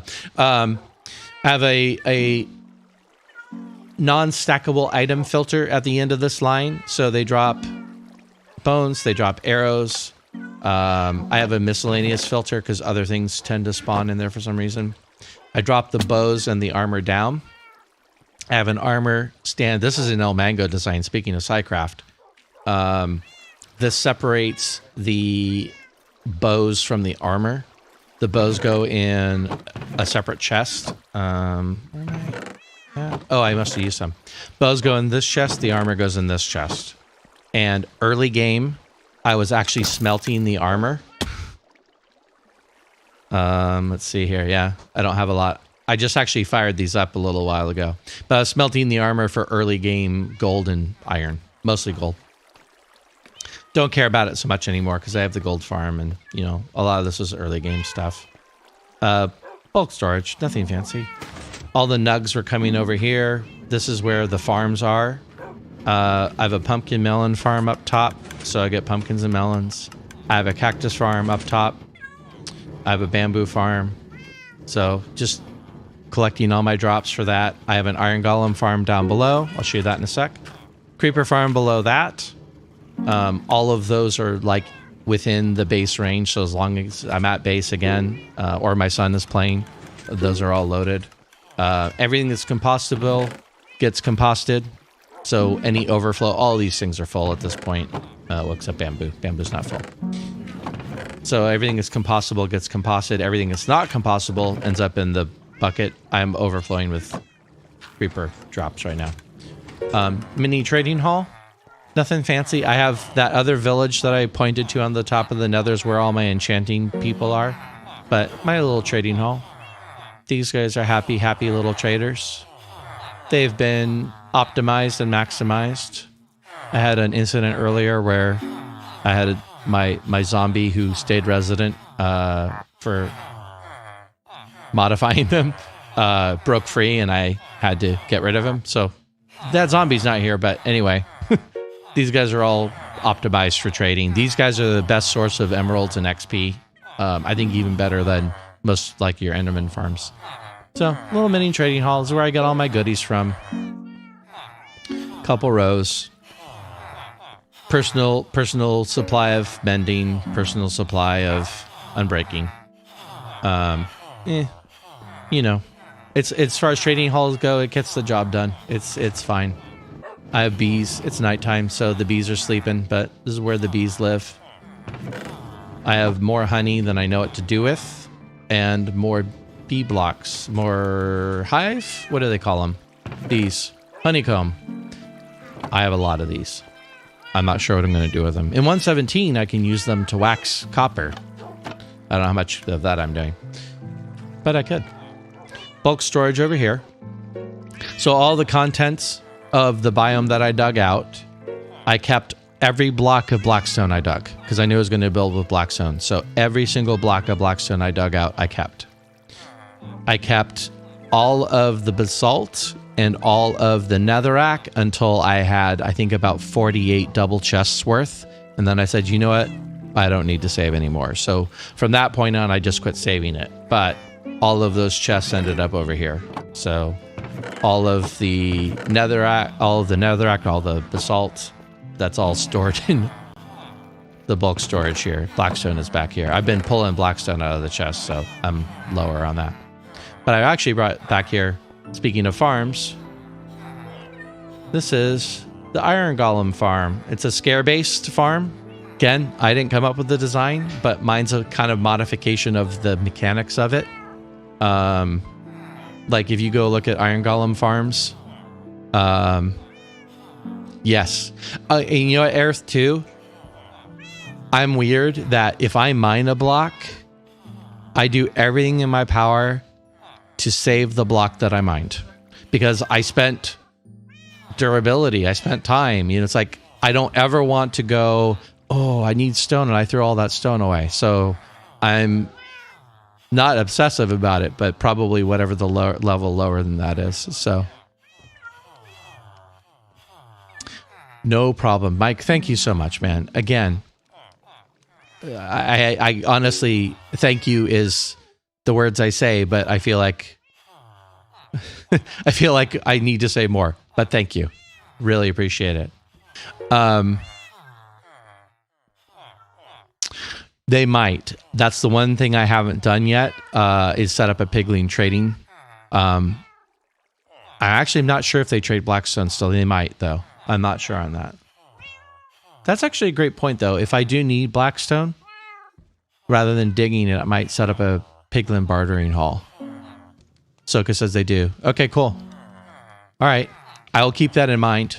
Oh, netherrack. Yeah, I throw netherrack away all the time. I saved some of it because I wasn't sure if I was going to use nether brick in my build or not. It turns out I'm not using much of any.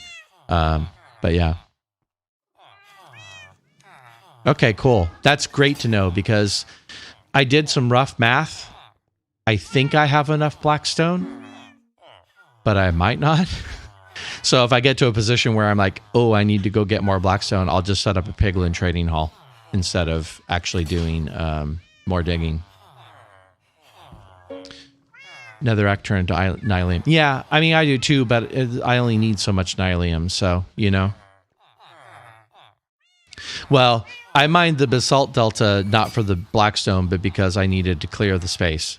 I wanted to build into the basalt delta because I liked the kind of periwinkle sky, and I liked the particles. I have particles turned off right now, but I liked the ash particles. Like, that was the atmosphere I was looking for.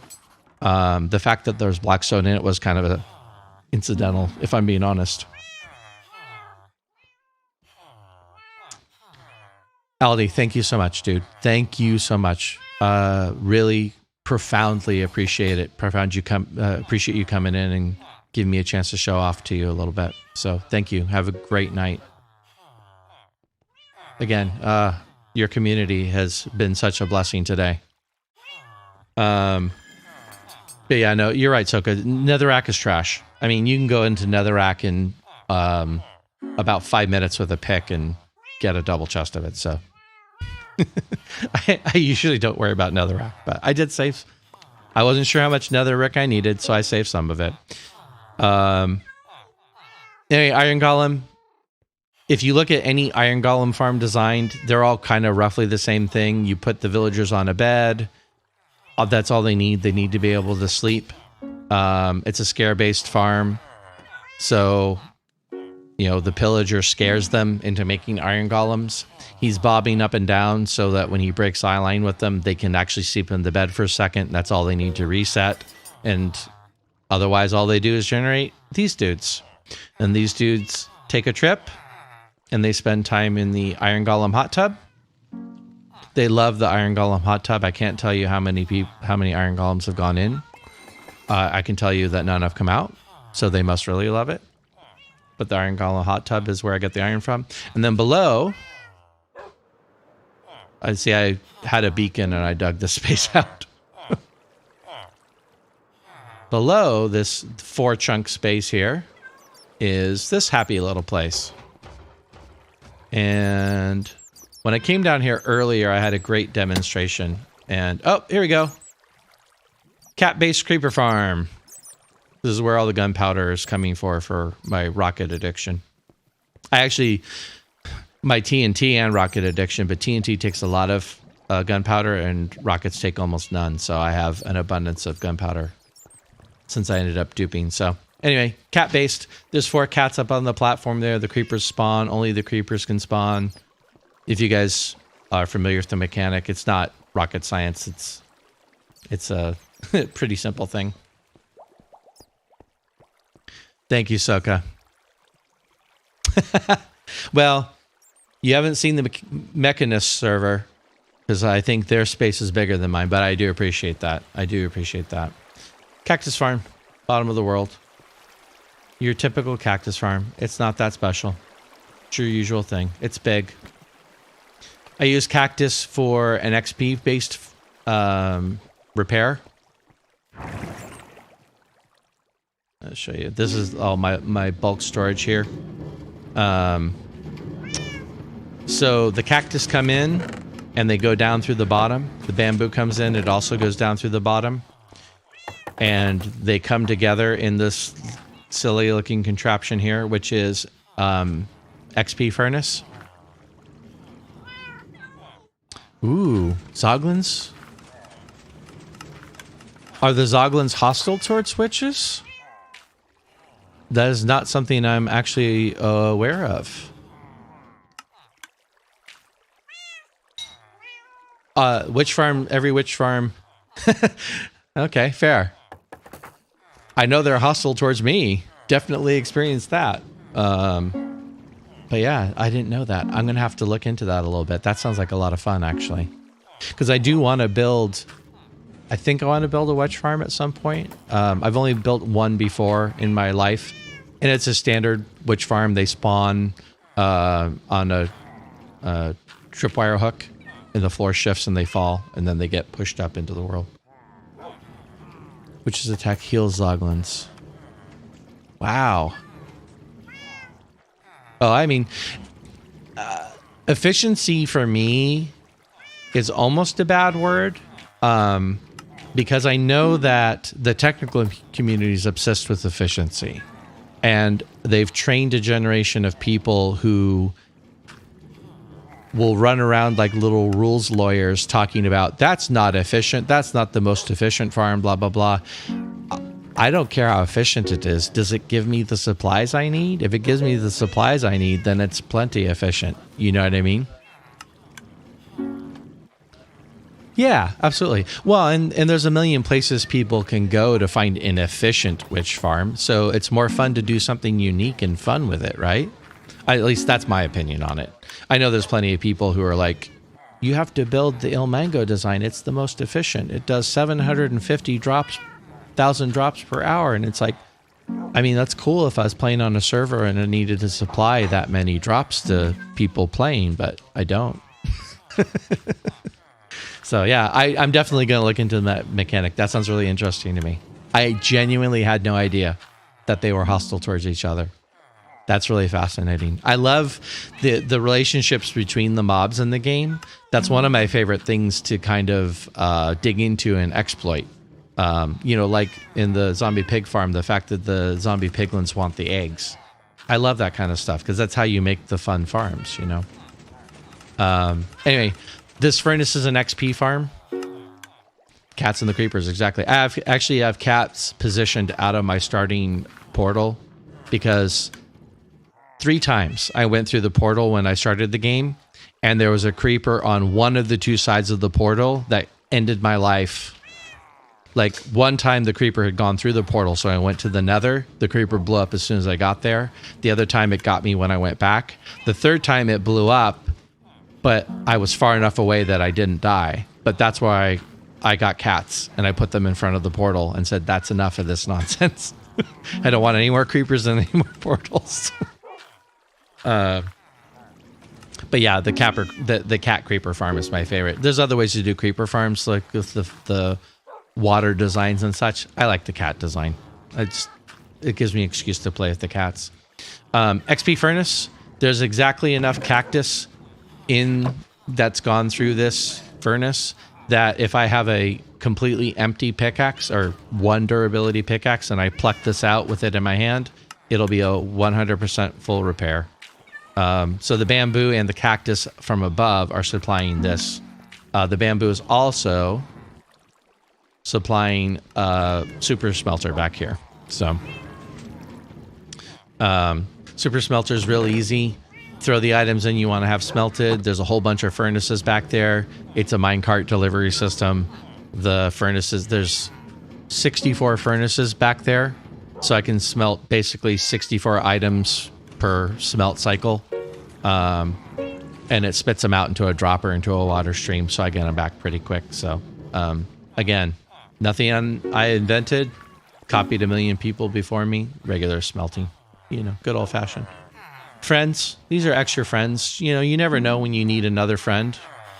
I leave ships on my boats on the land around my base. You collect all kinds of things if you leave boats out. So, you know, I just move them down below. Oh, look, bees. The bees are out. Hi, bees. The only other thing that I think is of interesting, this bamboo farm is my own design. Oh, I love pacified pillagers. I love that mechanic so much. My one sadness about it is that you saw the thing work there. I'll explain in a second. The one sadness I have about pacified pillagers is the everything is still hostile towards it, and so I just posted a video on YouTube. That's kind of it's a short video. It's 30 seconds. But it was a clip that I kept that I call pest control. When I first moved villagers down here, before I made the trading hall, I had a hallway full of villagers and then its own separate hallway, you know, like separated by a wall. I had a hallway full of about 5 or 6 pillagers. All of those pillagers had been disarmed. I'd taken them through the process of breaking their crossbows. So the villagers were spawning iron golems, and they weren't very particular about where the iron golems spawned. So I had come down one day, and I noticed I didn't hear any pillagers. And I went into the room, and there was one iron golem in that room, and no pillagers. They were all pacified. They couldn't fight back. The iron golem just had its way with them. So that's why I decided the iron golems were a pest. And I actually, because that hallway was now empty, I converted that hallway into a iron golem pest eradication system. I actually have a YouTube video about that. I still laugh about it because I still think it's funny that everything still thinks the pillagers are hostile even though they're not. But I love the idea of like pillagers running around. Like I built a villager on my last iteration of the server, and I had a village built up, and I really wanted pillagers to coexist with the villagers. And the problem is the villagers all ran away from the pillagers still, and any iron golems generated ended the pillager's life. So I was like, eh. You have to have the pillagers by themselves was what I learned, which was sad. Anyway, bamboo farm. This is kind of my own design or my own take. It's a normal bamboo farm. The bamboo grows up. There you go. So the bamboo grows up. The observer detects it. It sticks out the piston to break it, but then it triggers a dispenser on the bottom. The dispenser will cause the bamboo to potentially grow again. And it's a random system. So it dispenses, it grows. If it grows high enough again to hit the dispenser or hit the observer, it does this process again. So the particles are turned off, but what's happening with that one that's spazzing down there is it's continually dispensing bone meal until it reaches a point where the bone meal doesn't make it grow back up to the height again. So I love this system because I can generate a lot of bamboo in a very short amount of space. Because the bamboo will grow and generate on its own, but I can kind of give it a little boost as long as I have enough bone meal. So the bone meal goes in under here, basically. And I have little bits of it. I also have a mode I can turn on, like if I really need bamboo in a hurry, we just go full automated mode here. But nobody needs that much bamboo. I mean, that's a ridiculous amount of bamboo. But yeah. So yeah, anyway, I love this design. I was trying to find a way to build a bamboo farm like this. And I thought, well, wait a minute, what if I put a dispenser at the bottom? What does that do? And it was so cool because it creates these little mini loops. And these little mini loops give you a little bit more bamboo than you would normally get. And because I'm supplying so much of my smelters with bamboo, boy, bamboo smelting will burn through will burn through bamboo. Usually people use witch farms because of the sticks. It takes 2 sticks to smelt an item. It takes 4 bamboo to smelt an item. So it's half as efficient as a witch farm for smelting. It requires a lot of bamboo, but it's fine. I have ways around it. Here's the derpiest, happiest little kelp farm. Same idea as far as the dispenser goes. If I ever need kelp, which I don't need a lot of, but I like kelp blocks, I just come stand over here. Every so often I have to throw more bone meal in, but that's it. My happy little kelp farm. I have kelp blocks. Is it here? Yeah. No, blocks of coal. Where's my kelp blocks? There they are.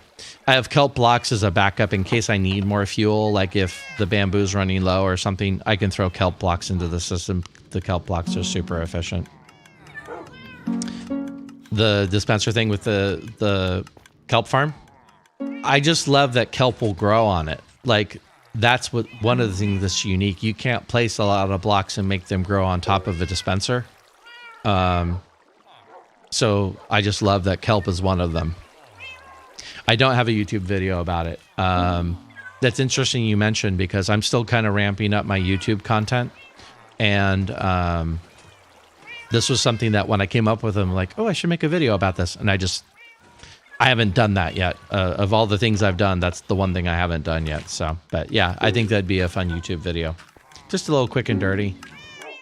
I'd like to do a lot of the kind of quick and dirty redstone videos. Just because we talked about earlier, there's such a focus on big, massive, efficient farms. I feel like little quick and dirty ones would be good.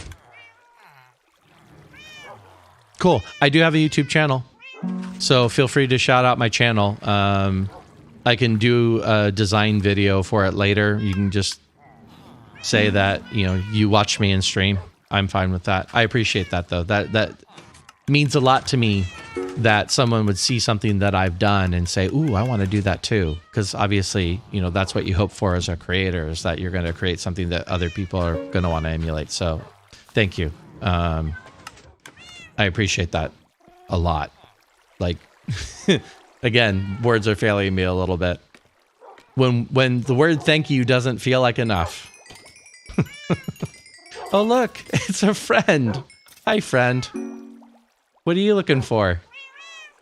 I swear they can hear us. Don't you feel like they can hear us? I feel like they can hear us. He really desperately wants to come visit me. Let's get rid of Night.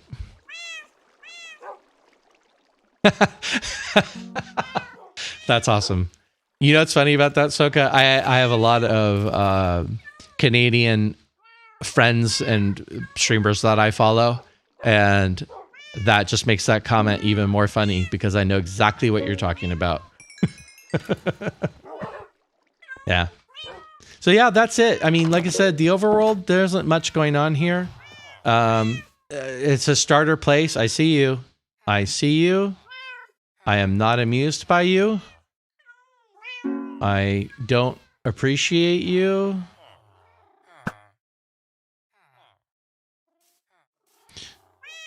Please tell me that ended him, because it should have.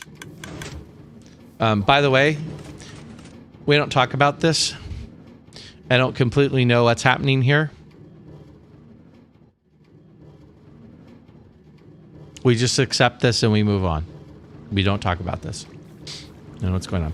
Pumpkin melon farm. It's your, I mean, this is, I think El Mango was the first person who showed this, but this is like kind of ubiquitous now. It's a piston pumpkin melon farm. The observer observes the pumpkin and melon when they grow. It punches a piston into it. My only modification is I threw a note block on top of it, so it makes fun noises when it fires off. I don't know why. That just makes me happy. So, you know, it's tuned to the key of C if you're a musician. I don't know.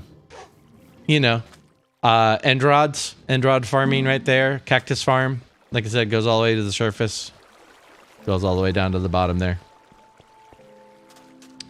I really would. I was telling Aldi earlier when he first joined me, I kind of like this design. I kind of enjoy the warped wood and the acacia wood together. I think I'd like to do more with this style. I just didn't plan on building much in the overworld with this particular iteration of the server. But maybe I'll come back to it. You know, I don't know. We did build, actually, I have to give credit. My son built this. I said, hey, you know our block palette. Go build us an enchanting room. I put up an enchanter over here. He built the building around it. So, basic enchanting room. Nothing special. I really like the warped wood. I think it's my favorite of the new blocks. Always wanted a good in between wood color, I guess, you know, like the cyan concrete's good for me. 570,000. Now they're at clear, just under the nether roof. Wow. I mean, I'm not sure. Honestly, I honestly am not sure of my statistics on that, but that's a lot of netherrack for sure. Let's see if I can find it. Hey, Carrot, welcome in, my friend. Carrot, I gotta pass this along, dude. I had Aldi jump in to the stream. I gave him a little demo, and Aldi got his community in. So we blew past my follower goal for today, and it's been amazing ever since. So welcome back. Hope you enjoyed the beach. Hope it was as nice as it was last night or yesterday, I guess. Where's the netherrack? Why can't I find it? I just assume it's a big number. It should be Netherrack, 680,000. What was your number? 570. Yeah, you're not far off. You're not far off. 680,000, 570. You're in the same neck of the woods. Yes, agreed. Agreed, Carrot. Totally agreed. Basalt, 2.2 million. Like I said, it was a basalt delta. That number just makes me laugh. Whew, I felt it too. 467,000 Blackstone. So yeah, and that feels about right as far as like the quantities I pulled out. So yeah, that feels about right. Oh, where's this? This is interesting too. I don't think much.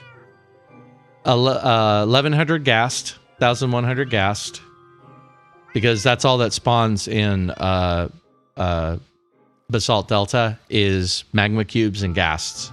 So 1011 ghasts. God, they're a pain. Oh, magma cube. Forgot. I'm looking for M. Where'd it go? There it is. Mega cube. 67,000 magma cubes. I'm sorry, 76,000. Dyslexia. 76,000 magma cubes. And I'm especially proud of this. I was only killed 12 times by the magma cubes. I gotta be honest with you. I'm shocked at how low that number was. Feels like it was higher than that. But when I saw that, I'm like, yes, my nemesis. I've told Carrot before, I could never see another magma cube again. I'd be okay with it. I'm so over magma cubes. How funny. Yeah, totally. And you may already know this, Soka, but ancient debris mathematically is more plentiful around level 15 in the game. So as you move up into the chunk, it's less plentiful. But exactly what you're saying, like you're digging around and it's like, oh, look at this. There's an ancient debris. I ended up with about 2.5 stacks of ancient debris, not counting what I may have converted into pickaxes. So I know it was higher than that. Oh, actually, that's a statistic, isn't it? I hadn't thought about that either. Items. I wish there was a way to sort by block type in this game. There's a good chance I won't even know what to look for as I'm scrolling. Carrot, you might be interested in this since you just went ancient debris mining the other day.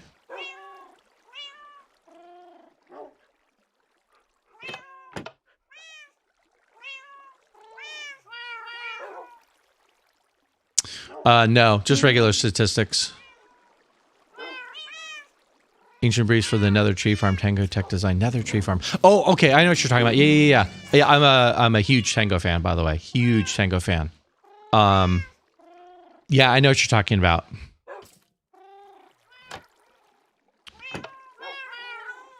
Yeah, it breaks down by block. They actually recently fixed some of this too, but yeah, they've broken it down by block for a while. Okay, where are you? That's not useful.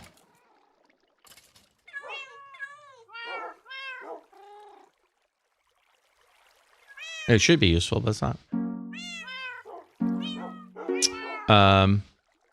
It's funny because I have a super janky, terribly manual nether tree farm.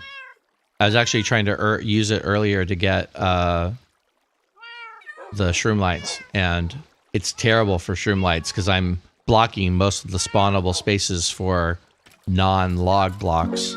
So I gave up on it, went to the nether and just mined. I can't find netherite. I know it's in here somewhere. That's a dark oak log. I couldn't tell for sure. But yeah. Yeah, that's interesting, Soki. You bring up Tango. I'm a huge Tango fan. Tango and Impulse were one of my bigger gateways into the whole redstone thing. Mumbo was my first. Mumbo was the first person I found when I was looking for redstone videos. But then Tango and Impulse I found through Mumbo, through Hermitcraft. And the two of them are like one of my biggest inspirations. There we are. Zed is So funny. I love Zed. I love how his brain works too. There we go. That is ancient debris. I gotta be honest with you, that's higher than I thought it was going to be. Most of that count is from the big dig. I did netherite mine before I did the big dig because I needed netherite equipment and tools. So I dug up enough for a full suit of armor, for a pick, a sword. But yeah, 4,700. Most of that was clearing out the space. Yeah, Zed. Zed, and even Zed's non-Minecraft videos. Zed's just funny. All right, so throw it back into the system. The world itself is not terribly interesting. It's a beach and a acacia biome. It's like, I feel like there's more that could be done here, and I just didn't have any plans on doing anything in the overworld this time. My son built all this. He's reskinning a village over here, and then he's building a super base. I don't show this on camera very much, mostly because it's my son's, and I assume he's okay with me showing it. But at the same time, I kind of feel like he should show his own. Let's see if I can find it. There it is. This is his base right now. He's working on. This is kind of a cool concept because in the overworld, it's this kind of fire base. And he's going to build a companion base in the Nether that's going to be an ice version of this base. So I think this is kind of fun. Oh, it's nighttime. Thanks. I appreciate that. I really do feel genuinely like it's pretty good. It's fun. I've definitely spent on previous iterations of the server. I tend to reset every time Mojang comes with an update. I don't think I'll do that this time, but I tend to reset whenever there's a new update. I like start over and like build new things and, you know, go through new designs. So previous overworlds definitely have had a lot more work in them than this one does for me.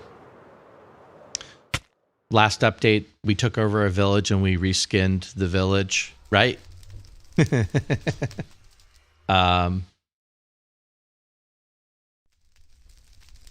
we reskinned a village, you know, not any particular design, kind of a almost southwesty design, but not really.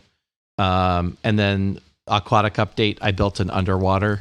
That was previously my biggest dig because I went down below the ocean floor, which at that particular place I think was about level 40. I dug out the rest of the space underneath, and then I broke the ocean floor, and I built an underwater base in the space.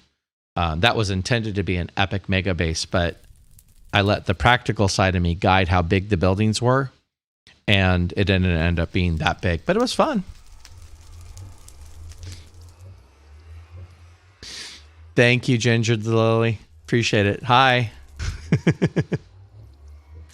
and again, I know Soka has been here, and everyone's popping out. Again, thank you guys, all of you guys. Thank you so much. Thank you so much. It's so great to have you guys here. It's so great to kind of show off things a little bit. This building needs some work too. Speaking of interiors, look at this. I got stairs. I got big stairs. Small stairs that lead to big stairs. And then big stairs that lead to, I mean, well, nothing. There's nothing here.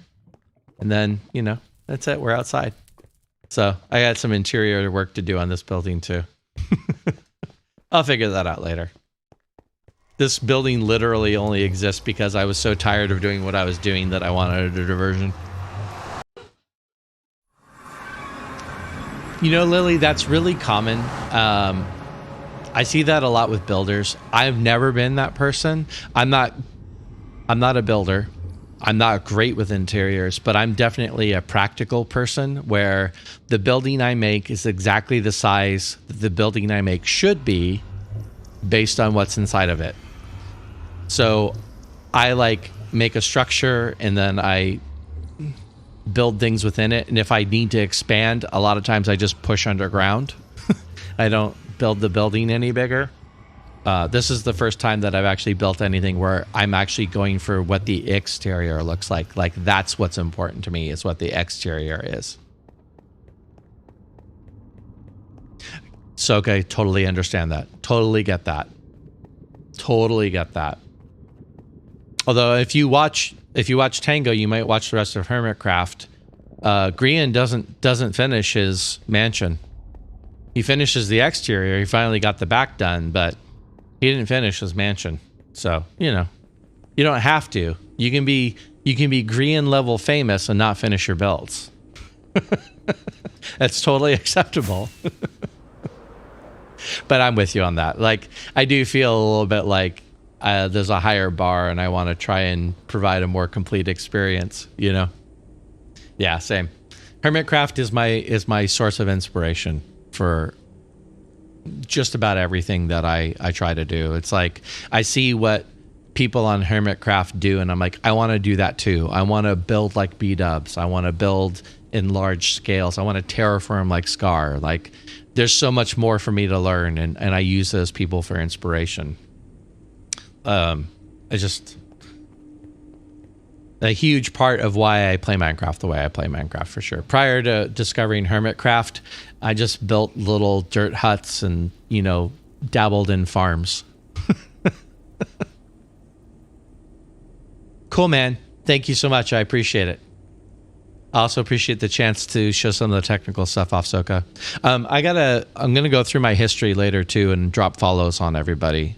I don't know how many of the people who came in are streaming or making content, but I'm going to definitely seek everyone out and drop follows and come and check this stuff out. Usually terrible. Today, it's been great. Today it's up. I don't know. Twitch is weird. It's showing 5 viewers right now, but I don't know if I trust that, because sometimes when I'm by myself, I have Carrot here and I have one other person, Twitch will say I have 2 viewers, even though I know I almost always count as 1 viewer, or my bot or something does. Yeah, so I'll check it after. But I will say, as far as like the path towards what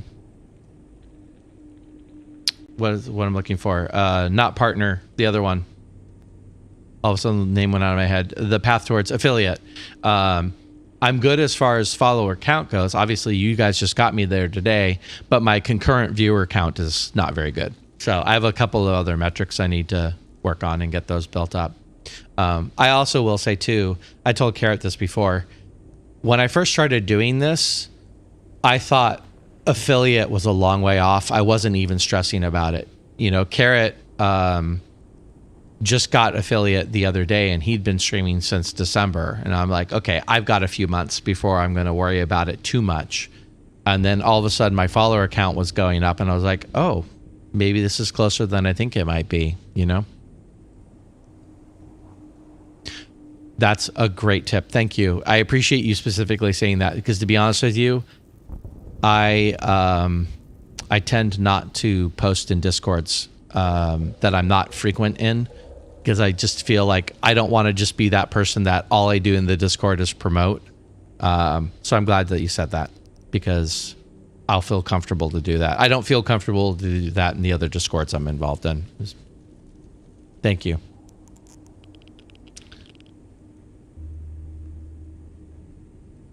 Yeah, I love the streaming community. I love the Minecraft community, and I'm always very careful still, even as accepting and open as people are, I'm still very careful about, I don't ever want to impose. I don't ever want to step on people's toes. So, you know, I'd rather win friends and followers by being a good person than banging all the boards and beating all the bushes and, you know, being in brute forcing it. So yeah, Carrot for sure, man. I know you've been in Carrot's stream. I'm not shy about saying I love Carrot's world. I love the constraints he's placed on himself with the whole vegan thing. I just think it's such a fun way to play the game. You know, it's like I do things all the time because I have the ability to do it, and he like takes that off the table. It's like all of a sudden you have to find a way to get wool. I just think that's so fascinating because it adds a new dimension to the game. So I appreciate my connection with Carrot more than I've probably expressed to him properly, if I'm being honest. You know, I just appreciate where he's at and what he does.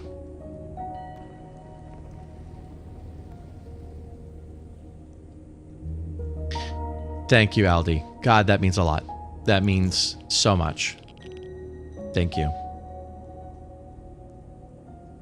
Carrot connection. Carrot Kingdom. Thank you, Aldi. Ooh, it's been a good Sunday, and a huge amount of that has to do with you and your community, Aldi.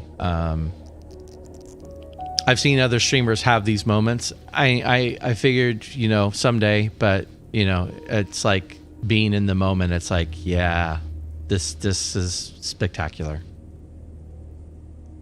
right? Yeah, right. You know, actually, you know, you mentioned that, Carrot. That reminds me, Aldi has a little bit of a Bob Ross quality to him, doesn't he? If I'm not dating myself too much. Thanks, Lily. Thank you so much for stopping in. Thank you for the follow. I appreciate it. Have a good sleep.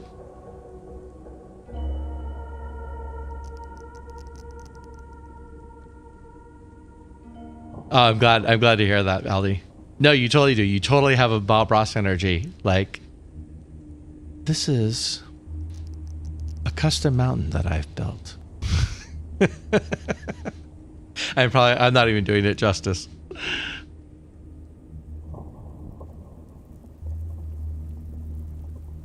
That's so cool. Okay, all right. Face is face right now. I feel my face. I feel the muscles in my face.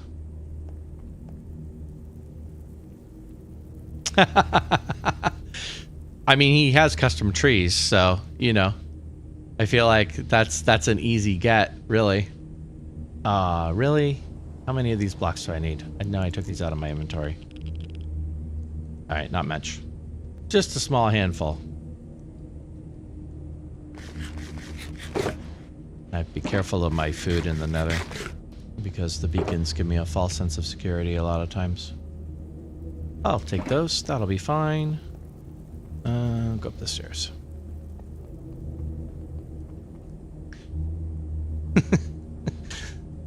Happy little trees.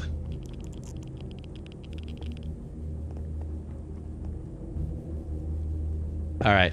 I've been distracted tonight in the best way. I am so thrilled about the distraction. All right, so I want one of those in my inventory. Let's get rid of the... I don't need to fight anything.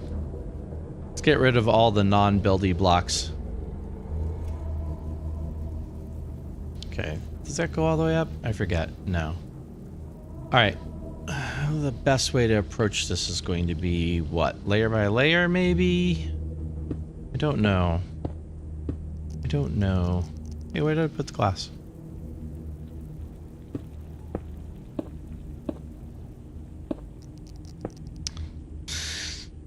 One of my struggles with this whole schematic is that there's a lot of patterns in it, and I am doing replay mod at the same time. Oh, that reminds me.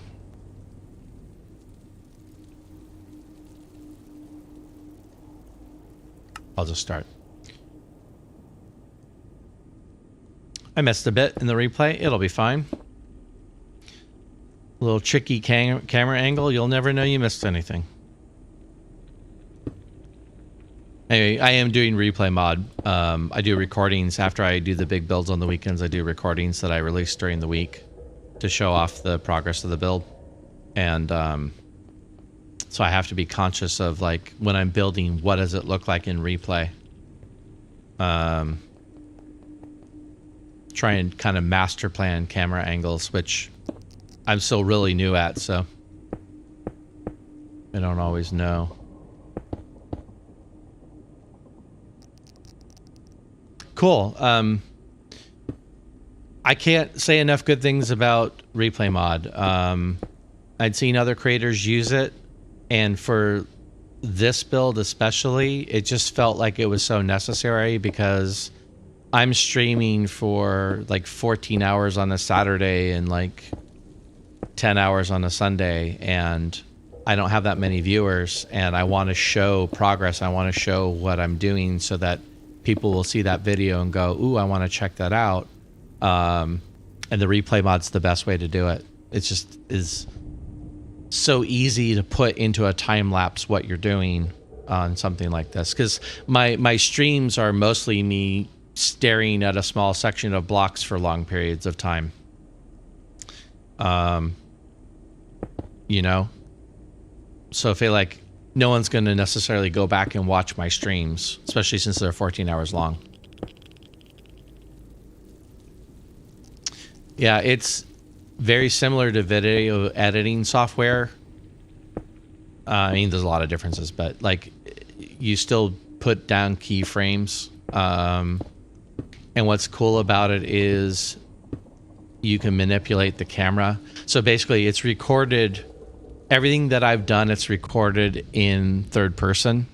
So when you start the replay, you are a camera in the world, and you can watch yourself in slow motion all the way up to 8 times speed build. And then you can set up keyframes in it. So you can take a segment that is 10 minutes long and compress it down to 10 seconds. And you can set the camera angle or a moving camera angles for that 10 seconds. It's not incredibly intuitive, although I feel like if I had more video editing experience, it might be more intuitive than it is. But once you get over that initial hump of the interface, I feel like it picks up pretty quickly. At least it picked up pretty quickly for me, and I feel like I'm not necessarily great with video editing overall, so I feel like it's a pretty low barrier to entry. Yeah. I recommend it. It's an amazing piece of modded software for what it does. It also is a little glitchy. So like one of the things I had to do is just figure out how to massage it. When you make a 14-hour file, it takes a little bit for it to generate that. And you have to be careful about what you do. Like you can be your own worst enemy while it's trying to render, for instance. So, yeah.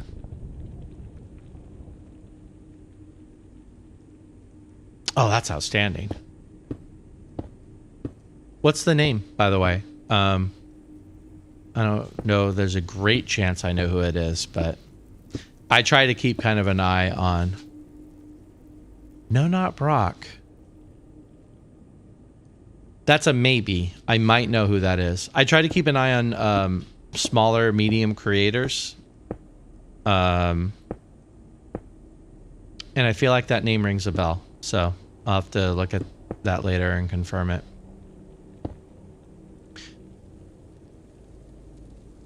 Also, would love to see other people who use replay mod. Because I've seen it on Hermitcraft a lot. They do a lot of replay mod on Hermitcraft. But I also know from the work that I've done on replay mod that a lot of the Hermitcrafters know what they know about replay mod, and they use it within a very narrow subset of its abilities because that's probably their comfort level with it. I'd love to see more people who've used replay mod who are comfortable with it, were familiar with it, and who utilize it a little bit better, because I'd love to try and get some ideas about other ways I can do things. You know, just inspiration or new camera angles or something, you know.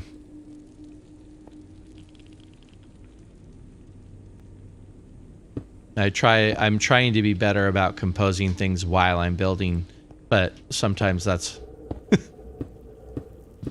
between streaming and building and talking, and doing replay mod in my head. Sometimes it's more than I can do. Yeah. I know a lot of people use it. Like I said, it's just a great thing for showing a build. I think that most of us agree that your average YouTube audience doesn't want to watch you build something in real time unless they're actually watching the stream. You know?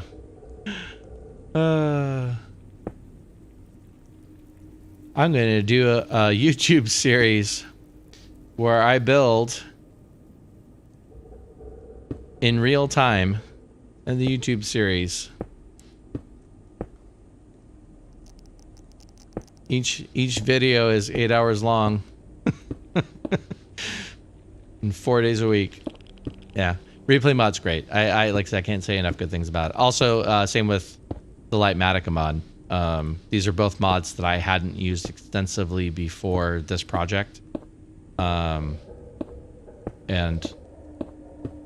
they've been so clutch for doing what I want to do. I don't think that connects. And I think I'm going to have problems getting up there. I feel like I should do one side at a time. I think that'll work also in replay mod as well. So let's do that. Switching tacks halfway through. Cover it up in replay mod later. It's fine.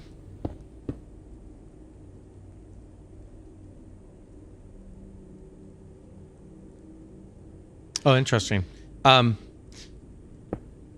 I'd seen that actually used on Hermitcraft too, but only in very specific circumstances.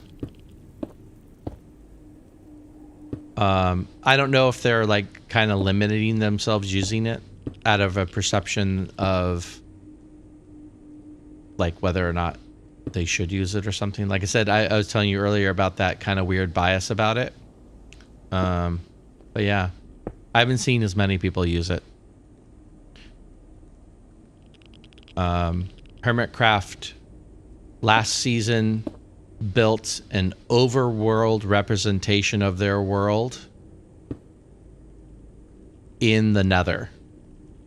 So they basically did a pixel art map of the overworld. I don't remember how they scaled it. Oh, no, I didn't catch that. Yeah. So they did they used, I'm pretty sure it was Litematica. It also could have been the predecessor to Litematica because there was a different mod that does what Litematica does that isn't being used anymore. That Litematica basically took over that space. So I don't know if they're using Litematica or if they're using something different, but that's the first time I saw that was even an option. And I looked into it when I was working on this because I just wanted a way to build a template and then be able to transfer it between worlds. Actually, I take that back. I actually started using Schematica because some of the redstone Nether bedrock removal machines, they had schematics available of the machines. Because the first couple of machines I was looking at, I either had to do the world download, in which case I had to have the world up on the other screen and do back and forth, or I had to have the video up and do it that way. And block by block off of video or off another screen is a terrible way to build, frankly. So that's actually where I started using Schematica. And then as I was using it, I was like, oh, wait, I could totally use this for this future build. Oh, that's so interesting. I had no idea that you'd done that. No, I missed that. If you had said that the other day, I didn't realize that you had used their seed. I do download the world download when they're done with the season and go check out all the fun things. I become a total tourist and run around and check out all the things that they built. But I don't usually use their seed just because, I mean, Carrot has a cool seed. His seed's actually been pretty profitable. Even we were talking about End City raiding the other day with you, Aldi, when he came in. He had gone to the End City the first time. He went to like 4 more End Islands, and the first 3 of them had ships on them. They were giant cities with End City ships, and he got 3 more Elytra. Like, his seed is pretty special. But I always I'm looking for a spawn that's in the water so that I don't have to treat the spawn area for later farms.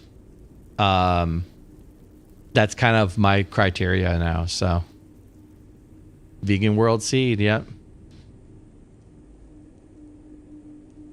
Interesting. Well, yeah, they centered their build around that mushroom biome that they built the shopping center in. And so everyone built within proximity of that mushroom biome. So if you had no interest in a mushroom biome, this is a pretty prominent feature of their seed.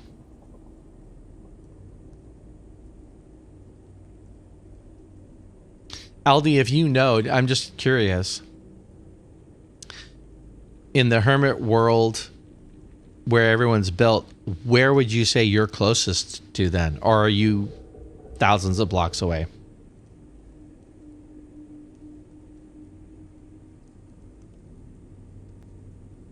I mean, that makes sense. So you're definitely familiar with where things are in their world. Do you happen to know whose area or whose base you're closest to, if Hermitcraft were superimposed over your world?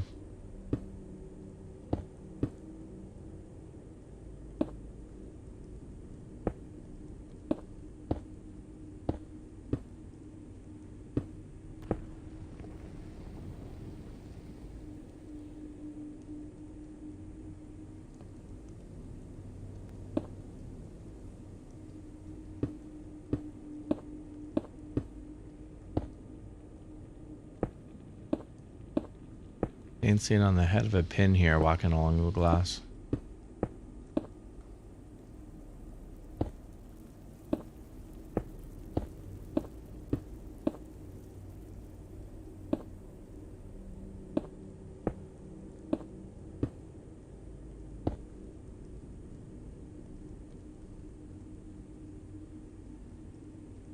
Got it. Okay. Yeah, I know exactly what you're talking about. Interesting. I don't think I'm trying to think if I've even seen anyone over in that neck of the woods on their map.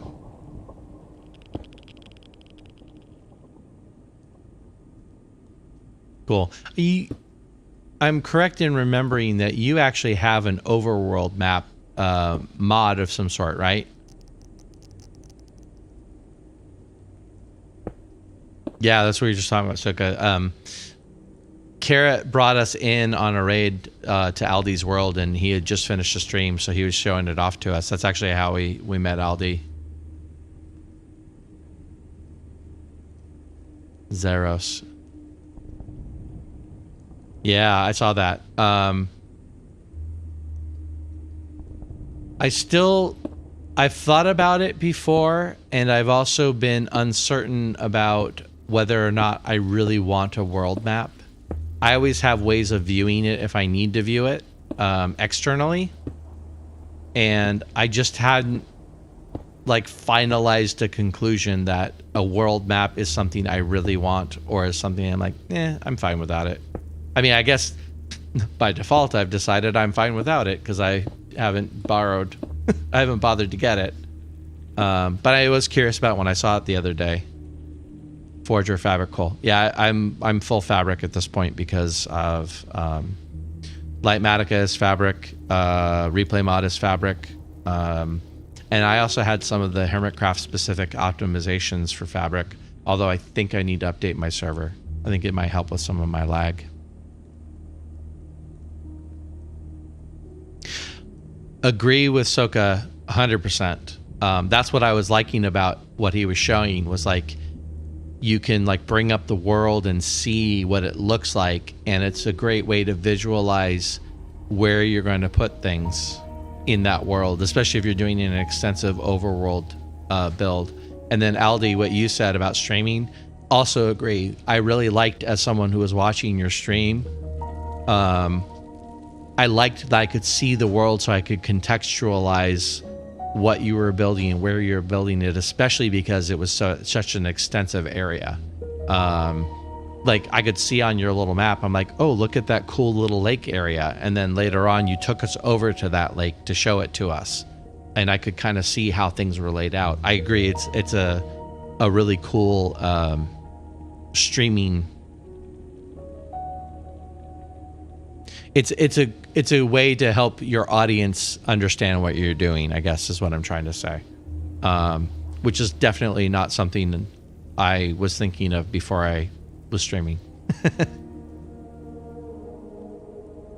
Yes, it's a beautiful world. I was telling him when he first jumped in that I got a lot of inspiration from his world, because it reminded me of how much I like lore in a world. I like a world that feels like it's being lived in. That's very inspiring to me, creatively speaking. And the lore part is something I feel like I'm good at doing, whereas the building and creative stuff I feel like I'm working on. So I really loved the view of his world. I just gave me a lot of ideas, I guess, and like that overworld thing was kind of one of the things. The overworld map. I don't know how well that would work here. These maps. I have a giant square cut in the bedrock, and there's no terrain. But I think if I build in the overworld again, I could see wanting to have that. I see one of the things I love in Minecraft is you saw on my base, I love building area maps. And I love building progress maps. Like that's one thing I love about Minecraft.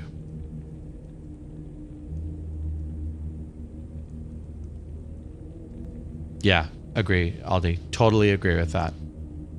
Because now all of a sudden there's more to look at, and you may go, ooh, what's that over there? And I might even say, hey, Aldi, what's that corner over there? What is built over there? It's a good way to drive engagement.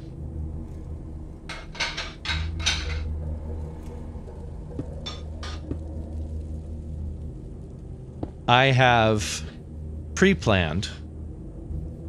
It's funny. You came in earlier, Aldi, and said don't reset. You were joking about the don't reset. Carrot has also said that he plans. And Carrot, I apologize, putting words in your mouth. But when the new version comes out, he's going to keep the areas he's built in, and he's going to trim the rest, so that he can incorporate the 1.17 changes within his world and keep going. I'm really tempted to do that, because most of the things I was excited about have been pushed off to 1.18 now. Like, I want to do a big underground build. Like, I kind of want to do a Dwarven Kingdom, honestly. I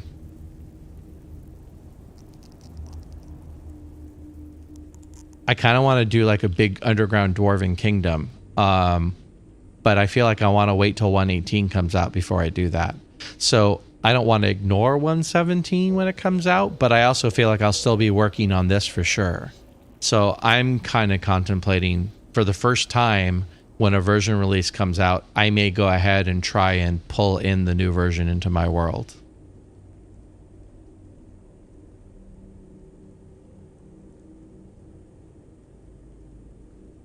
Yeah, so Soka, that's interesting, because Aldi's the other person who recently obviously said that, and me personally, I've built things in my previous worlds that I've been really proud of at the end. I'm realizing I need to get a light, by the way, guys. Bear with me. I'll grab that in a second. I have a light I can borrow from my wife.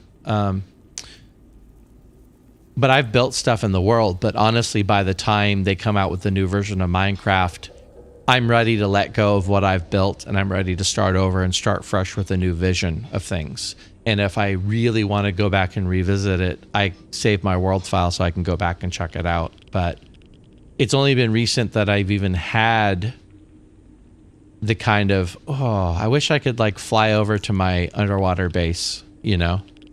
I wish I could go check that out right now. I enjoy the early game Minecraft enough that I actually don't mind resetting once in a while and punching trees, you know? But I think with when 117 comes out, I want to keep building what I'm doing and then get the new 117 blocks and then see where I'm at the end of the year when 118 comes out, and then I might reset. We'll see. I don't know. All these keep the world people are making me think it a little bit. Making me rethink it a little bit. Yeah, that's a good policy. I mean, realistically for me, Aldi, I love exploring in the game too much. I don't know that I could keep myself to a small area. There are ways to trim the stuff that you haven't been to. I'm sorry, the stuff that you've been to that is not of any consequence, which is what Carrot plans on doing. So I think that would be my approach. Like, I'll keep the builds and the buildings that we've created, but as you saw when we went to the overworld, we've affected a very small area of the overworld. So I don't mind resetting the rest of it and checking it out. Just keep the areas that we have built to.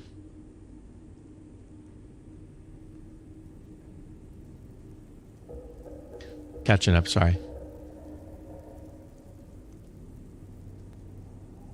Yeah, well, and that makes a big difference too, Aldi. I mean, that's something I hadn't even contemplated. Like, every other time I've built something, I've gotten the build done and I've been like, cool, I'm good with where I'm at. I'm okay to reset. This build here is the first time I've ever built anything where I'm like, I'd like to spend some time in this place rather than build it and go, cool, that was fun, and move on. So that makes a difference. If you have plans for like, okay, I want to build this and then I want to expand to here, and like you have that master plan, that makes total sense.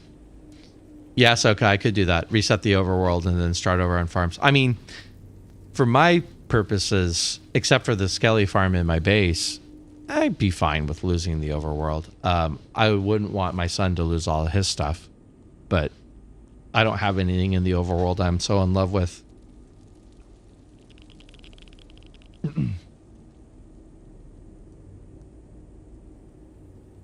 Yeah, I gotcha. You'll be generating the new chunks with the new stuff.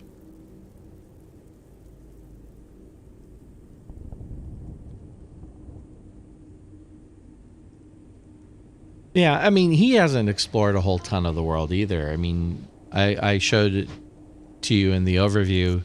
We've got that village that he reskinned and then his own base. But there's a whole... I didn't mention this. I always use large biomes in my spawns. There's something about having to travel to find other biomes that I find incredibly appealing about Minecraft. So, like, going back to almost all the way back to the beginning, I always use large biomes. And so my worlds are meant to be explored. Like, that's the intention. I'm in the middle of a acacia forest, acacia biome. It's got the heights and all that. If I want to find a jungle, I have to go find a jungle. I have to go look for it. That's part of the fun for me. So, yeah, I'm going to follow... I don't know if you were still here, Aldi. I got a lot of follows to do at the end of the stream. I'm going to go over all the names that followed me and drop some follows and check out content and stuff. But based on the conversation Soka and I have had, I definitely want to see what Soka's been up to, for sure.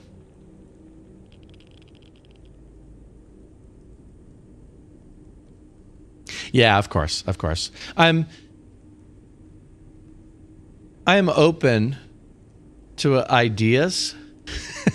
Especially when people have good reasons behind the ideas.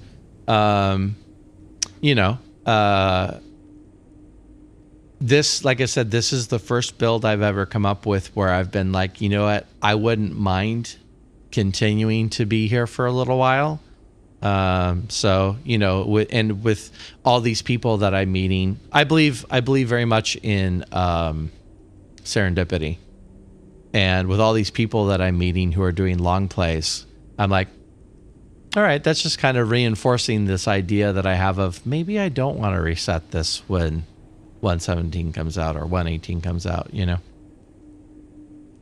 Yeah, exactly. Basically how the internet works. Yeah. Yeah. Yeah. So I feel like I feel almost a little bit like it's not much of a coincidence that all of a sudden I'm bumping into all these other creators who are doing long play worlds. Cause like I said, I have that inkling in the back of my head about it. So yeah, absolutely, Carrot. Totally.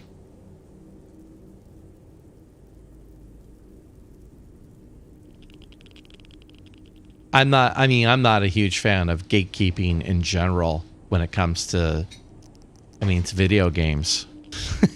It's video games, really. We have rules for how people should make and consume and enjoy video games. Like, that seems ridiculous to me. But like, as like I was saying to Soka earlier, it's like, you know, anyone who watches Il Mango build some cool contraption gets this idea in their head that a farm's not worth building unless it's the most efficient farm ever. And it's like, yeah, but if you don't need 100,000 drops per hour, then just build the farm you want to build and get what you need to get out of it. Like, it doesn't need to be efficient. That's not necessary. It's fine. If your goal is to build the most efficient farm, then that should be what you're striving for. But if your goal is just to get some gunpowder, then do what you want.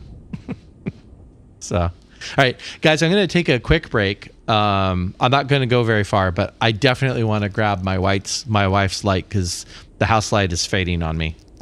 So my camera quality is starting to struggle with the darkness. Yeah, 100% Aldi. I would love to exist in a environment someday where I'm in a Hermitcraft-like environment where there's a server and like maybe I have a farm that generates enough to sell to other people or to give to other people. Other people are going to need these supplies, so I want to generate more than I strictly need. And I'm not there, so, you know, I'm already generating 40 double chests of gunpowder more than I possibly going to use. So it's like, I say that farm's efficient enough. So anyway, I'll be right back, guys. Sorry.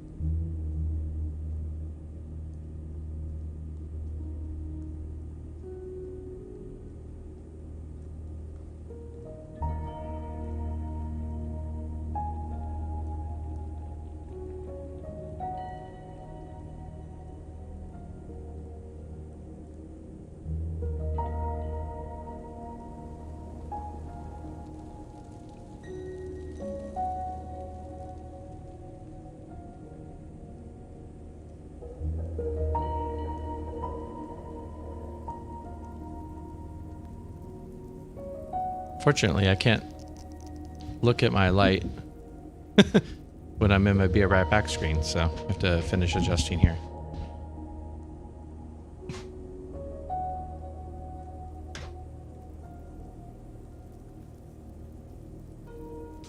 Okay, all right. Okay. Hello, Mr. Carrot. Welcome.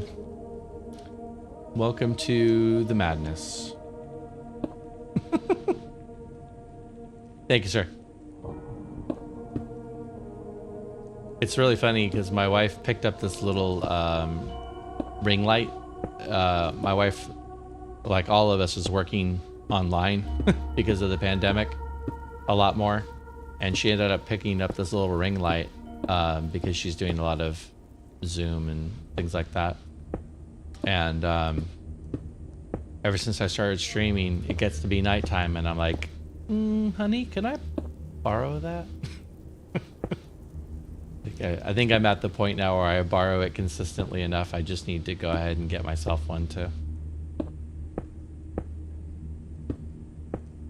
The camera quality is not great, so it needs as much light as I can muster to help it out.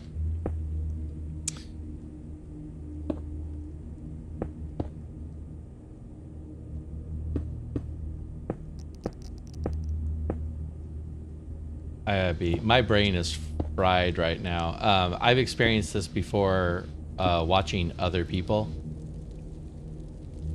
where you have a big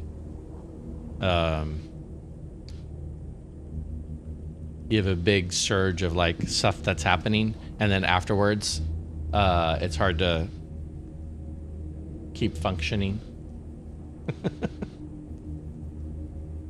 Yeah, I mean, I went with the camera that's built into the laptop. It's fine.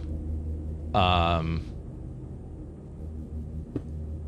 not too hung up about how I look in particular, and I know some people don't even stream with a camera. I feel like as an unknown streamer, you're better with a camera than without. That's another one of those viewer engagement things. It's something else for them to look at and latch onto. I feel like you can get away without a camera if you are a YouTuber that's streaming, because they're already used to not seeing you, but just my opinion on that. So my camera's fine. It gets the job done. It makes me visible. But I think if I ever get to a point where I've made enough money from this that I can spend on some more equipment upgrades, the camera would be the first thing I would look at. Just to put a little polish on it, because it is a basic webcam. Basic built-in laptop built into the lid cam. I also need to get around to purchasing the license from XSplit too, so that that watermark will go away, but that was one of those promises I made to myself of, okay, I'm going to stream. You know, if I stream consistently and I enjoy it, then I'll splurge on getting the license so I can make the watermark go away, you know? If you had a better camera, you would do it more. Oh, so you don't always have the cam. I mean, obviously, I just saw you that one night and you had the cam on that night, so. I didn't realize you normally don't stream with this cam.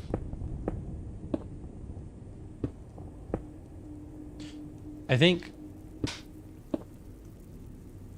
I watch, as far as streaming goes, I watch anytime Tango's on, I watch. Unless it's a time I'm just physically not available, but Impulse.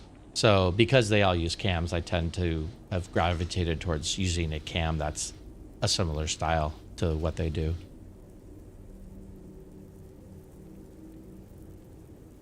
Ah, makes sense. Gotcha. Peer pressure.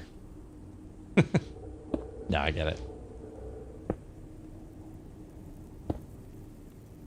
I do think there's something to viewer engagement with it too, though. I do think that you're asking random people on the internet to judge what you look like, but like it or not, what you look like is usually a measure people use, and I don't think that's a bad thing necessarily. You know, I think that you might get a few more people who stay because something about you looks friendly or something. It's not even an attractiveness thing as much as it's just that something about your appearance is soothing to them or exciting to them or whatever.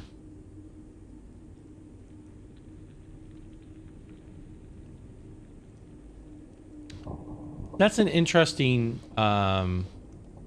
statement. I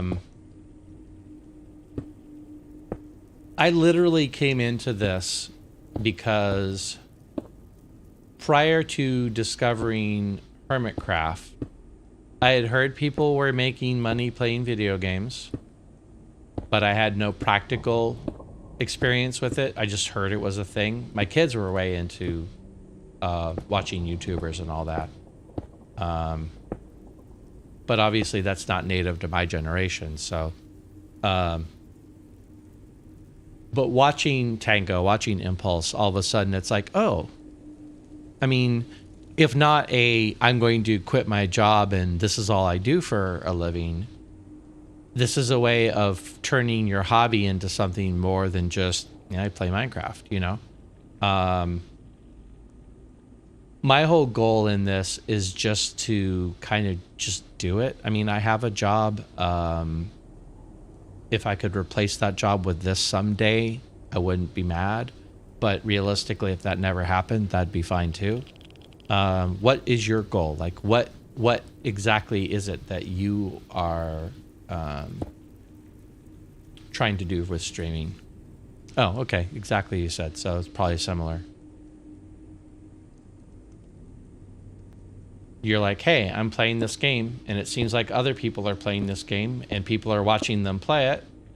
Maybe I could play the game, and people will watch me play it.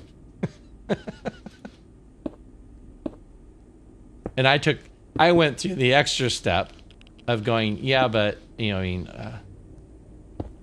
am I boring when I play the game? Is what I play interesting? I went through that extra step too. That kept me out of streaming for a long time, actually. It was really because I started doing this build that I was like, okay, I feel like this is interesting. I feel like this is worth watching. This is worth me presenting, I guess would be a better way to put it. Gotcha, yeah. You gotta reassess. Take a look at the landscape now and say, this is where I want to go now that I'm here. Well, I'm not gonna lie. As I said earlier, I started off and I was just like, cool, I'm streaming consistently. These are both wins for me because those were not necessarily things that were happening prior. And then all of a sudden I was like going, wait a minute, I have 30 followers. Like, you only need 50 to get affiliate. So all of a sudden, affiliate, which felt like a long, far away thought, like, oh, well, maybe someday I'll get close enough to that I'll even worry about. Now all of a sudden affiliate was like, oh, maybe that's not as far away as I was originally conceiving. And like today was a huge boost because I started off the day at 40 followers and now all of a sudden I have 50. That was, I just reset it because I hit 40 yesterday. I had a goal from 30 to 40 that had been there for a couple of weeks and I was creeping up, you know, weekend by weekend. And just yesterday I got to 40 and I was like, cool, I can set up a new counter. So I was not expecting to get to 50 in one day. That took me by surprise. That's it.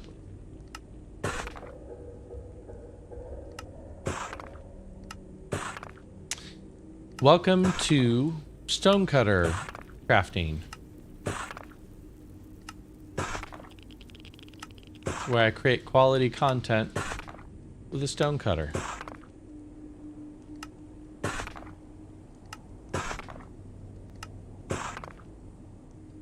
It's moments like this where I have to break open a fresh box of blackstone and craft it that I go, I'm not 100% sure I actually do have enough blackstone. Right, Carrot? Can't tell you how many times I've told Carrot, oh, I had enough blackstone. Maybe I don't.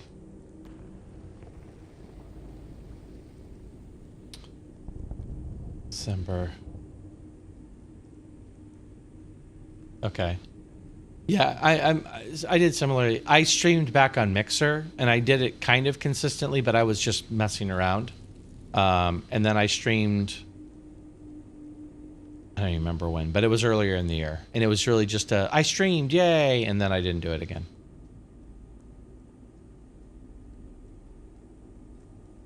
Hey, Carrot, welcome back.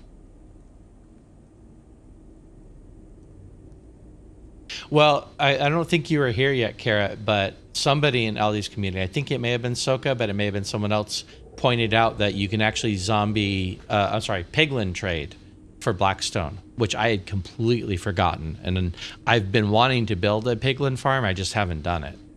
But blackstone is something you can get from piglin farm, and I've got the gold for it. So if I start getting low on blackstone, I'll definitely put a piglin farm in some corner of this build. That'll be a thing.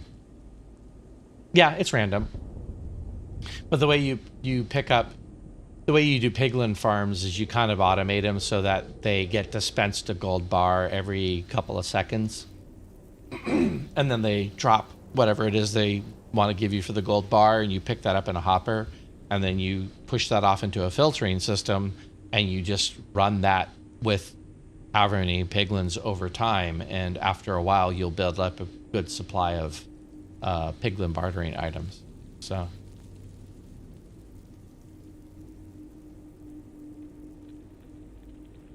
and it's one of the mechanics that I specifically was kind of interested in, like when they came out with the Nether update, like, ooh, piglin bartering, I really want to explore that. I'd built a piglin gold farm before, one of the old, like, Il Mango style. The new farms are much easier to build. That was one of the things I wanted to do in this world, because they had changed the mechanics of it. But piglin barter and a hoglin farm, which is very non-carrot, mind you. But I was kind of thinking a hoglin farm too. But the hoglin farm I don't need because of the golden carrots. I might still do one just to see, but the bartering farm I was definitely interested in. Yeah, the gold question. Sorry. I'm super froggy in my throat today for some reason. Probably because I'm talking so much. And I don't talk this much in my normal life. That's probably why I'm super froggy. Alright, here it goes, people. Here it goes. Here it goes. Oh, that was so close. Ooh, wait. I meant to do this. I totally meant to do this. First time.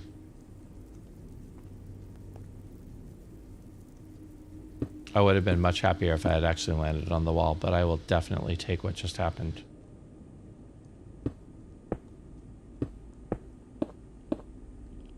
Of course, this is taking more glass than I was anticipating, so now I'm going to have to go get more black dye from the overworld again.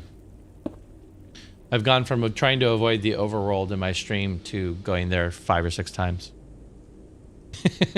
Exactly. That's totally the inspiration for that. Actually, he probably even got this from the Lego movie, the Batman in the Lego movie. That's one of his things. Apparently just to make enough to get paid out. Yeah. Yeah, I think my goals are really malleable. I started off with the pinnacle goal for me is Tango. Tango Tech is the pinnacle goal for me. Like, that's, if I'm shooting for any field of stars in particular, it's him. I don't care about ninja level. I don't care about dream. I don't care about any of that stuff, right? I want to build a good community of good people. And Tango's been doing it for a long time, so I have very realistic expectations about what that looks like. But then the goal is, okay, let's just stream consistently. Let's make that a thing in my life. And then let's get better at editing. Let's get better at creating YouTube content. Maybe someday affiliate for Twitch. Like, all my goals are very malleable to the next moment. And I'm really trying not to worry about too much beyond that, because so much of it's not guaranteed. I'm just trying to focus on what I can control, you know. Yes, Aldi, 100%.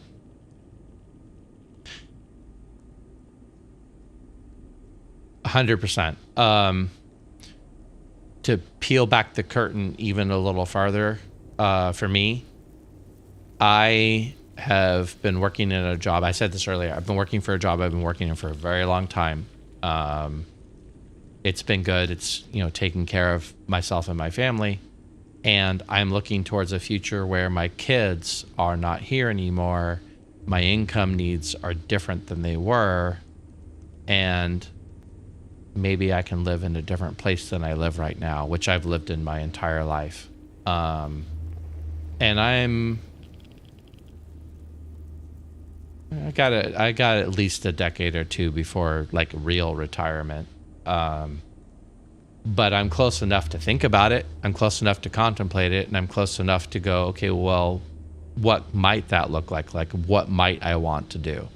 And right there with you on what you just said. It's like, I'd love to be able to give up what I've been doing for 30 years of my life, and transition into doing online things like this. And moreover, for me especially, I want to work for myself for a change, because I've spent 30 years of my life making someone else rich. So it's taken me a long time to find something that I feel like I can do that I could make money at. And again, you know, it is what it is. I'll continue doing my normal life as I continue doing it. And if this gets me closer to a goal of working for myself and being able to kind of redesign, you know, the third stage of my life, then great. I'm all for it, you know. I'm not afraid of having the big dream, while at the same time just being realistic about what it's going to take to get there, you know, and not pinning all my hopes on it or whatever. So.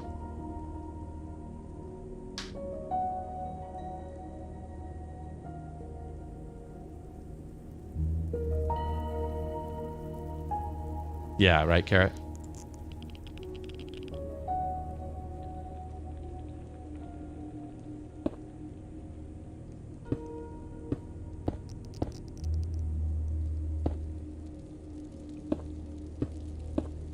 I'll tell, right. I'm hesitating to jump in because I don't want to interrupt Aldi's thought that he's starting in, but I'll just say, from my perspective, Carrot, this is something I learned a long time ago and I've actually implemented fairly well in my life. You don't ever want to rely on one source of income. A, because it's soul crushing. That your job is your job and that's the only place that makes you money. B, because it gives you at least some measure of control over your own destiny if you can bring in income from more than one source from more than one source. It gives you an agency that you don't have if all you do is show up to a job every day, punch in and punch out. So yeah, that's my 10,000 foot overview of 31 specifically, because I was kind of there myself around that age. And I was able to find some other things that I could do that were other sources of income that are also closer to things that I love to do as opposed to what I've been doing for 30 years, which is something that I am good at, but is not fulfilling. So it's not creative in any way, shape, or form. So it's not fulfilling in that way. And like I said, I'm just literally making someone else rich. So it's not fulfilling in that way either.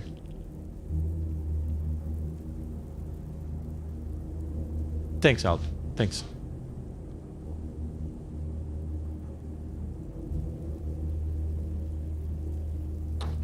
Yeah,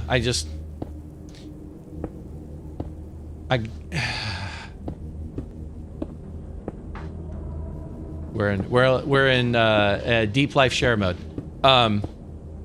This kind of thing is honestly something that was a dream I had a million years ago that I didn't think was even remotely close to possible. I didn't see any human way to make money creating, entertaining, playing a game, you know. And so I tucked that on the shelf, you know, before I even got started. Like, it just wasn't even realistic for me. And so when I got older and now all of a sudden I'm like, wait a minute, people are making money. They're making a living doing this. What?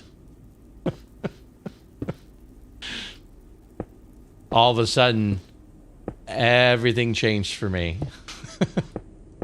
So.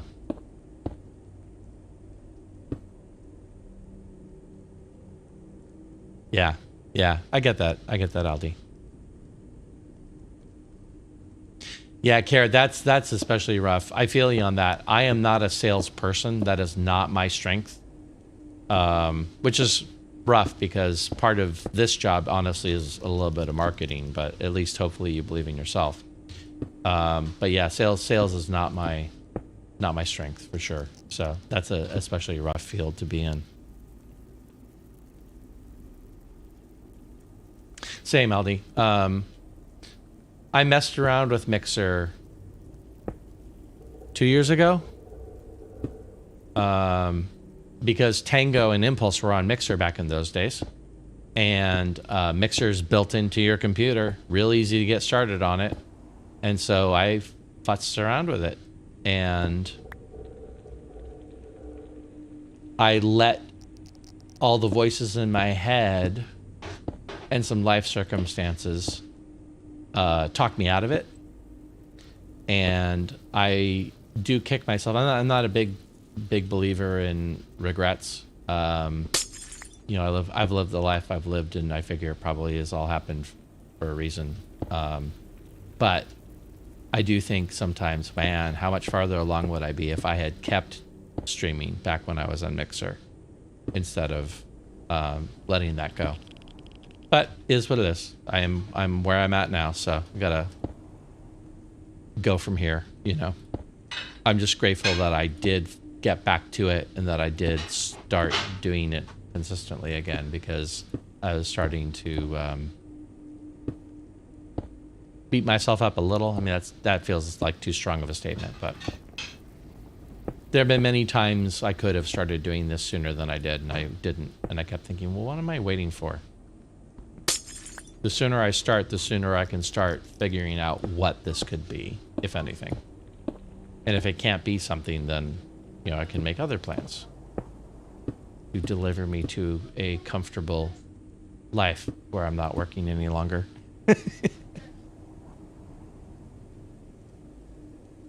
Right? For sure. Isn't that funny, too? Isn't that funny? That's one of the big conversations around Hermitcraft. Exuma just did his 1,000 milestone video, and he talked about how Hermitcraft benefited because Minecraft fell off in popularity for a long time there, and Hermitcraft was like one of the only SMPs around. So the second Minecraft got popular again, they were already there. So it's like, you know, we'll see. See if there's a little bump.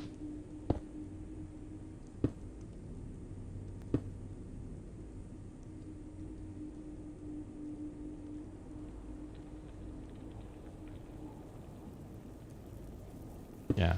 Well, I mean, Aldi, if I can speak any words of encouragement, I loved being on your stream the other day. You know, you come across a lot of creators. I try really hard to check out other Minecraft creators. I try really hard to see what other people are doing. I would say, honestly, the vast majority of the time I check out a Minecraft YouTuber or a Minecraft streamer I've never checked out before. I don't find anything there that I'm like, I really want to keep following or keep emulating. Your stream was such a breath of fresh air because it's like, I love what this guy is doing. I love his personality and his attitude while doing it. This is somebody who genuinely I could watch. Like, this is a channel I'm happy to follow and check back in on. That just doesn't happen very often for me.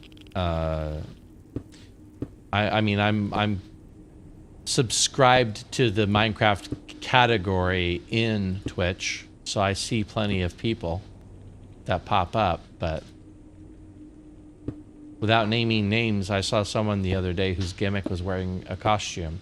And I don't know if that's his longtime gimmick. He could have, I'm not being completely fair. They could have been like doing a charity stream or something, but it seemed a little bit like the shtick was this kind of like goofy, kid-friendly personality thing. And I'm like, I see what you're doing, but I won't be staying. Cool. I'm glad to hear that.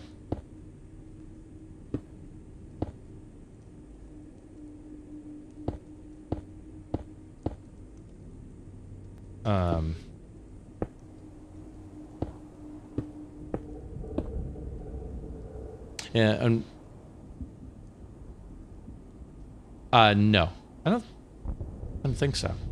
Like I said, I don't fully remember. I didn't spend very long there. I didn't fully remember, and I don't want to gossip about other streamers who are just hustling, doing what they do. Knowing me, okay, this is a pattern for me. This happens to me throughout my life. Whoever it was, I'm probably gonna find myself in their stream like 6 months from now, and I'm gonna love them, and I'm gonna love their stream, and I'm gonna love what they're doing. And I'm gonna have some version of eating crow because I ever thought badly of it. That I can't tell you how many times in my life that's happened. So yeah, calling it now.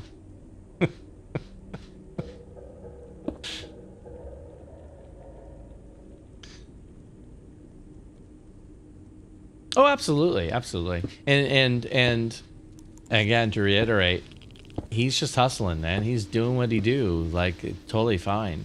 I just know for me, I'm not a Dream SMP guy. I'm not a zany antics role playing guy. Hermitcraft is as much into the zany antic role playing as I ever want to get. And I think I'm more tolerant of them just because I've followed a lot of them for a long time, so I kind of know where they're coming from. It's just my thing, you know. It's just what I'm looking for. So, and I said that to say, you know, like in the context of like finding other streamers I vibe with, I don't tend to find a lot of Minecraft streamers I vibe with. So, Carrot was one of the first in recent memories, in fact, actually. So, yeah, exactly. Yeah. But I'm excited too because you've got this great little community here, Aldi, and it's like, I'm sure not everybody is everyone's cup of tea, but everyone's supportive of each other. And I mean, just from the vibe of the people who came in earlier, it's like, I guarantee that I could probably spend a good amount of time in everyone's channel and enjoy myself, you know?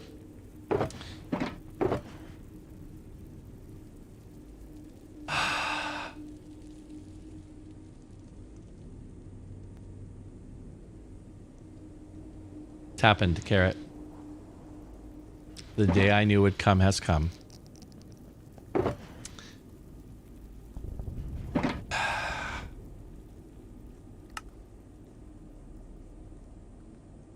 Okay, here we go. Here we go back to the overworld. Nope. Nope. Not the Blackstone. Not yet. Although I am low-ish. These 2 shulkers are what I have left of Blackstone that isn't already pre-made in the chest. So if I have to pre-make a bunch more, I'll be out. Nope. Nope. This is the Great Black Die trip.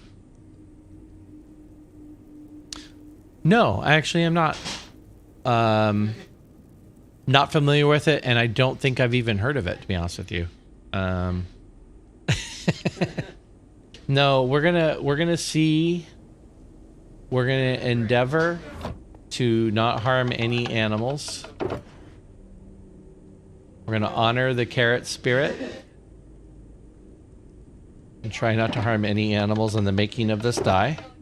I'm gonna try. Yes, I know pixel riffs. Pixel riffs, of course, through the Hermit recap, through, you know, he himself is a great builder and creator, and I feel like pixel riffs is one of the people you follow if you're into Minecraft, just because, you know. Oh, okay, that actually, still have not heard of the podcast of Spawn Chunks, but I have heard that Pixel Riffs was involved with a podcast. Didn't know it was Minecraft related, though. So that's interesting.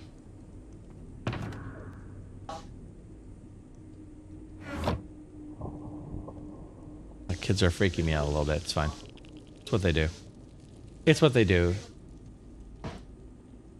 Alright. Did I turn it off? I did, okay. This replay mod is going to be such a mess. Oh, wait. I forgot where I was going. You go home, not go back to the... Oh, interesting. Okay. Tell me a little bit about the podcast. Do you listen to the podcast itself, by chance? Because I have... Ooh, I just bumped my mic. Sorry about that. Rip. Okay. I'm kind of looking... I'd love to find a good Minecraft podcast. I've run out of podcasts lately. I have one podcast I listen to regularly, and I love having podcasts for downtime. It's either that or I'm watching the same movies I've already watched a million times. Is it a good Minecraft podcast? Like, what do they... It's such a broad question. I mean, it's a podcast. They could cover everything. If you can nutshell it, if that's possible to nutshell it, what do they talk about in the podcast that's Minecraft related? Oh, sweet. Yeah, I feel like I should look into this. I keep up with like whatever Sly Slime is doing. Obviously, Exuma posts updates, but and I would love to hear any of the Hermits, like more little bits and pieces of any interviews that they've done. So I think I'll have to check that out. I feel too like Joel Duggan. I know the name.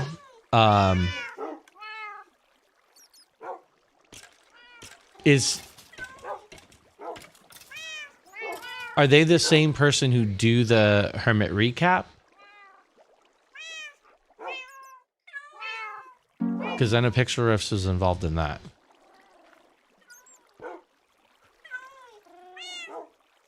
Okay. All right. It's boy, I forget the other name. Zloy. There you go. That's I could not in a million years come up with that consonant jumble of a name. Some names are easy to remember because you can read them and know what they are, and some of them you're like, that's a random combination of letters, and I have no idea what that sounds like. Joel streams on here. Okay, cool. I'll have to check that out. I'm very interested in that podcast. So how did your communities intersect? Just out of curiosity. Oh, in the wrong place, looking for a die. Die will be in this chest. I didn't think I was going to need all this dye, but now I do. Ooh, I like sci-fi. I don't think I have a lot of room in my dye chest, do I? Eh, a little bit. Is this 1-for-1 exchange for dye? Ah, it is. Boy, I was hoping that was more like a flower, and that was a 2-for-1 exchange. It's fine. I had dye. That's all I cared about. Cool. I'll follow the thread too.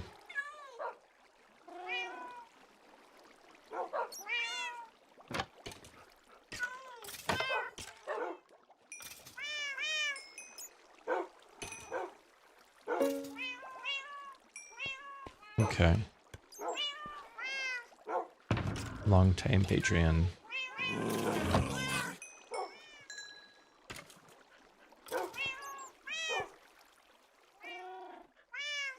Citadel Cafe is actually kind of an interesting name for, like, a sci-fi podcast.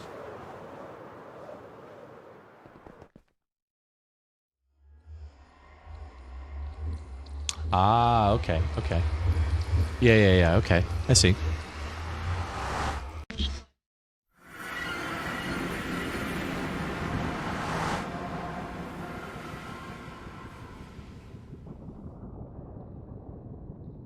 Yeah, right. That's cool. That's cool.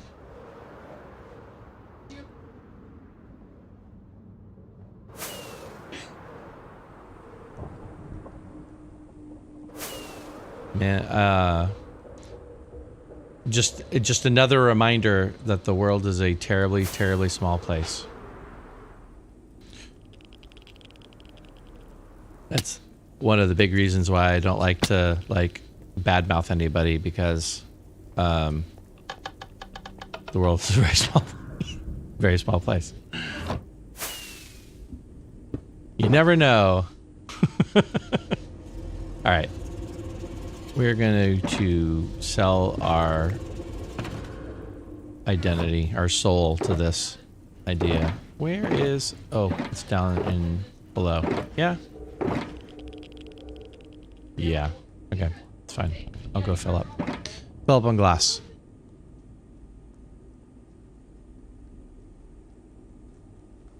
Oh, cool. Okay.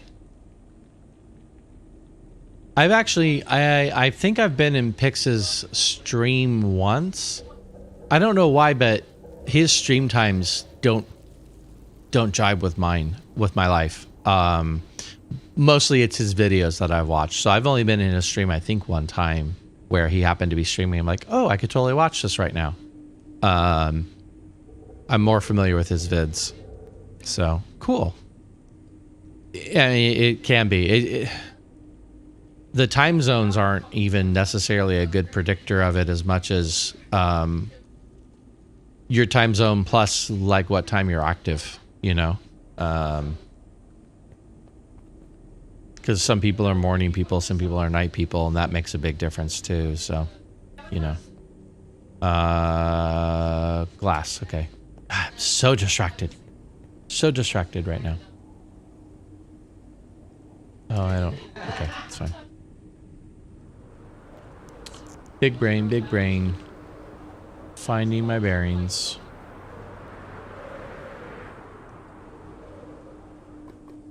That felt good. That felt good. I appreciated that. That was a good glide. Should I shulker this up? Yeah, why not? That's what shulker boxes are for, people.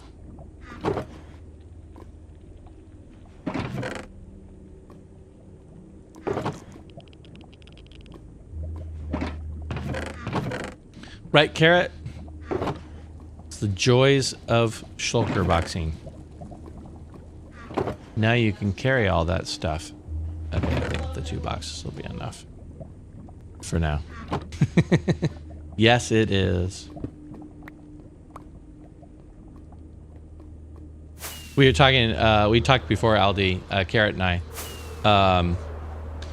I've played Minecraft, honestly, straight through, since 2013. Bought Minecraft for my son long before that.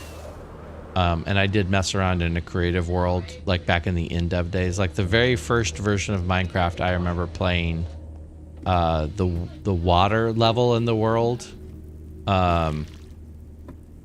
would spawn infinite blocks. So you could like dig out a moat next to a lake, break the block between the lake and the moat, and the lake would fill the moat in. It wasn't like limited like it is now. But I've been playing since 2013 consistently, and it's grown from being like a game that I really enjoy playing to a game that I enjoy playing above all other games. Like I frequently don't play other games because I'd rather play Minecraft.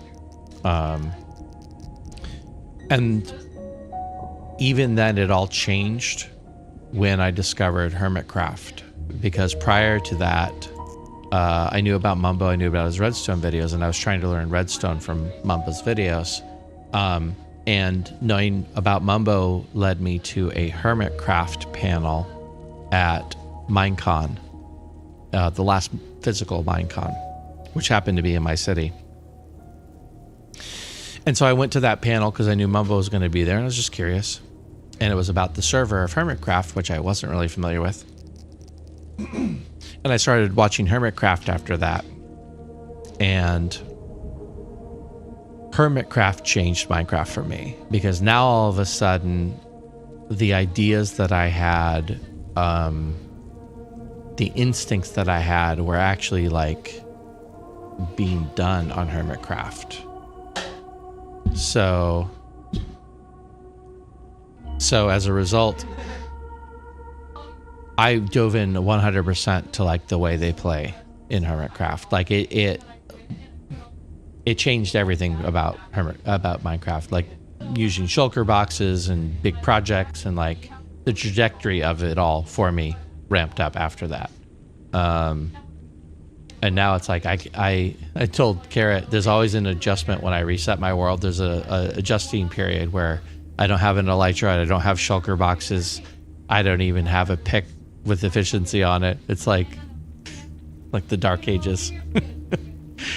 Anyway, you're saying pickle you put yourself in. Let's put the glass here, and I'm gonna grab a full-on string of this, and I put it away. All right, well, that's fine. I'll convert it, and then we'll go back.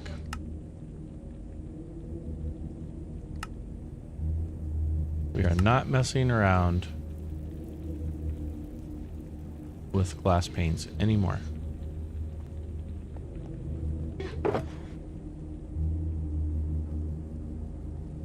In fact, I might need a whole nother shulker box for it.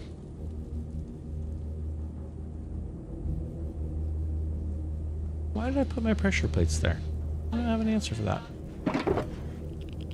Actually, I'm going to need most of this glass back, probably. Boop.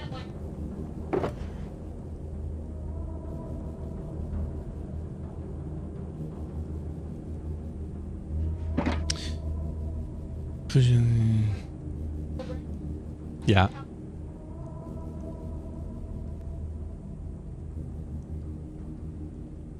But Aldi.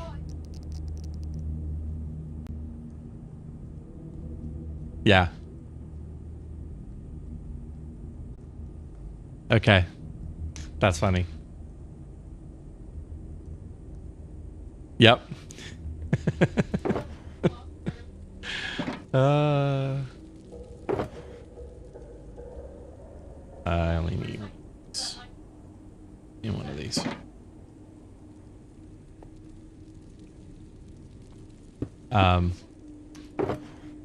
Play other games? I don't know. I don't know. I watch a movie? I don't know. Yeah, that's funny.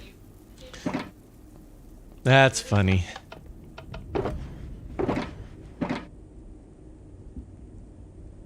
Hey, I'm not mad about that. I've been so grateful so far because Carrot and I connected, and he's been persistent as persistent as possible in my streams. I am persistent as I can be in his streams.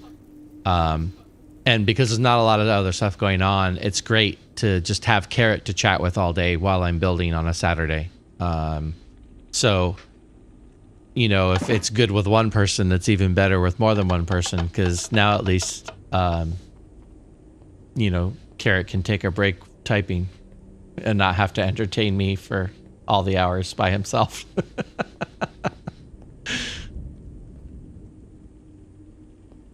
Oh, that's interesting. Always happy to chat with you, Carrot. Like I said before, it's like it's almost worth it alone, just because it's like, oh cool, I'll get to chat with Carrot while I do stuff, even if no one else shows up. It's fine.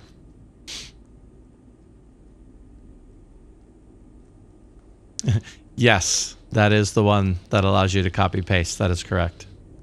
You can build little smaller schematics and then import them in. And so if you build like this building here specifically, each floor, I built the floor once, and then I copied and pasted the floor all the way down, because I knew the floors weren't going to be different, or if they're different, they'll be different later when I implement a interior. So yeah, build it once, copy and paste. Okay. To be honest with you, I don't even think I recognize the name of the person you're talking about. Oh, wow. Okay. Yes. I think the interface is in-game, Carrot.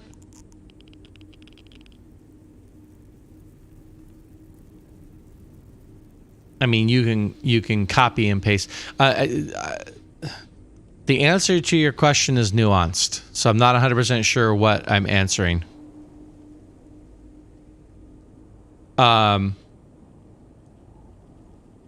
Yeah, I knew Mumbo's videos, but I didn't know he was part of an SMP. Mumbo's very compartmentalized in that way. A lot of the Hermitcraft people will say, "Hey, you can come check this out too." And I don't know if Mumbo did that in any of the videos I ever watched, any of his YouTube tutorial videos. I don't think he ever like talked about Hermitcraft. I could be wrong, and maybe I just missed it or something, but.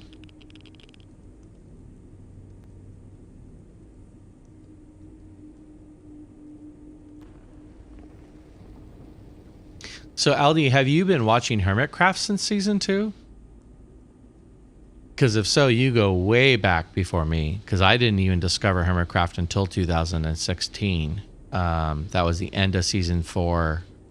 Like, they had 2 weeks left of season 4, and then they started season 5. So season 5 was my first actual Hermitcraft season.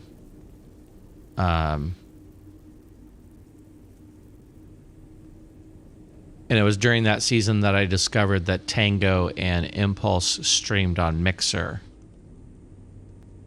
Tango and Impulse were my gateway to streaming, to watching streamers. I knew of streaming before then, but I had no reason to go watch streaming or go look for streamers until one of the two of them was talking about streaming on Mixer, and I really loved their content, and I thought, oh, I'm curious what it is, what the streaming is. And that was when they were doing their Friday night derp streams, which I wish they would bring back. Although I love Among Us, so I don't want them to replace Among Us, but.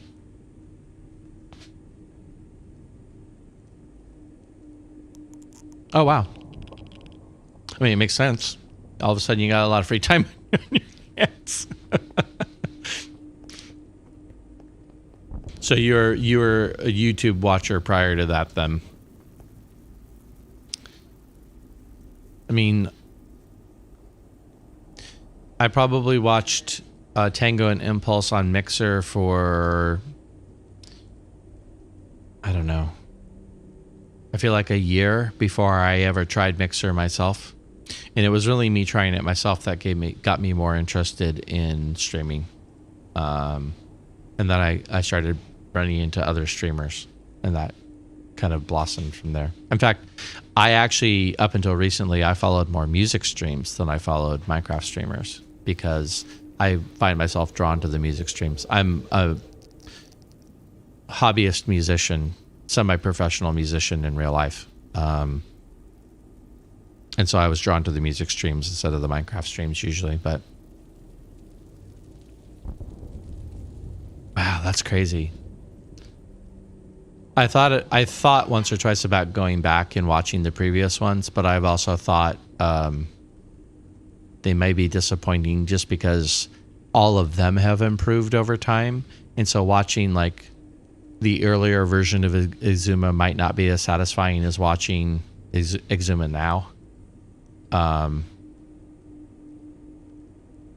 just feel like everyone has improved so much. Like Mumbo is a great example. Mumbo has improved so much. I know he's literally grown up on YouTube, but Mumbo has improved so much as a content creator. I admire him so much. But going back and watching his old videos is kind of funny sometimes because he was such a kid, you know?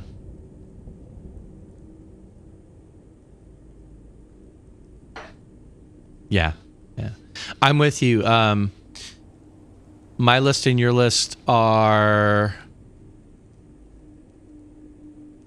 yeah, 100%. Oh, and X points it out all the time. I mean, he's linked clips to his early videos, even before his big 1,000 video thing. He's linked clips of how he used to sound. Let's see, who is different on your list? I really enjoy Zombie Cleo, Aldi.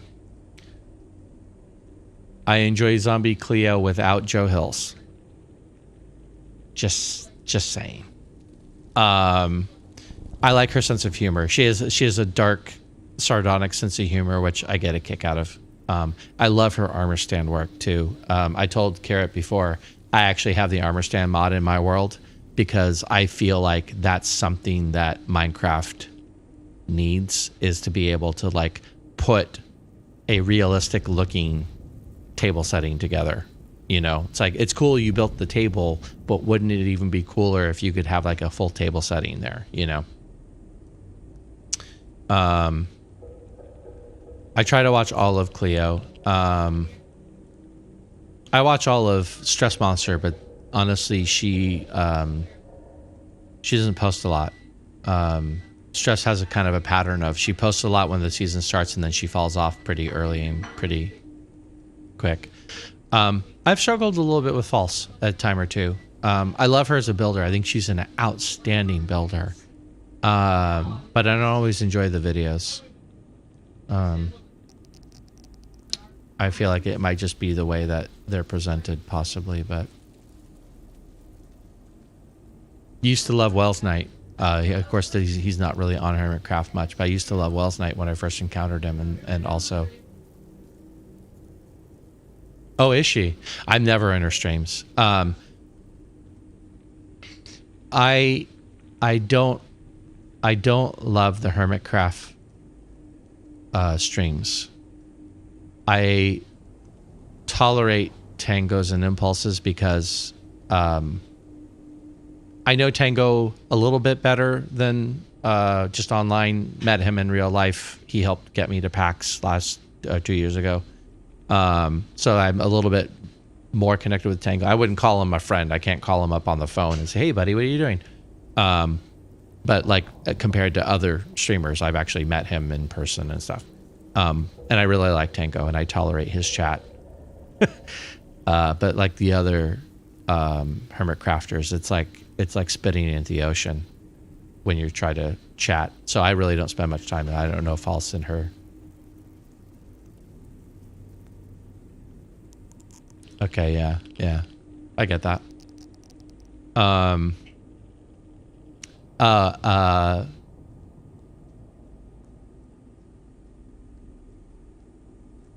Etho. I love Etho. I love his videos. His videos are interesting because his solo videos are almost a bit dry, but his collaboration videos, anytime Etho is collaborating with B-Dubs, with Doc, with Cleo, I giggle. I find Etho so funny. I just dig Etho's sense of humor and the way he plays the game. I really like Etho a lot. So he's another deviation from your list. Otherwise, I think the list's dead on. I was watching Doc. Obviously, he hasn't been streaming lately, but I struggle a little bit with Doc. Doc has a specific personality that I don't always jibe with. You know, just sometimes these things happen, you know. Doc's not losing any sleep over it. I am curious to see, though. I as a father myself, I'm really curious to see how Doc's going to be when he comes back. Now that he's a father. Just to see if it changes him at all, you know. It's easy to be one thing. It's easy to be some things, you know, when you're only responsible for yourself. But now all of a sudden when you're responsible for another human life, sometimes that is a little harder. So yeah, we'll see. We'll see. I love that trick. Just gonna say I intend to do that every single time. I probably should grab more glass, but I think I'll be okay.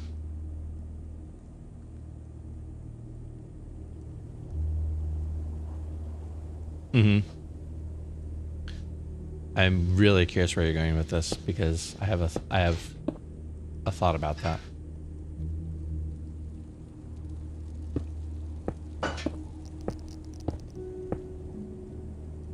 B-Dubs has actually become one of my favorite. I really appreciate how he creates content. I think he's very conscious about the content he's creating.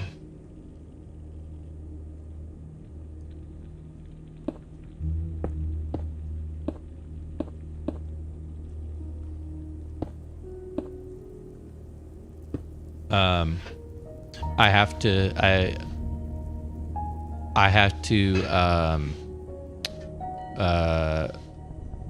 plead a little ignorance on that specific topic because I'm familiar with it happening and what happened and how he handled it and all of that.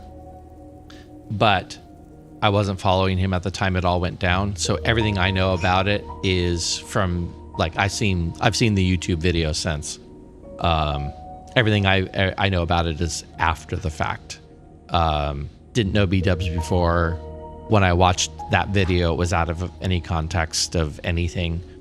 My heart broke for him because as a parent, I can't imagine. I just can't imagine. And I know he took a long time away from doing things, I presume, to mourn. But ever since he's come back to Hermitcraft, in fact, when B-Dubs was on Hermitcraft at the end of season 6, beginning of season 6, B-Dubs was part of the NHO contingent, and to be honest with you, I didn't watch any of them. I was like, and all of them stopped playing early, so I was kind of like, you know. I saw a few interactions with B-Dubs with some other hermits, and I was like, didn't see anything about him at that time that I was like, oh, I really want to go watch him. But since he's come back to Hermitcraft, and of course this is all post what happened to his daughter and all that, I think he's one of the most deliberate creators out there. I think he's really good at creating content. I don't always love all of his content, but I think he's really good at creating content. I think, like, at the job of it, I feel like he's someone to take things from, I guess, you know? Yeah. And speaking of somebody who's collab videos, I will watch his collab video with anybody, anytime.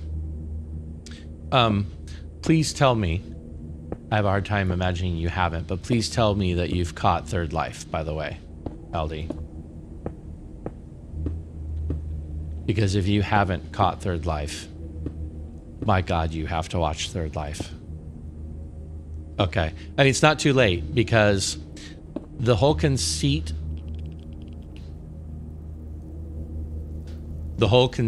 of Third Life is it's okay. Well, let me say, because we've shared so much that we have in common in terms of what our likes are. You will love Third Life.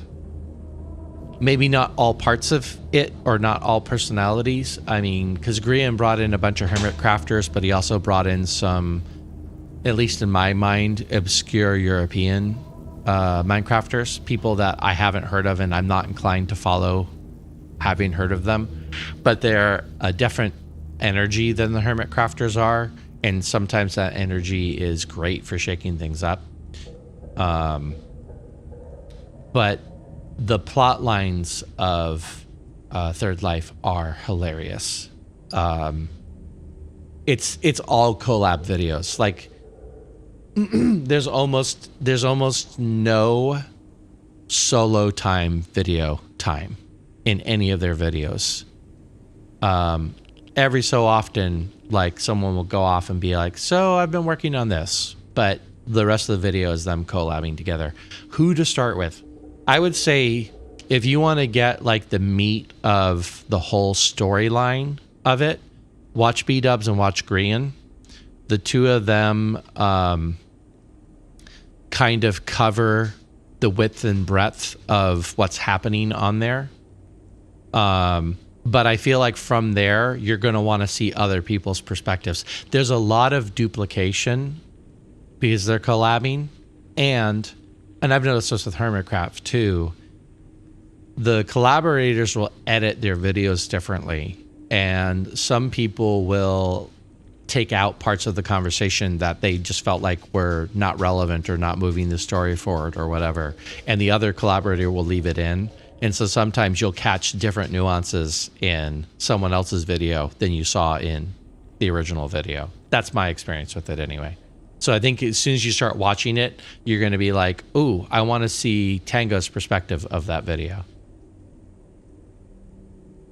Dude, I feel that. I feel that. I have been working on a rewatch of Deep Space Nine.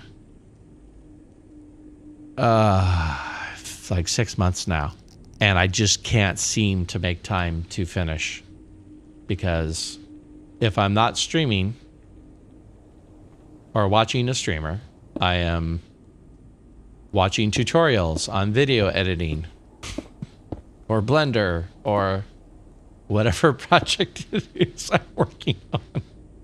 My entire week, actually, I'm getting better at this timeline, but my entire week in between streaming for mega hours on the weekend is spent editing video, or making my stream better. And I end up, like, I get to next Saturday and it's time to stream Minecraft, and I'm like, wait a minute, I didn't play Minecraft at all this week. That's weird. So yeah, I fully appreciate that. And I do think that if you enjoy Hermitcraft, and if you enjoy the hermits that you've said in the way, you know, in the same way that I enjoy them, Third Life, the challenge with Third Life is they basically play together for 3 hours on a Friday, and some people distill the 3 hours into the best of. Some people have long videos. It just depends on the user. Grian's really good about editing content down. That's why I think he's a good one to jump off with. Plus, a lot of the stuff seems to be happening around Grian. And the stuff that's not happening around Grian tends to be happening around B-dubs. So, yep. All of the above. All of the above. I mean, I've picked up some new skills I didn't have prior to this whole journey. You know, I basically have downloaded a whole bunch of video editing and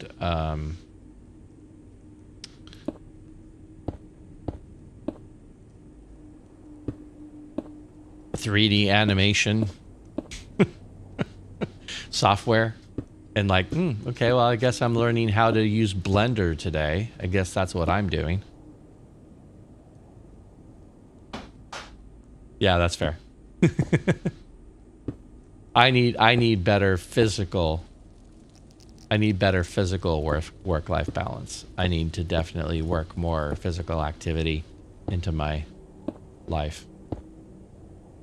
I still have my real life job that I am working from home now and forever. The pandemic changed it, but the boss decided he wants everyone to work from home indefinitely, which has changed some things for me too. But, you know, I do have to dedicate some hours of my day to that as well. And like finding time to be like, you know what? I need to go for a walk.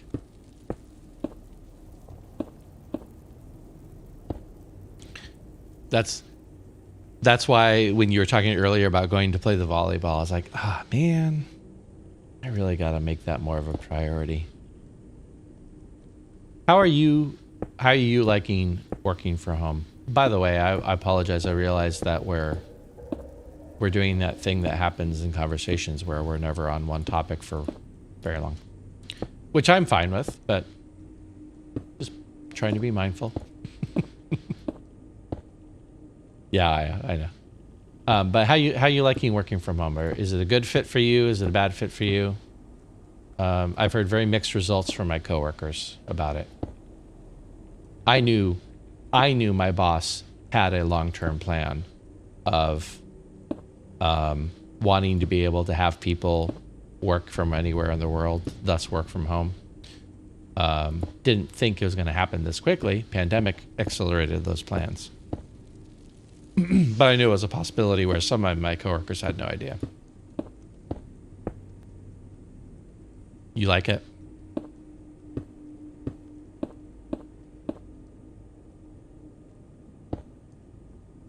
It took me a while to embrace it, because as much as I know that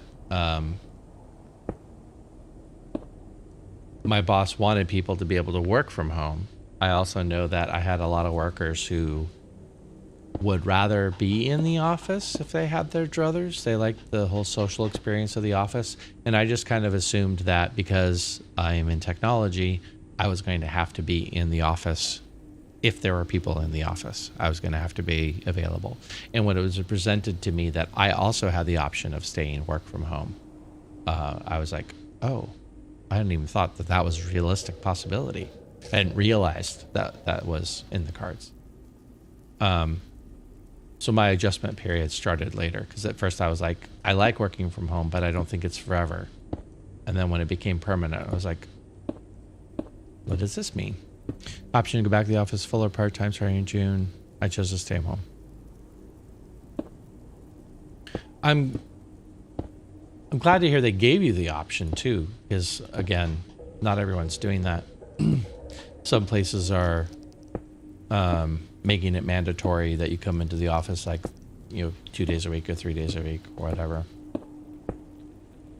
In my particular case, my boss actually took advantage of the fact that he doesn't have a building full of employees to, our lease was up. So he ended up leasing a much smaller space. So even if he changed his mind, he'd have to lease a new space, which is not outside the realm of possibility, but like the current space he's in can't have more than a half a dozen people in it. It's just not big enough. So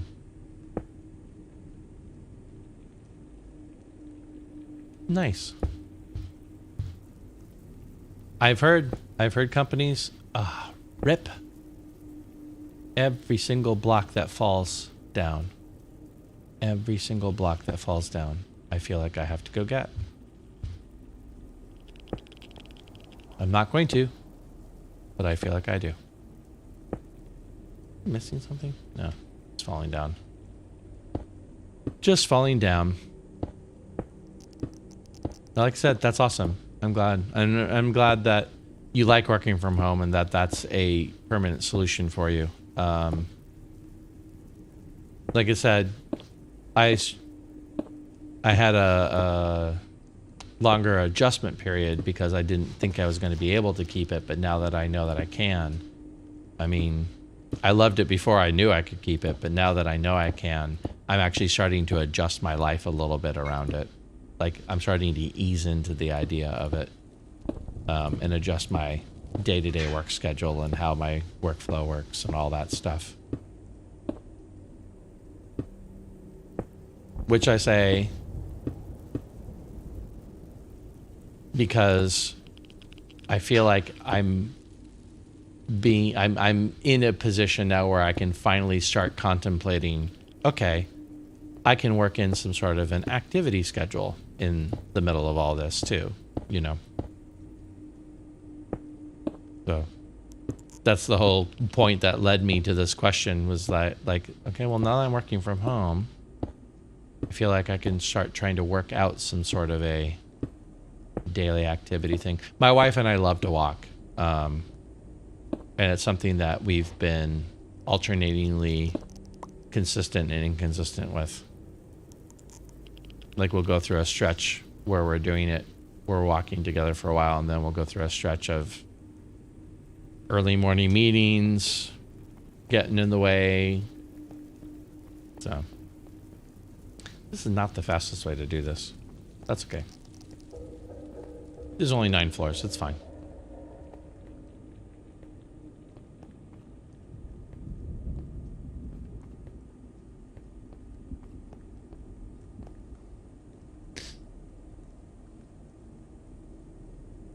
Oh yeah, I can get that.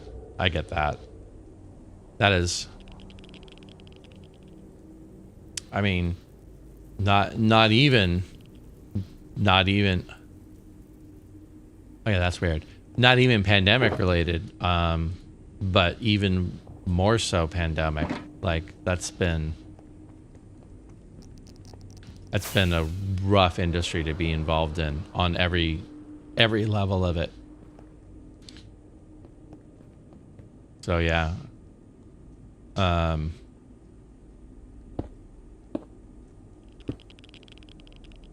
Also, I mean, depending on what you're doing in the industry, it's also one of those places that there isn't really a lot of room to grow. I mean, you can sometimes become the big fish in the little pond, but being the big fish usually just means that there's more people gunning for you in that environment. I say as someone whose wife was in food service when I met her and for many years. Before she became a mom and then transitioned into her job now.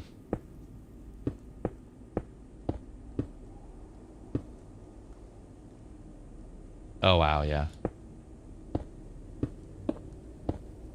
So interesting.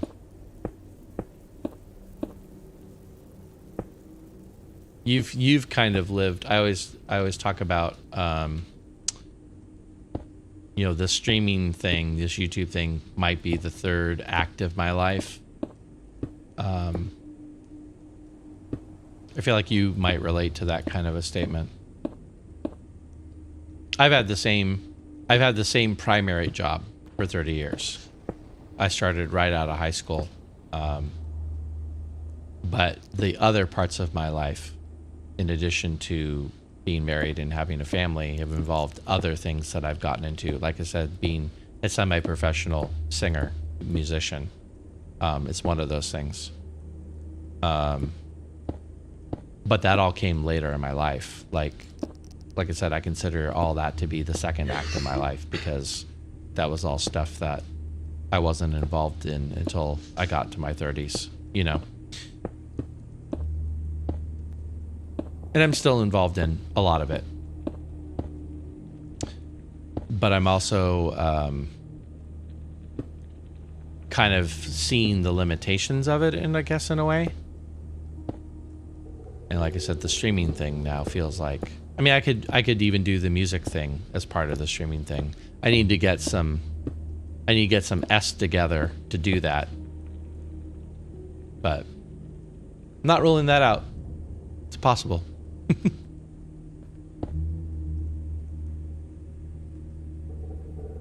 Yeah. I get that. Army brat. No, army rat, I guess, better, not a brat. I was a Marine brat. Almost joined it. But I came to my senses when I realized that's not the direction I wanted my life to go. That was a decision born of, I don't really know what else I want to do. They hadn't invented a career where you could make Minecraft videos for a living. So I thought, well, I might as well be a Marine then. Or something like that, anyway. That's great. I love that. I think that kind of diversification of streaming is actually really key. A lot of the bigger streamers that I follow, they do more than just the one thing on the stream a lot of times, and I do think that definitely helps things. You know, it keeps it fresh for them, but it also helps draw in audiences that they wouldn't normally draw in. And then because they like you, they're like willing to be there to go, oh, I didn't realize this guy plays Minecraft too, you know. So, all right, that is one half of a sheath done.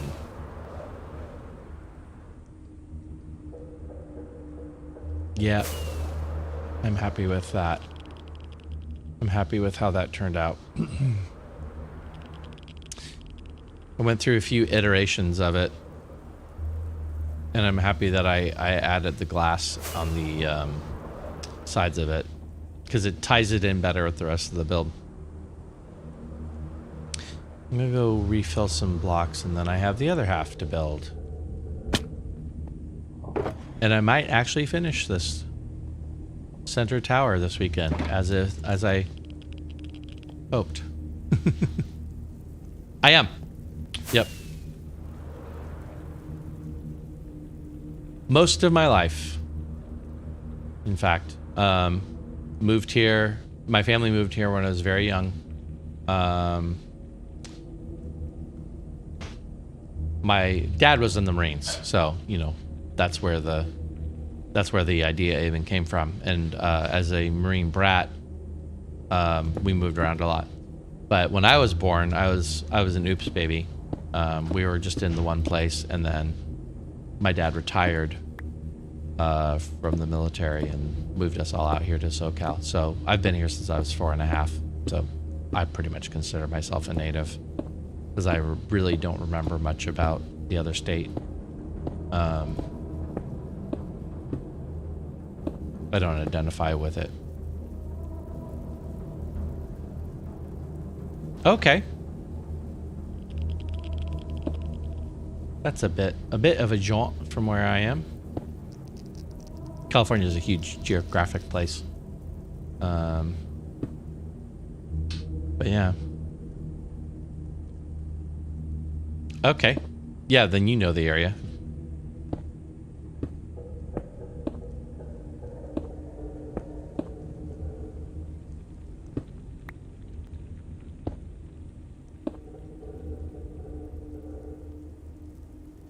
Isn't am I crazy? Isn't Vandenberg the Air Force Base though? Or am I crazy on that? Not that you can't be Army stationed at the Air Force Base, but they have Marines stationed on Navy ships, so. But, or am I thinking of something else? No, I'm pretty sure I'm right. Pretty sure Vandenberg is the Air Force Base. SoCal to NorCal.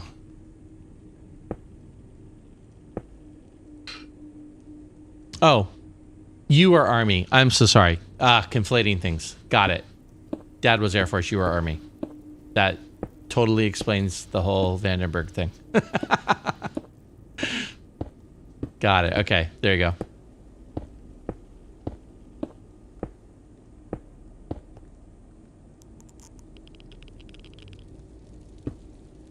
Was your relocating because of your dad or because of your Army? Just out of curiosity.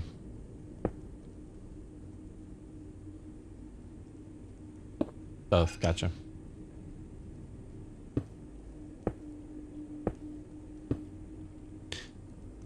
Yeah, I am considering I'm a Marine brat. My brothers and sisters moved a lot. But like I said, I was an oops baby, so there's a big age gap between me and my nearest sibling, and by then my dad was at the end of his career, so I only lived in the last place he was stationed and then moved to California. Dad spent some time out here in California. He was actually stationed at El Toro Marine Base, which is where we're close to, and I think that's where he fell in love with Southern California specifically. So when he retired, he got a job, and one of the choices was out here in Southern California, and he knew from his time at El Toro that he wanted to be out here, so. Dad was Air Force, I was Army, yeah. I think I got that sorted now. I think I got that sorted now. But.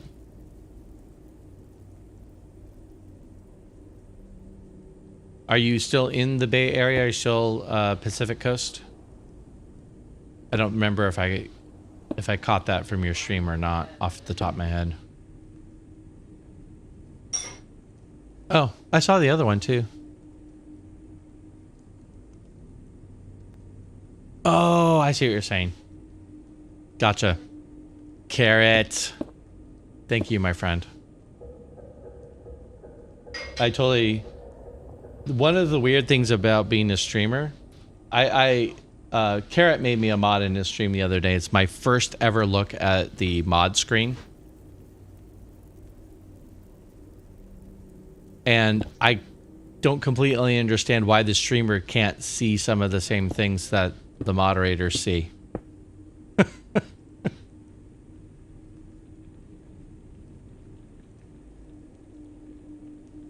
Yeah, I don't know. Anyway, whatever.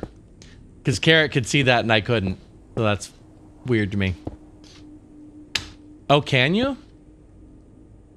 I'll have to look into that. I use Stream Manager as one of my windows that pops up. Stream Manager has other tools on it that I've used, but I only use it because I don't know better. So I feel like the mod view, especially as a small streamer, might be better because you never know when you have to drop some mod stuff on as someone who doesn't usually have a mod. Yeah. I made Carrot a mod the other day. Carrot was my first official mod because chat was getting a little weird when Carrot was here, and there were a number of people who came into the stream at the same time and wasn't sure what their intentions were. And so I was like, you know what? I'm going to make you mod because this might go south. And I told them, I'm like, don't feel like I know a lot of mods, they're just there, like that they make it part of their job. And like, that's not my intention here. But I'm like, you're frequently in my chat. And if you can help out, I don't mind giving you a ban hammer. So, but yeah, maybe I'll check to see if that screen's better for me while I'm streaming so I can actually see that kind of stuff. Because the stream manager's fine. I'm using Restream, so I'm streaming to Twitch and to YouTube at the same time. The long and short of that is because I don't know better. I figure, you know, I don't have a built-in audience anywhere, so why not stream to both? YouTube is a much smaller user base, so. But because I'm using Restream, my views on things are a little bit divided too. I'm not just staring at a Twitch interface, because I also have YouTube up. That's awesome, Carrot. I mean, being a mod is appealing in the sense that you can kind of help your streamer, you know, help the stream, help the community, and it's something that I'm like, I don't ever want to feel like I'm in a stream and I have to work. Those mods work hard sometimes, man. Hats off to the mods everywhere, because most of the toxicity in the world seems to exist online. And a good chunk of it is in Twitch. Yeah. Yeah. It makes a big difference.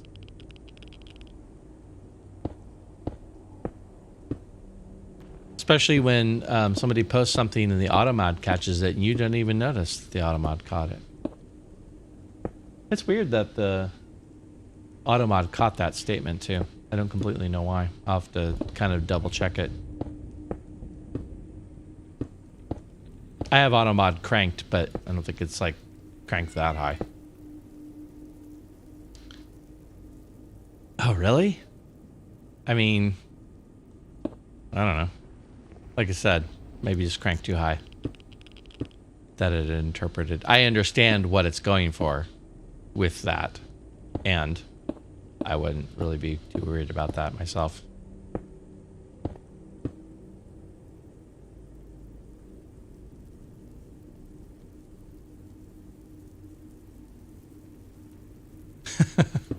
Yeah, that's right.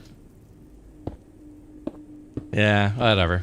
I know other people use different chat moderators and all that, and this is where being a new streamer is, I can just straight copy what like Tango does, you know, but I don't necessarily know why Tango does what he does, and I'm never one to just assume that what Tango's doing is the best way, even though it probably is a lot of the times. He's a smart guy. I'm pretty experienced. But I also know that sometimes people do things just because that's the way they were doing things and they don't necessarily know better. So I like to try and learn by doing as best as I can. This replay is going to be really interesting, I feel like. Just because of the pattern. I could be wrong. We'll find out when I actually have to mix the replay down. I don't know what's going on. My son keeps jumping in and then jumping out.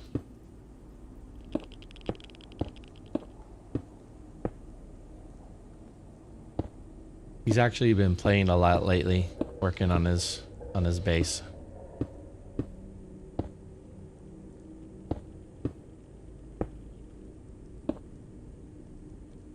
Yeah, Carrot. Carrot's a pro. Carrot's an old pro.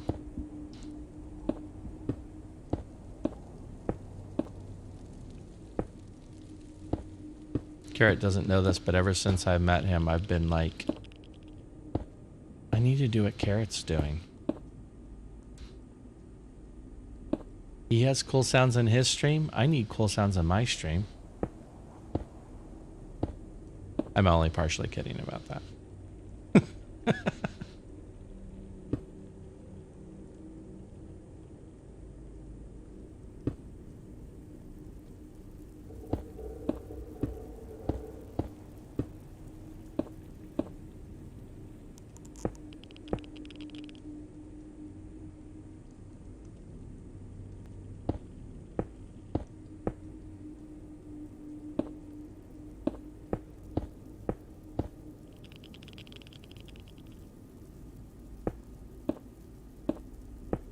It's, you know, it's really funny. There's a common thread there too, where all of us did like a little streaming and then not, and then started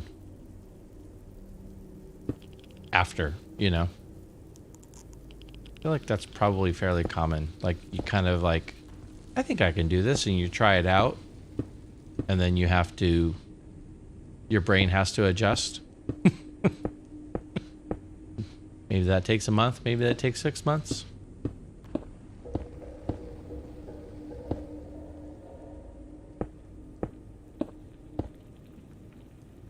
I know the answer to that, but I'll let Carrot answer. That's his achievement. But I was there for that journey.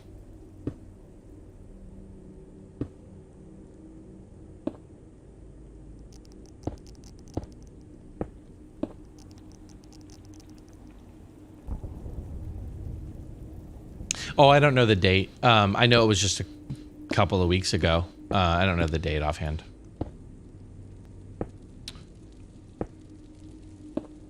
I'm good with remembering my wife's birthday and our anniversary date. I don't need to remember anyone else's dates. Let's get time frames.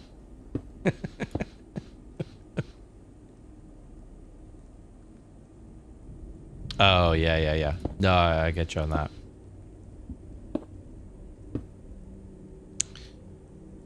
'25th, nice.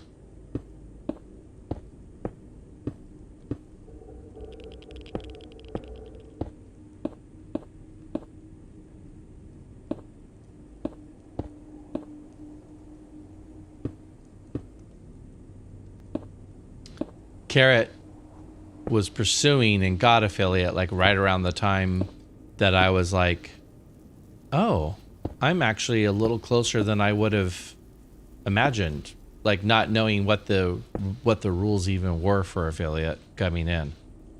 You know, I knew streamers, I had friends who were streaming who were becoming affiliate, but I had no idea what the parameters were. So Carrot was like becoming a streamer or becoming an affiliate like right at the time I was like becoming aware of what the rules even were about it.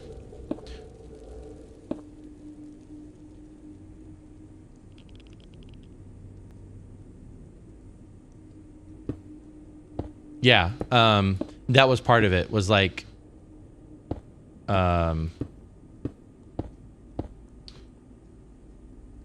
you were talking about, I think you were talking about getting to 50 followers or something around that time. And I was like, wait a minute, 50? And then, like I said, I've learned that there's other metrics that you're killing those metrics and I'm not yet. So the follower account in and of itself isn't the be all end all, and it was those other metrics that I need to figure out. But I was happy to be farther along in the process than I ever even dreamed, because like I said, I just didn't know. I had no idea, and I was delighted when I found out, like, oh, okay, this seems like a less far-flung future thing than it did when I first started.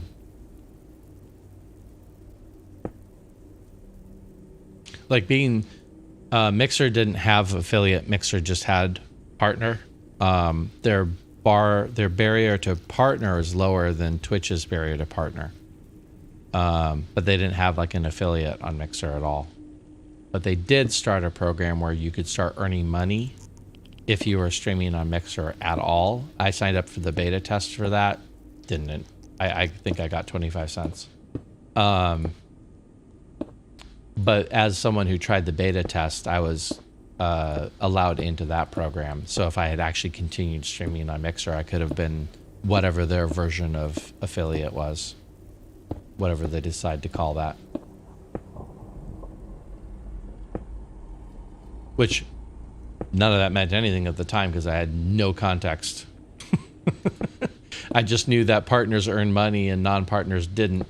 And when they were like, hey, you can earn money too, I was like, oh, okay, I guess I'll try this out. I don't have enough people following me that matters, but not. But now that I'm on Twitch, it's like, oh, I kind of see what Mixer was trying to go for. Yes, 100% it does, Aldi. And to be honest with you, right now in this moment of my life, I'm not fussed enough about being an affiliate that I'm going to adjust that. But yeah, I had the exact same thought because it's the average number of viewers. So the longer I stream, the better the chances that I'm streaming for nobody. So my average time ends up working against me 100%. And for now, I'm okay with that. I'm not in a hurry. I was delighted to hear I was closer than I thought I might be. And I do want to get there. And right now, this is serving me. So I'm going to keep writing this out as long as this is working for what I do, how I do it. And I'll figure out the other stuff as I need to figure it out. I'm probably at least a month away, I feel like, from like sitting down and like being, okay, I've been streaming now for 2 months. Where do I go from here? Because honestly, I didn't start doing this regularly until the beginning of this month. So as familiar as I am with streamers and the process and all that, I'm still very much a noob.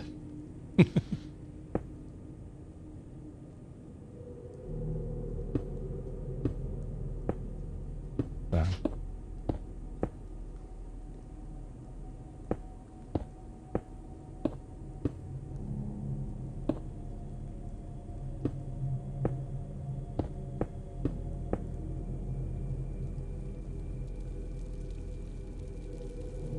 I would love that, and I will definitely make use of that. Yeah, I will definitely make use of that. That's one of the reasons earlier when you suggested that, I'm like, yeah, I appreciate that idea. And if anyone wants to come back and chat, like I said, everyone in your community seems very lovely. So it's like more than happy to have extended conversations with any one of them. So yeah, definitely utilize that. And very much appreciated.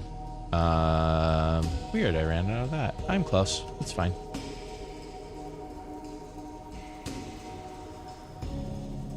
Yeah, yeah. Yeah, I can definitely see that.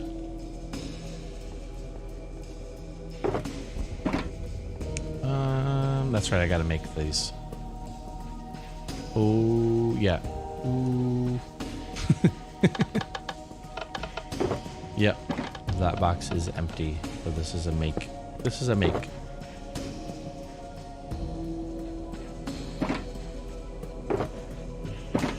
Put the all-important non-spawnable block on top of that so that I don't have to deal with that drama anymore.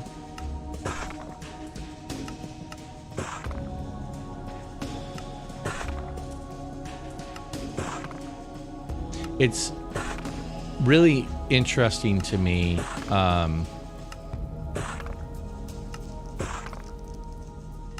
Prior to recently, prior to meeting Carrot, prior to meeting you, Aldi, my only... there's a lot of people who play Minecraft. And my only... The only people who I, like, saw myself in playing Minecraft was, like, Tango and Impulse. And I just kind of, you know, to a lesser extent, someone like X. I think I relate to... Is that a thing that's going to happen? That is not a thing that's going to happen. I think I relate to X in a lot of different ways, too, just because the way he processes things, I feel like I understand and relate to. That's so close, not gonna work. But yeah, so this last weekend has been really great because now I'm finally feeling like I'm finding the people who, wow, I need to approach this differently. I'm finally finding people who play the game in a way that I understand and relate to more frequently than I once did. And that's gratifying, you know? Right? Exactly. Yeah, I pulled that line earlier today. First try.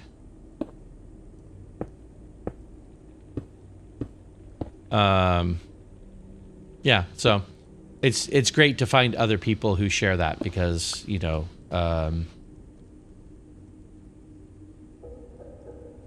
makes you feel like you are in good company as opposed to swimming around with a bunch of people, a bunch of kids, a bunch of people who care about what Dream or any of the people in the Dream SMP are up to, which, no disrespect to them, I just don't care.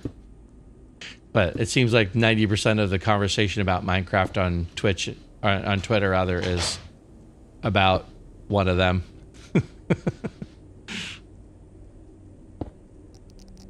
I mean,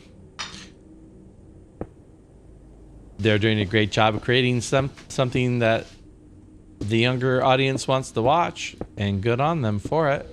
But if I could find a way to block all of them on my Twitter, I'd be tempted to. I don't know if I'd go that far.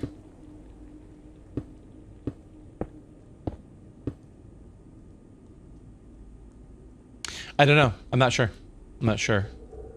That's one of those things that I forget sometimes when you're on the different platforms. Sometimes when I go to their page, I'll go, oh, look, there's Twitter link, there's YouTube link. And sometimes I just forget completely. So.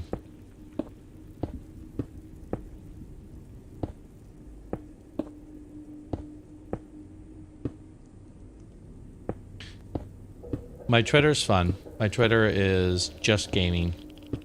I have a whole nother life and a whole nother Twitter that exists from the rest of my world, the rest of my life. And I made a brand new Twitter because what I didn't want to do is deal with any of the legacy of all of that stuff.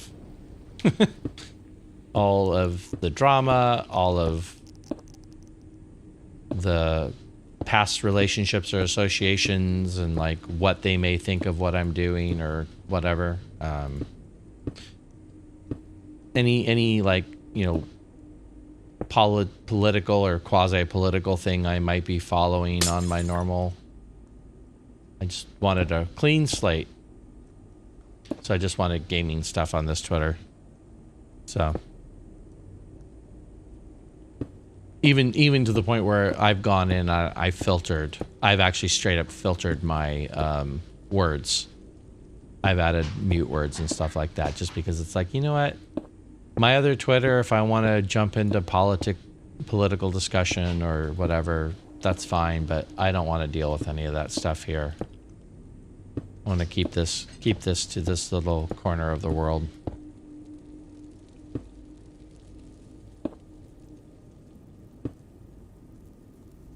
So all you'll ever see posted from me is whatever I'm working on or interactions with other creators. Every time I delve even to something that we could be considered political, like is not overtly political, but it starts to get into those waters, I always second guess myself on whether or not that's what I want this Twitter to be associated with. Maybe, but more than smart for me, it was trying to compartmentalize a little bit, I guess. You know, just have a different perspective on the world through different, maybe even newer eyes.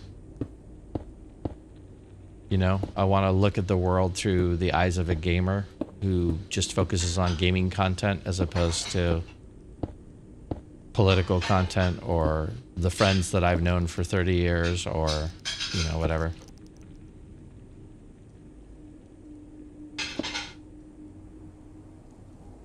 Just a,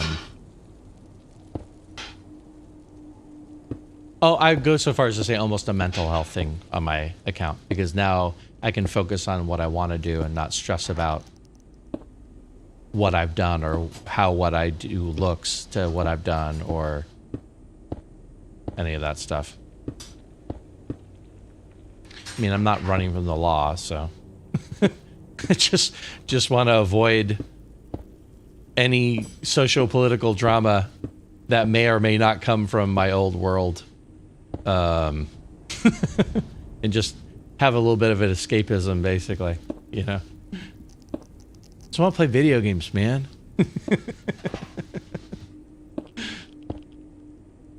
Gameplay question. It does. I have it turned off. I have it turned off because to make it as non-influential as possible, I have that feature turned off. Because I've done Litematica with that stuff turned on, and man, that's a real time saver, but it also feels a little cheaty. Like, all you have to do on every single block is literally pick block in place, and then pick block in place, and then pick block in place, and as long as you have it in your inventory, it'll keep going. Yeah, I wanted the sense of, okay, I actually have to manage these blocks and I have to place them myself. It just feels a little bit more authentic to me. Just as it's like Carrot's Vegan World, it's a self-imposed limitation that I just feel better about.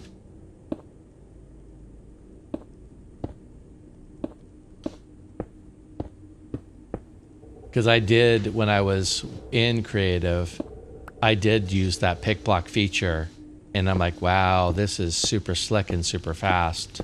But it also feels a little bit like I don't ever have to worry about the hotbar management, which to me at least, it's an annoying part of the game because of the interface limits, and it's part of the game, you know? So, it's fine.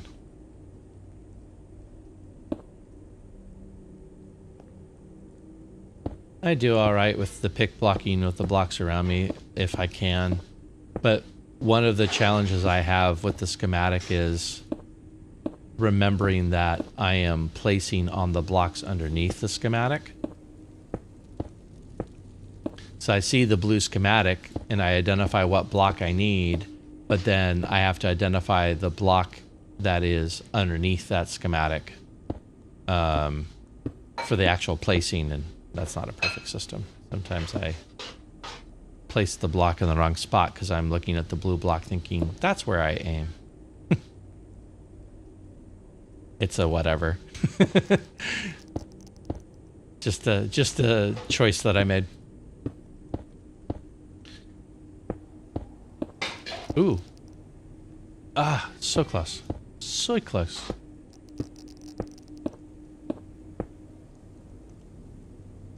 The roof on this thing is really unremarkable, but it is at build height. And it's a little bit more elaborate than just like a bunch of slabs, so.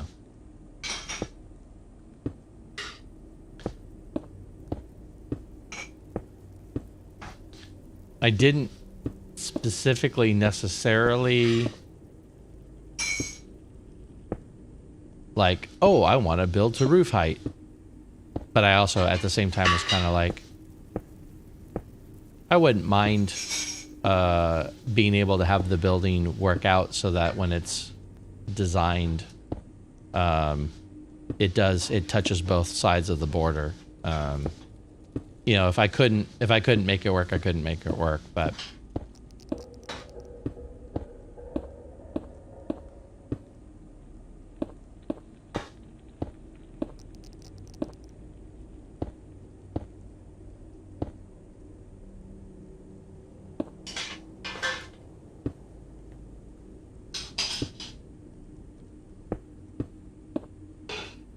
this here, someone was asking earlier about like the grind of the game.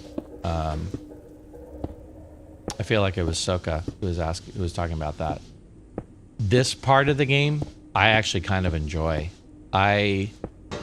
Oops, rip. That block does not need to be there. I need it to go away and come magically to my inventory. Ooh, didn't happen. Anyway, this part of Minecraft is very zen to me. Like, I did all the hard thinking with the design. I know where I want blocks to be, so I don't need to sit here and completely reassess all my choices. And I can just zen out and place blocks and have a conversation. Hey, Aerith, nice to see you again. I was just saying, Aerith, grindy work, man. I can do grindy work. I can do the grindy work. I really am motivated too because I'm so close to finally finishing this center tower that I really want to get this tower done before I break, before the end of the weekend. So I want my next stream to be starting to work on the outer towers.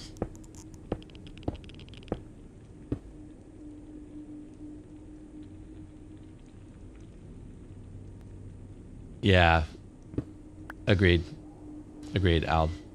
Appreciate that.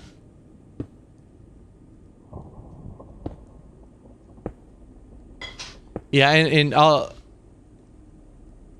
also too, with you guys making such a great effort, I'm going to revisit to some of my things and see if I can find a way to maximize the effort you guys are making, because I don't want to be ungrateful.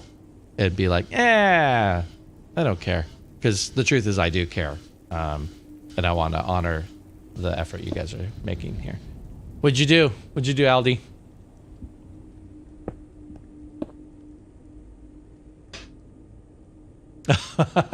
Oh, I hate that. I hate that. It's like, do I delete it? Do I add it as an addendum? How do I handle that? All right, this is really precarious. Whew. I mean, seriously, I was approaching the jump mentally like I was doing it in real life.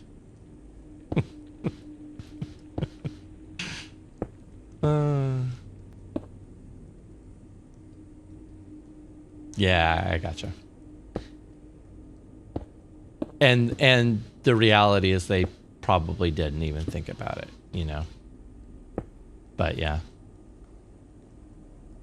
I got none of that yet, my friend. I am the lowliest of lows. So, still gunning for affiliate.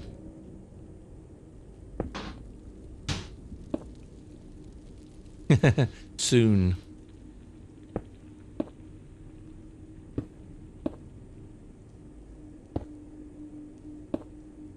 Soonish.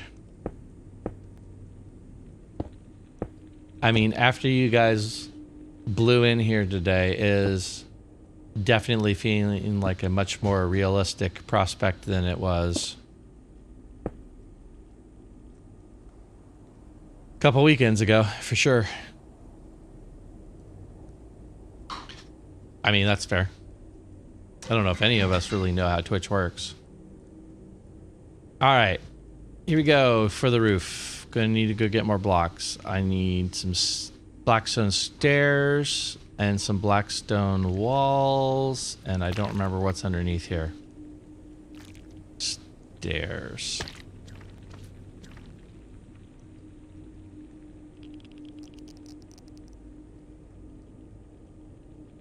I don't. I'm not a big duper person.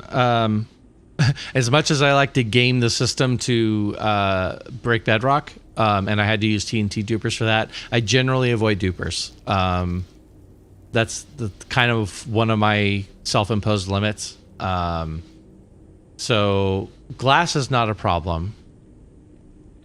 Dyes are a bigger problem for me. I just went and cleaned out like all my black dyes from my chest at home, and I don't know that it's going to be enough. The other dye I need is white dye, and I have bones for days, so I'm not worried about white dye, but black dye is one of those rare commodities in Minecraft. So the glass won't be as big of a deal.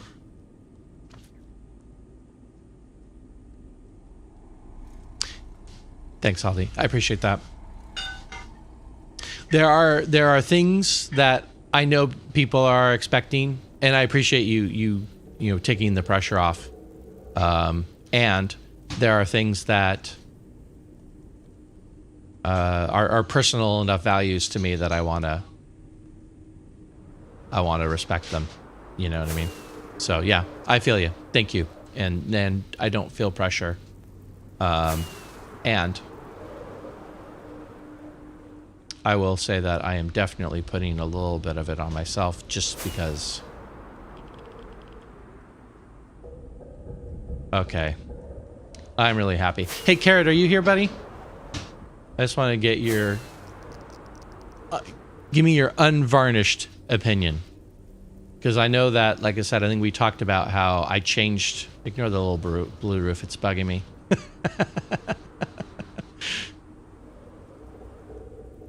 I wanted to get your unvarnished opinion.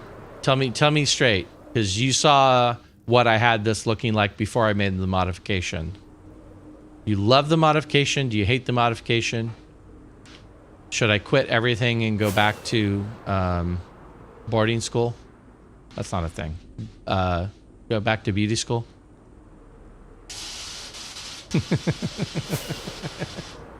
Fair enough.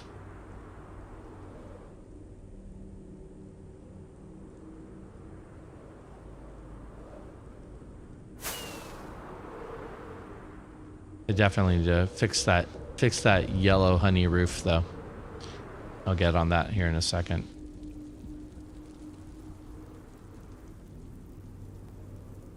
I should get a slow falling potion. See, this whole thing changed, and as soon as I changed that, I'm like, I need to do something to the interior sides. The interior sides were barely even decorated. I barely had anything on them. But as soon as I added the glass in, I'm like, ooh, I need to up my game on those sides now all of a sudden. Because I really didn't have much there.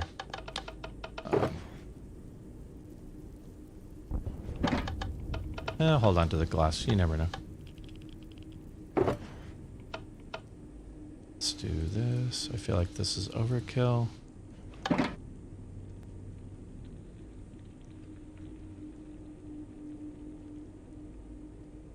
Cool. Okay.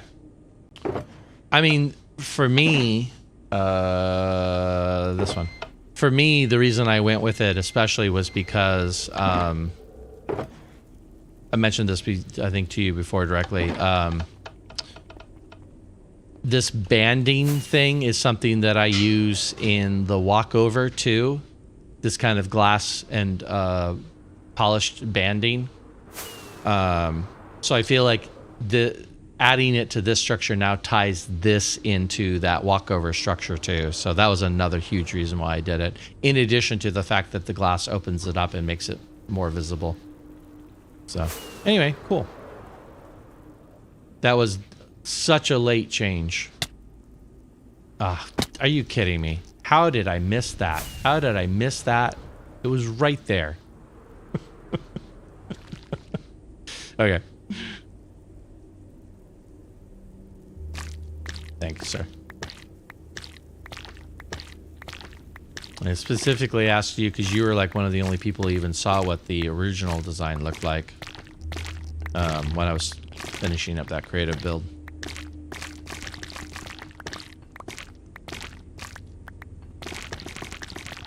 I was telling Carrot Aldi that when I was designing this, sometimes I would be like, I would design something and I get to the end of it and just go, I don't actually know if I like that or not.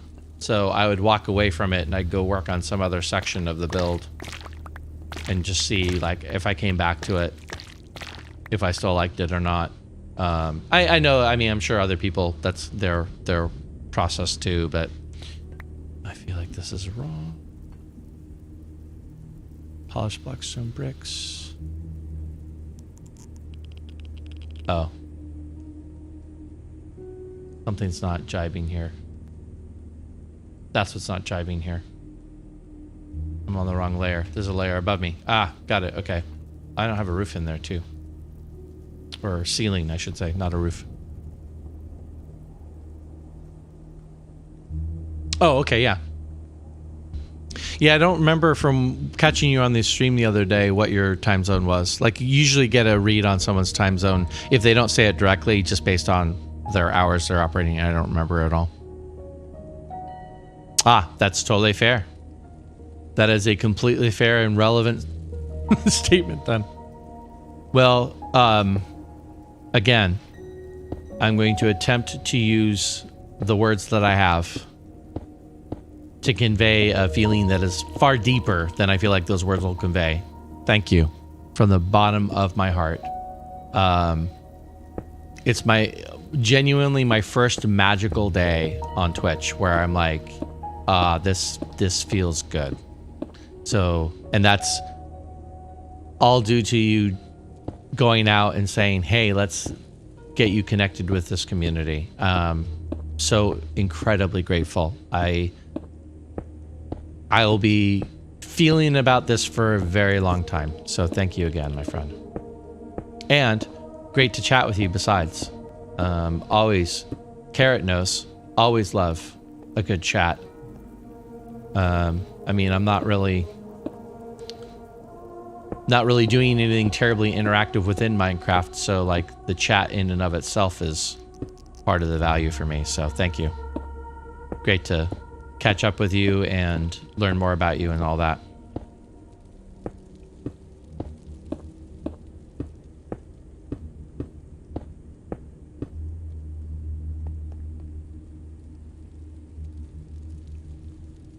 Yeah, I'm way ahead of you. I've around enough communities who kind of operate this way. I didn't imagine that you know, what community it would be, where it would come from. Like that's all the timing, the people like are all surprised. But yeah, I'm with you on that. That's very important value to me. You know, to come along and like realize that at some point I was that person and I see that person in front of me and I want to help them the same way. So yeah, appreciate that. We'll definitely do that for sure. The least I could do, in fact. Also looking forward to the next time I can come and check out your world. Because I know that as detailed as your world is, we just scratched the surface of all the stuff that you've got in there. So I really want to come back and get some more inspiration from what you've built.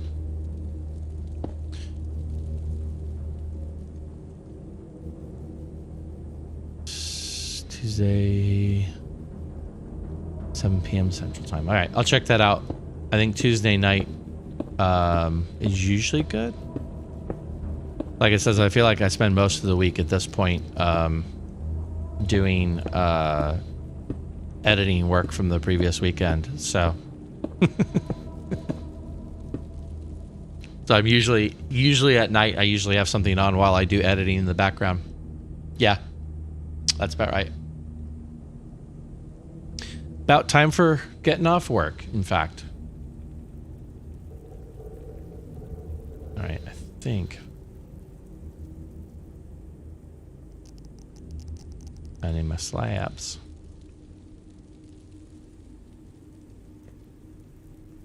Also, I'm going to, when I get a chance to digest afterwards, I'm going to take a peek at your Discord community too. I want to get the lay of the land over there as well.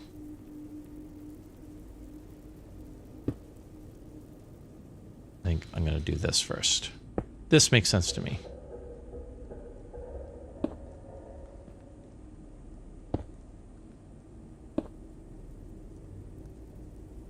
Oh, absolutely.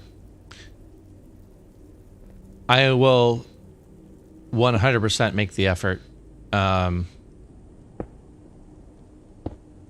for a number of reasons. And then it'll boil down to reality, boil down to life. Carrot has been in my streams so much since I started that I like always want to be in Carrot's stream. And sometimes he streams at times I physically can't be there. Just how it goes. There are plenty of hours in the day, plenty of days on the clock. I will definitely connect. For sure. Cool. I'm cool with a small community, though. I mean, the Discord communities that we were talking about before, it's like those are really large communities, and similar to being on a large Twitch stream, it's like you're just spitting into the ocean. You have to put in a full days of work to get like noticed in those communities or build a relationship with them. So I'd rather go someplace that has a personal connection for sure.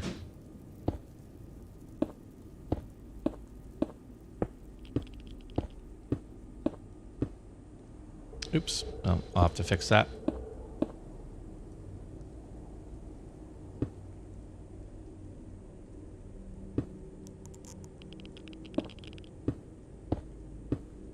Have a good night. Have a wonderful evening. Whatever you've got left to it. I don't even know what time it is for me. I have lost track of reality.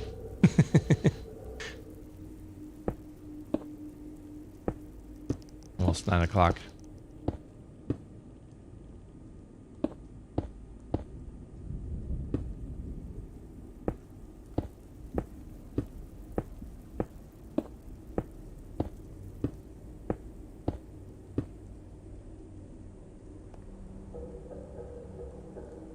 Okay, that's where the two intersect.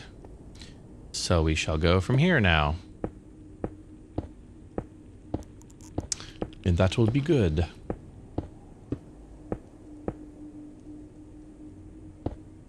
Oh, hey, Carrot, how's... Okay, awesome. I probably... What time is it? I looked at the clock and didn't acknowledge the time. I'm probably streaming 20 more minutes for sure. Maybe a little bit beyond that. I'm going to kind of wait and see. I'm going to finish this roof and I'm going to take a victory lap. And so that might be actually the end of it. So probably won't be lurking too long. But thank you. Good viewer count tonight. Much, much appreciated. If I can even trust my viewer count, since Twitch lies to me about my viewer count all the time.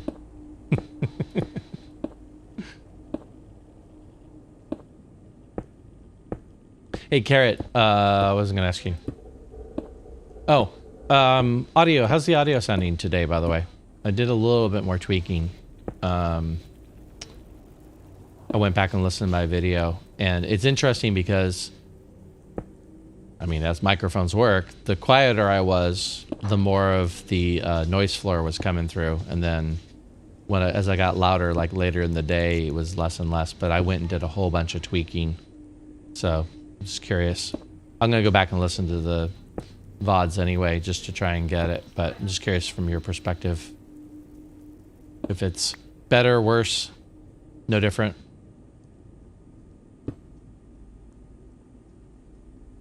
Really hard to build around a beacon because it's a bright light in your eyes.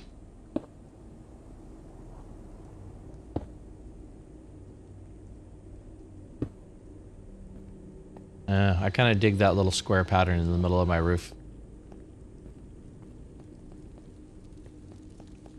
These are the wrong... Oh, I had carpet. Oh, yeah. No, I had carpet.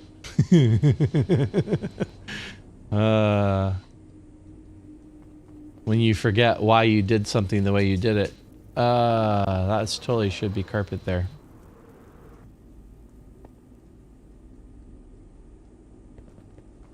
I don't have carpet in these, right? I do have pressure plates.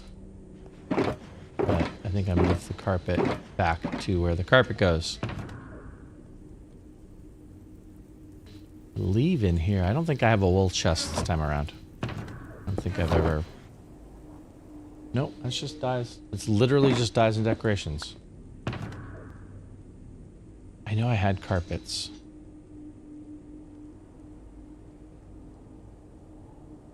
Don't tell me I have to go to the overworld for that. Maybe I have them down below. Still, I'm starting to doubt that though. Maybe I need to go find some nether sheep. Go find some nether sheep and get some carpets from them. I think there's a chance of that.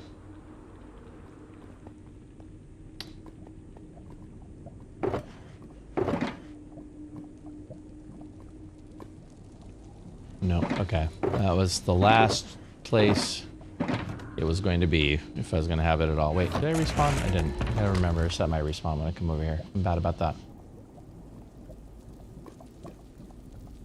Okay, potions, pearls, carrots, honey, dyes. I thought it would be in there.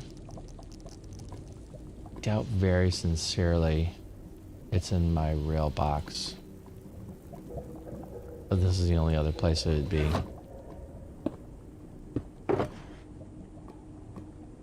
More pressure plates. And trapdoors.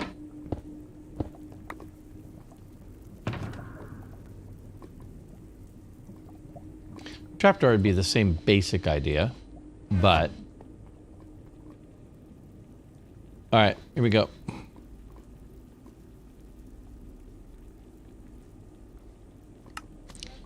I'm going to pretend, for the sake of the video, that this is done.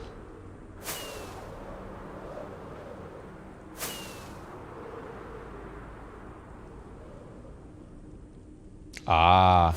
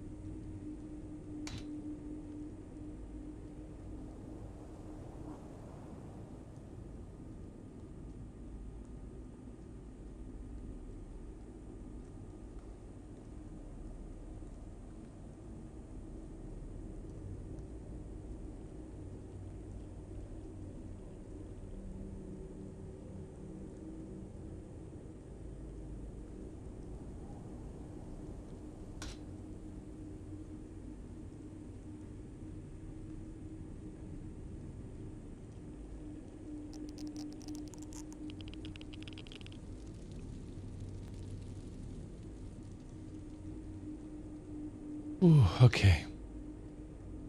Let's see here. I'll check this just for giggles and see.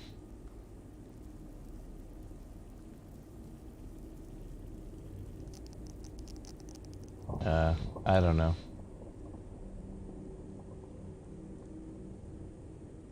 Nice. Welcome back.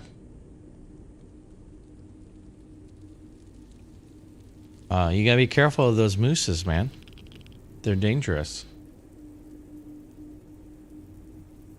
Them mooses are dangerous.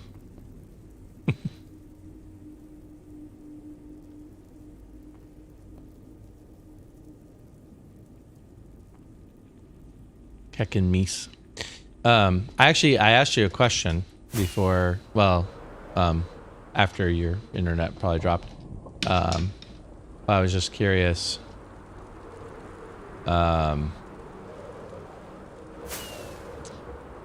Sorry, brain. Just curious if my audio is... There you go. A little static when you're mic'd up. Okay. I'm going to go back and listen to the VOD too. I just made a bunch of changes and I want to try and get an idea of if I'm moving in a positive direction or not on it. Oh, look at that red sky. Using a Sennheiser, one of their bottom of the line models. This is an incidental mic that I happen to have because of my semi-professional singing stuff. So it's a Sennheiser base model mic. It's like the E356 or something like that. Usually, this particular microphone is the entry-level model of their series. It compares directly to a Shure SM58. That it's their answer to the Shure SM58, which is the industry standard vocal microphone. I happen to have it as a Sennheiser instead of the Shure, just because in my world I started off with Sennheisers and only found out afterwards that Shure was the default. And I'm like, well, I basically have the same thing as a Shure mic. I don't have any problems with what it sounds like compared to Shure. So, but in my particular case, I have an audio system as opposed to like a firewire, an audio interface. So my audio system hooks up to a computer, but it's not like the ones that are built for a computer. So the interface is a little bit clunkier. I've had to do a lot more rigging to get my audio interface to work. And I can do all the things with my audio interface that people do with all their little trixies things, you know, like this. Like voice changing. So, you know, and again, it's like I have all this equipment because of the stuff that I've done, and I'm like, I might as well use it. You know, it'll work. And if in the end I find out it's not working out, I can always switch over to the more specific kinds of interfaces that people usually use. So, but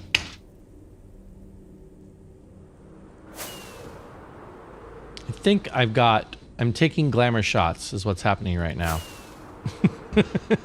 I think I've got at least a good shot in there.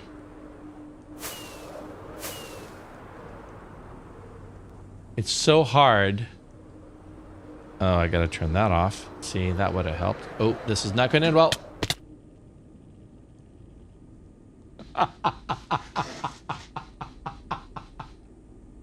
I saw it coming. I saw it coming. I'm like, oh, I'm flying straight at the building and I don't have key command of anything. And I saw it coming. All of a sudden I was like trying to push the buttons fast enough. Trying to push the buttons fast enough.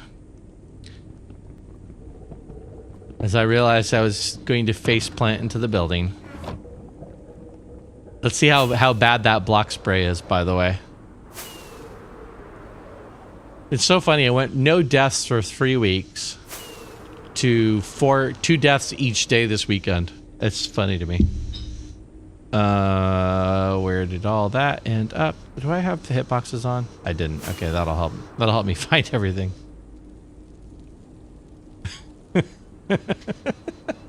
I can't even find it.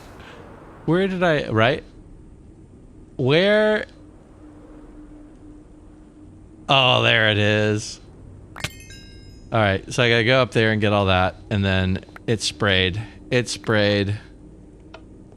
It sprayed bits here. It sprayed bits there. So funny. Right? That's why I need the voices. I need the music tracks. All right. What percentage of things are actually here? Because I feel like my inventory is pretty full right now. So I feel like this might actually be all of it. Gotta sort through my stuff. Gotta sort through the mess. I mean, I have all my equipment.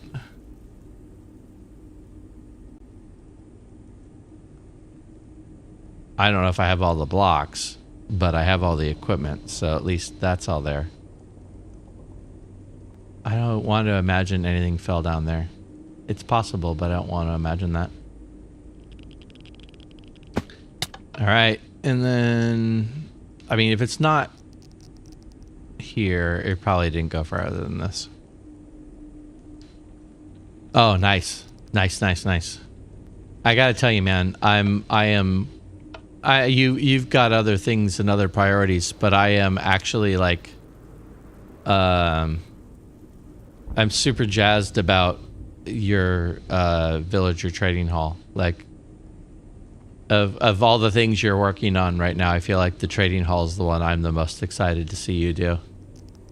Do not let that influence you. You build things in whatever order make the most sense to you, but I'm definitely excited about the villager trading hall, which is why I keep bringing it up.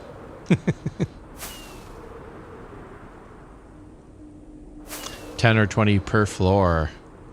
Interesting. Well, you got to be realistic too. There will come a point where, practically speaking, you just don't need any more villagers. That doesn't mean you don't have them. That doesn't mean you can't have them. You know, it's like there's something to be said about going overboard with these kinds of things sometimes. You know, sometimes the fun part of it is going overboard. But, you know, if you're going to have more than one floor, 2 floors of 10 is a lot of villagers.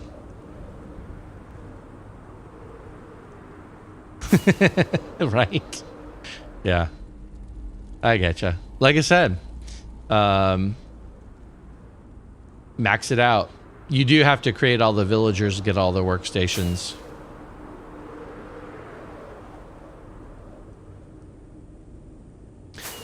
But I was also reminded of something tonight too. I don't know what your plans are for like videos too. All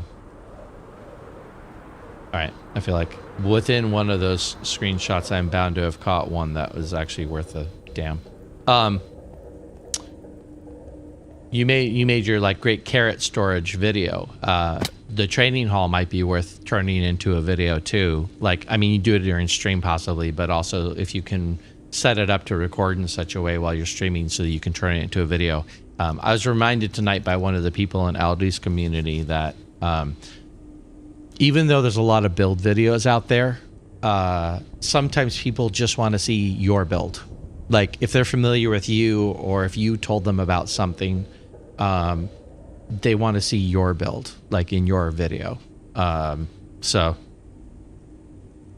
I don't know if you're even as worried about YouTube content like as I am, but like I feel like I'm in a place where I'm constantly trying to think of, okay, what are some YouTube videos I could be doing, you know, as I try to ramp up that part of my streaming existence.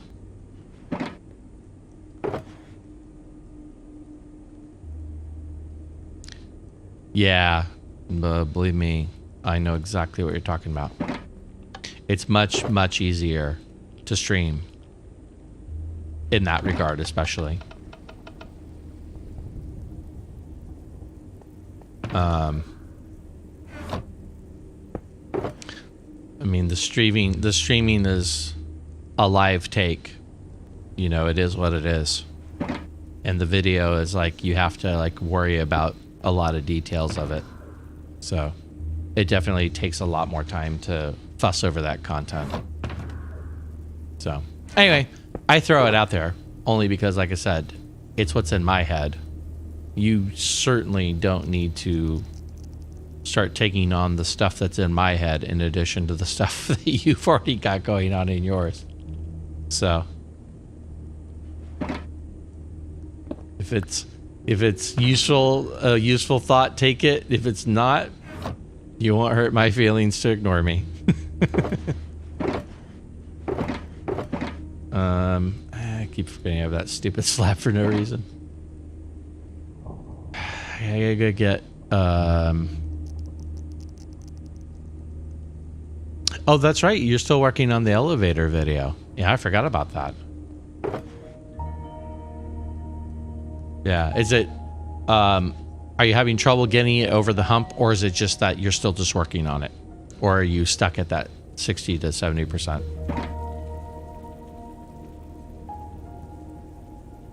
You know what, I might I might empty my inventory. The words I'm trying to say. Completely.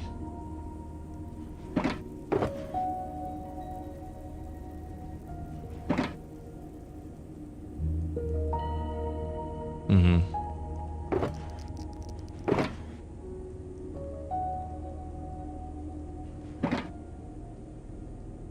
Oh, look, a bone block.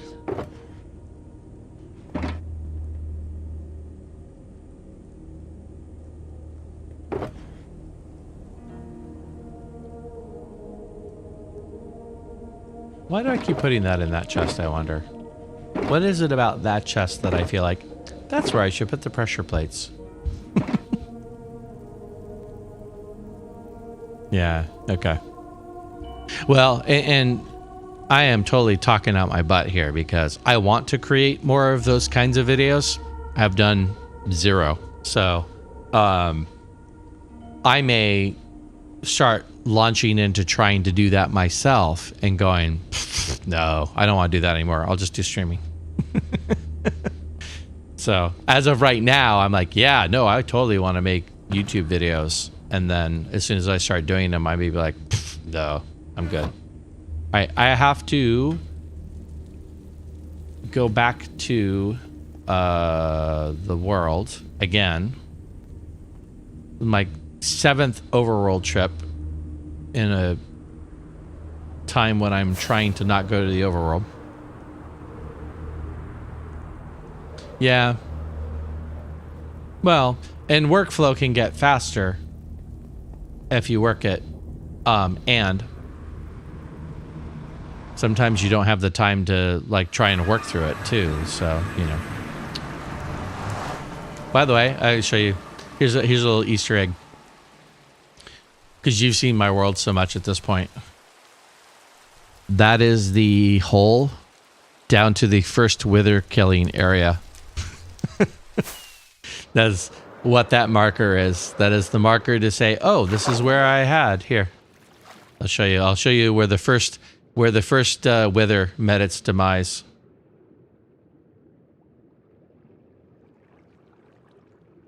Of course, this is facing my base. The hole's away from the base. Like the path, I should say, is away from the base. This is where I like parked my bed and stuff, so that if I died, I could recover and jump back into the fight.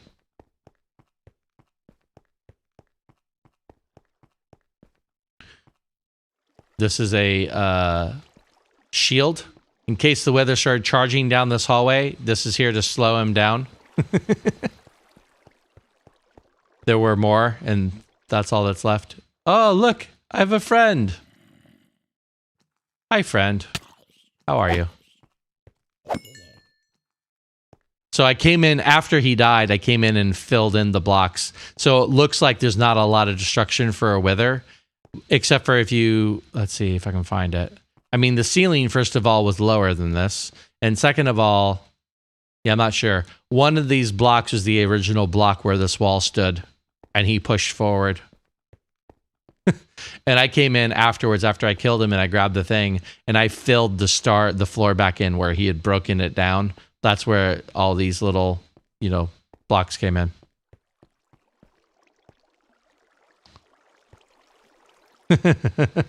Right? Well, it's a good way to do it. I mean, that was my first wither. All the rest of the withers, there's a special special spot on top of the nether that the rest of the withers go. It's actually funny. It's one of the things that I feel like I'm actually fairly good at that other people who I thought were good at don't understand. I kind of know what you need for the wither cage, and I'm still able, like, after they changed the nether, the bedrock ceiling in the nether, a lot of the creators I knew who used to trap it in the nether were like, I don't know where to trap it because they changed bedrock in the ceiling and I don't know where to go anymore. I know what to look for, so I can go still find new spots. Even though the old spots are gone now.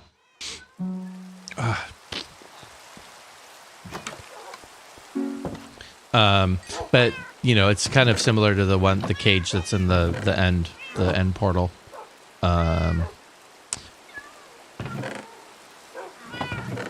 You just have to have a certain number of blocks around its head, basically. That is effectively how it works. Wool. I'm going to take the whole wool thing with me. All this trip, this whole trip. So I can get wool. Ooh, fly into the tree, Tom. I missed my flight 3 rockets. I need to... Ooh, lightning. Yeah, well, that's why that tunnel led away from my base. Because I've been there. The very first weather my son and I fought, I am not joking, we went away 2,400 blocks from our bases. Because I had no idea. I just knew that they could get away, and I knew that you didn't want that. But I had no idea what to expect. So the very first time we went and killed a wither, we went to an island that was 2,400 blocks away. Dug a hole into the bottom of the world. I mean, it was as safe as possibly make it. Yes. My player is left-handed, Aerith. I am left-handed in real life.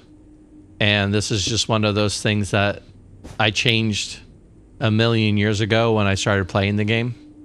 To reflect me. And so, yeah. And I don't ever think about it, but people ask me all the time, like, is your player left-handed? I'm like, yeah, that's a thing. There are left-handed players.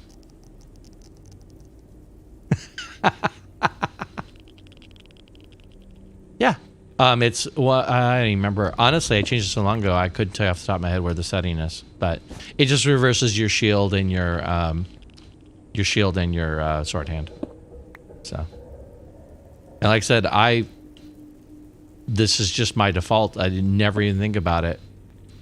And moreover, not only do I not think about it, but it doesn't bother me in the slightest when I see right-handed people. I lost that. Did I lose it forever? No. I just have to sneak back in. So I see right-handed people obviously all the time, and I don't even think twice about it. But like, this is normal for me. I have to make more. Did I misunderestimate how many carpets I needed? No, actually, it would have been fine. That's fine. Can always make more carpets.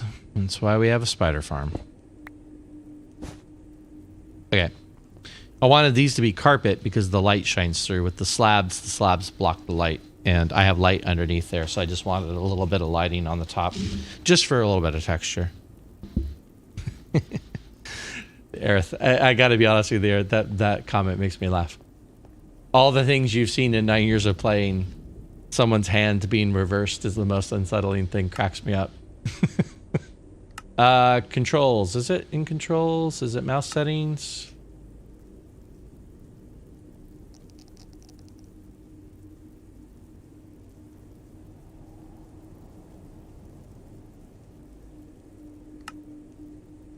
Accessibility. I never go into accessibility. I haven't had a reason to in a million years. I honestly don't know. Video? I have Optifine, so my video settings are a little funny, but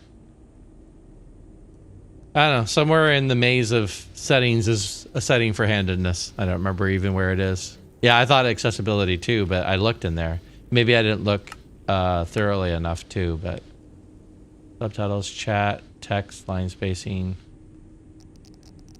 Yeah, not in accessibility. No, it's not a skin thing. Oh, wait. Right there. Thank you. You got it, Earth. You nailed it. That's where it was. Yeah, God knows I'm never in here. I don't ever come into that screen. I will at some point. I do have when I redesign my skin, and let's turn off the hitboxes. When I redesign my skin, this is going to get into TMI. But when I redesign my skin, I may or may not have actually gone appropriate clothing. So, you know, for that realistic thing. Actually, it's kind of a weird homage to my original Minecraft skin for the longest time is a skin I found that was just a dude in these like brown like caveman briefs. And whenever I started playing Minecraft, I would start off in those brown caveman briefs, and then eventually it would get covered by armor. And that's kind of the joke, was like I had to go find clothing, you know. And then later on, as time went on, I found some other skins that I liked throwing on top of it. So, you know, I used those skins. I'd replace those skins. But whenever I start playing Minecraft, I'd always start off with the brown briefs. And so that having the underwear underneath is my homage to my skin, that being a feature of my skin for so long. Just something only I notice. I have other skins that I can add to my character now that I imported over, and they just have my skin underneath it, like my clothing skin, and then whatever the outfit is that I have, I just add it to the top of it. Oh dear. All right. I don't think it's worth doing screenshots. Maybe it is. Let's take a peek. Yeah, no. The lighting's not that important for the roof. Hey, Carrot. Center tower's done. 100%. Well, I say 100%, but do I actually know if it's 100% done? I don't actually know. Let's find out, shall we?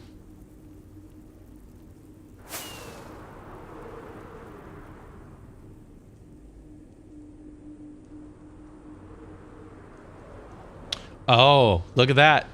I missed something. I totally missed there's a facade on the front of these that I missed when I built this in the first place. So yeah, so that is stone brick. That's it. It's just stone brick. Okay, I can do that.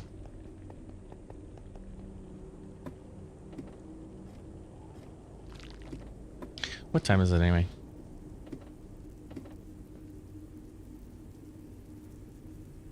Yeah, especially when I first kick Litematica on, when it draws the entire screen, it definitely causes frame rate drops. It's a whole metric crap ton of translucent textures, just like glass. Like if you've ever noticed in a world that has a lot of glass buildings, those will tend to lag out because of all the transparent textures being shown through. Litematica is the same thing.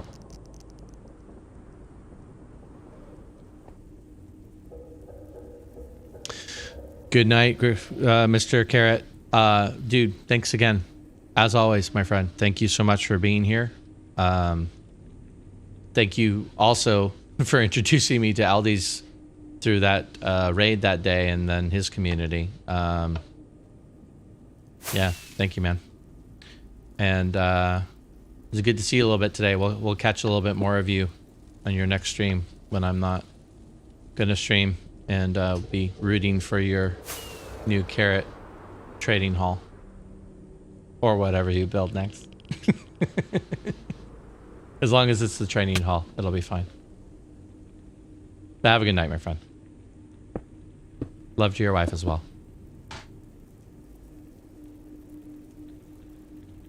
Oh, that's right. You're tomorrow night. Cool. Perfect. Great. I'll be there.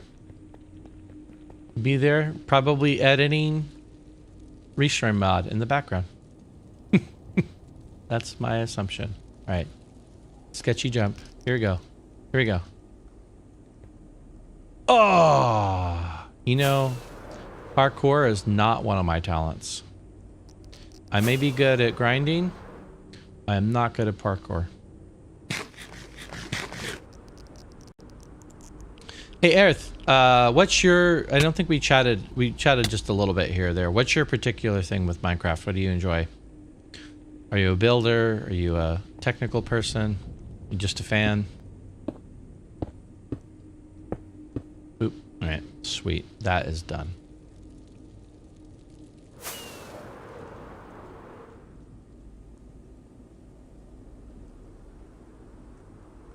The center of this tower is not done, but that'll get done later. That is a later in my life thing.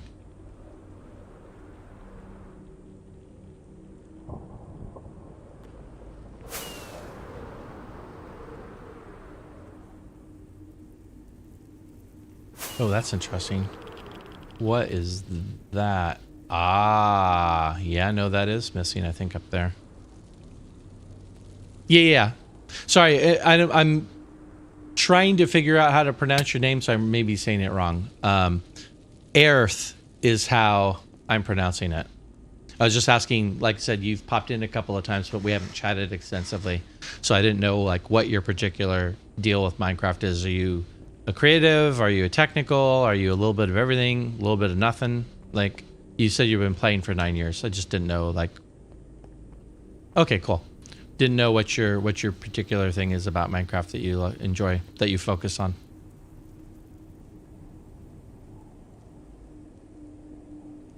Really should just pick up all my bloody blocks and then I have them all as I'm going around.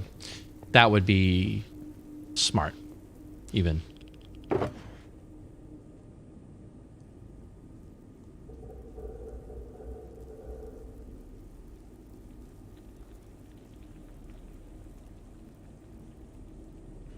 Building survival and creative most of the time. Most of that time it's casual with my brothers. Okay.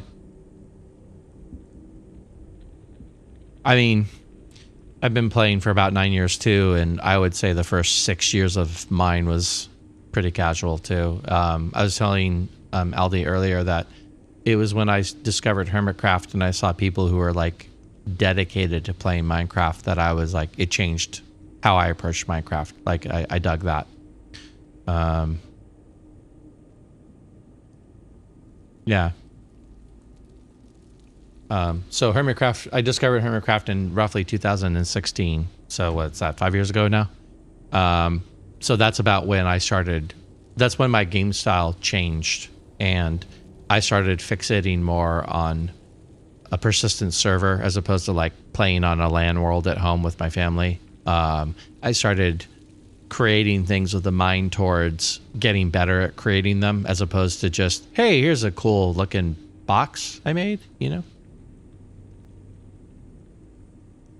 Right. Yeah. Wow, that's so true.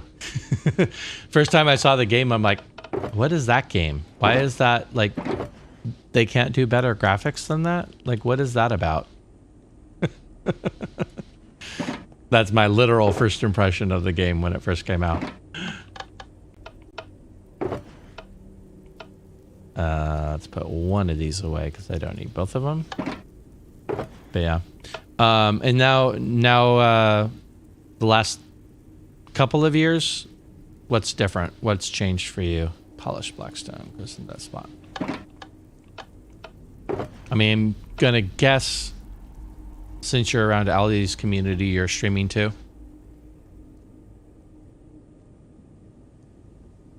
I mean, I don't know if everyone in that community is a streamer or if some of them are just fans or not. I'm just getting to know the community.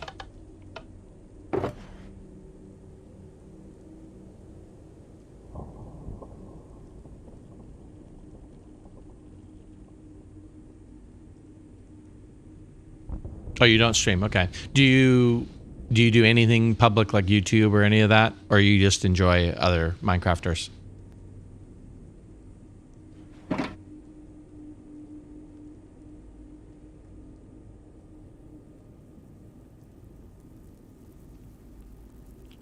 Yeah. Well, it's hard not to when you see other people doing it.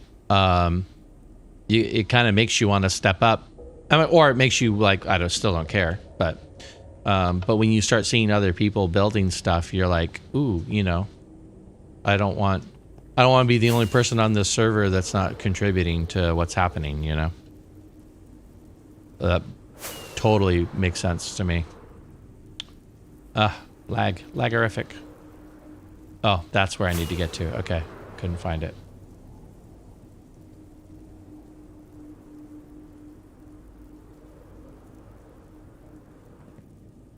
Do build for the build team which posts, but that doesn't count. So you contribute to a team, and then the team itself will post content that they've created. I mean, it counts. It counts in as much as you're creating content, but I get what you're saying is like you're not creating like your own personal content.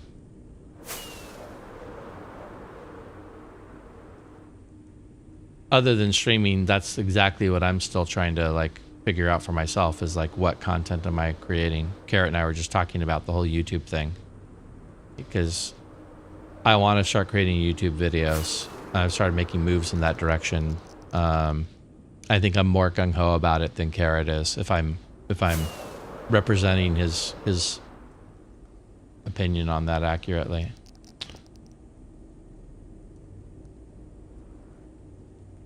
Ceiling is a thing I don't have in these buildings. But again, that's an interior. I don't have to worry about the interiors until later. Till I'm done with the exterior. When I'm done with the exterior, then I'm gonna fuss.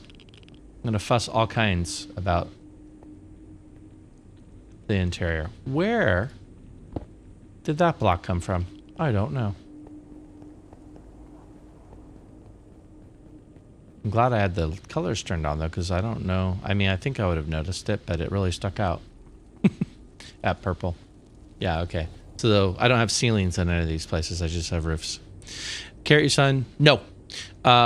You've seen my son pop on and off. Gab Bamboo is his name. He is young still and doesn't, at the moment, stream or do YouTube. He's interested, but he's not there yet. But it used to be when we first started playing Minecraft, everybody was into Minecraft, like the whole family was. And it's a family of 5. So that's where I created, I got a Realms server to start with when we were done playing on Land Worlds. And everybody in the family actually logged in. Like one of the first worlds I created like a common area that was 100 blocks by 100 blocks or something like that. And that was like an area that we all had to develop together. And then I built quadrants off of the common area that was my wife's land, my son's land, my oldest daughter's land. I don't think my other child was playing at that point. But anyway, so we all had like our own little parcels of land to build on, and then we had a common area. But over time, my wife's gotten busy with other things, and she just doesn't have the time to sit and play Minecraft. My oldest daughter plays Minecraft in very specific circumstances. She doesn't really want to play on the world, so it's really just my son and I. Carrot is a streamer. I don't even remember where I met him. I'll be honest. I'm not sure. But we met each other online through the streaming thing and just kind of clicked. So most of my streams are extraordinarily long. Like today, it's 8.5 hours. Yesterday,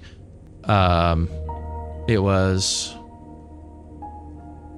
close to 12, not quite 12 hours yesterday. That's just been my style so far for streaming. And like on Saturday, Carrot's doing other things in Minecraft. He's not streaming or whatever. So like yesterday, while he was netherating, getting netherite, he was just hanging in my stream and chatting while he was doing stuff in Minecraft, and kind of vice versa.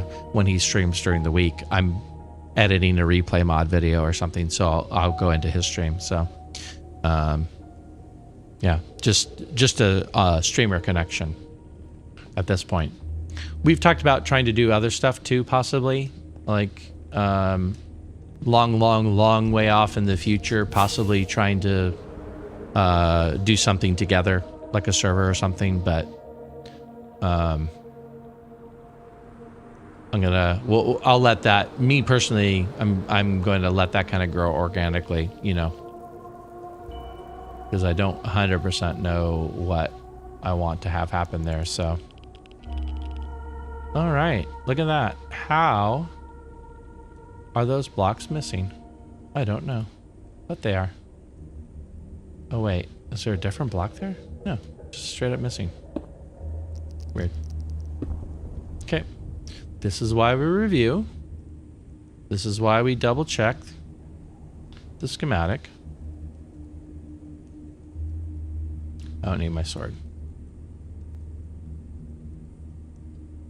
Yes, 100% lurkers count towards view count. Although Twitch's count numbers have been weird lately, and now that you mentioned that, I'm actually starting to wonder if maybe Twitch is starting to crack down on lurkers and not counting them. But as far as I know, they count. So you lurking today, well, I mean, everybody from Aldi's group lurking today was a huge benefit for me, because that's, as a young streamer, as someone who's still just getting my foot in the door, I struggle the most with having a good average viewer count so far.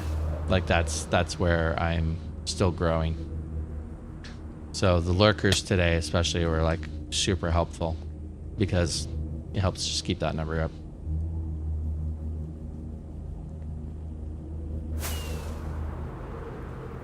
So yeah, I mean, I don't think you've been here the whole time. You've chimed in on occasion, but you said earlier something about you came back and we're still here. So I got the impression you were lurking. So thank you for that. Whoa, show.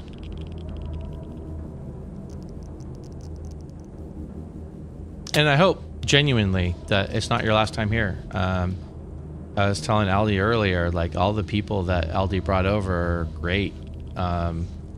You know, I just really dug that energy. Everyone was so kind and everyone was so supportive. And so, you know, if you ever want to come back and check out what's going on, this is a big project, as you can see.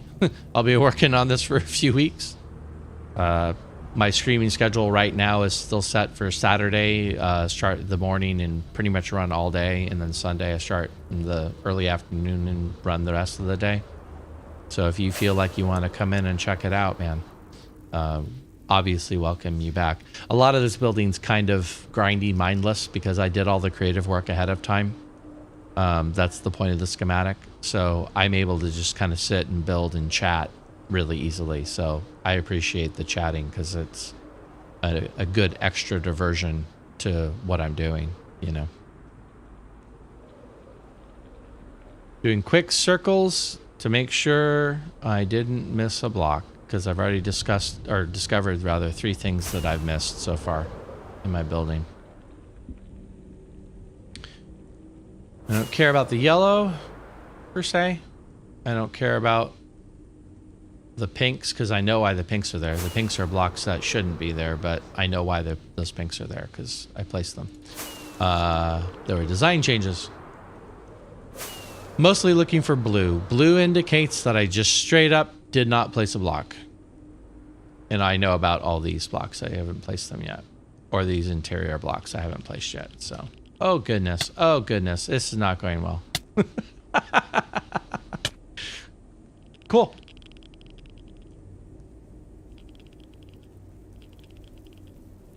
Cool. Yeah, and I mean, you can't see it from this, but normally technical is what I like to do. I feel like I'm pretty good at redstone just on my own. I mean, I can follow a tutorial with the best of them, but I can also break down the tutorial and know why it works. And I can also tear apart the tutorial and build it differently a lot of the times if I need it to be different than what it is. But it also depends, like there are, I wouldn't be able to hold my own on like the Mechanist or the Psycraft server, like the stuff they come up with. I can't even wrap my head around, oh, okay, fair. I can't wrap my head around, like one of those giant world eater machines that they've made. Like I would need a month of sitting down and studying how they've placed those blocks and what order they fire in to understand how those machines work. But yeah, if you count building as technical, then this is right up your alley. Because that is all I'm going to be doing for a little bit. This is my life, which I'm actually really enjoying. I don't care about those blue blocks that are missing. I have a lot of interior work to do here still, but yeah, absolutely, man. Once again, thank you so much for being here. It was such a great evening, and I appreciate you being here and chatting and being here and lurking and all of it. So hopefully we'll catch you again soon. Have a good night. I think actually 9:30 is probably about time for me to wrap up anyway, because this part's done. So I'm going to shut down myself. I want to make sure I'm not missing anything else.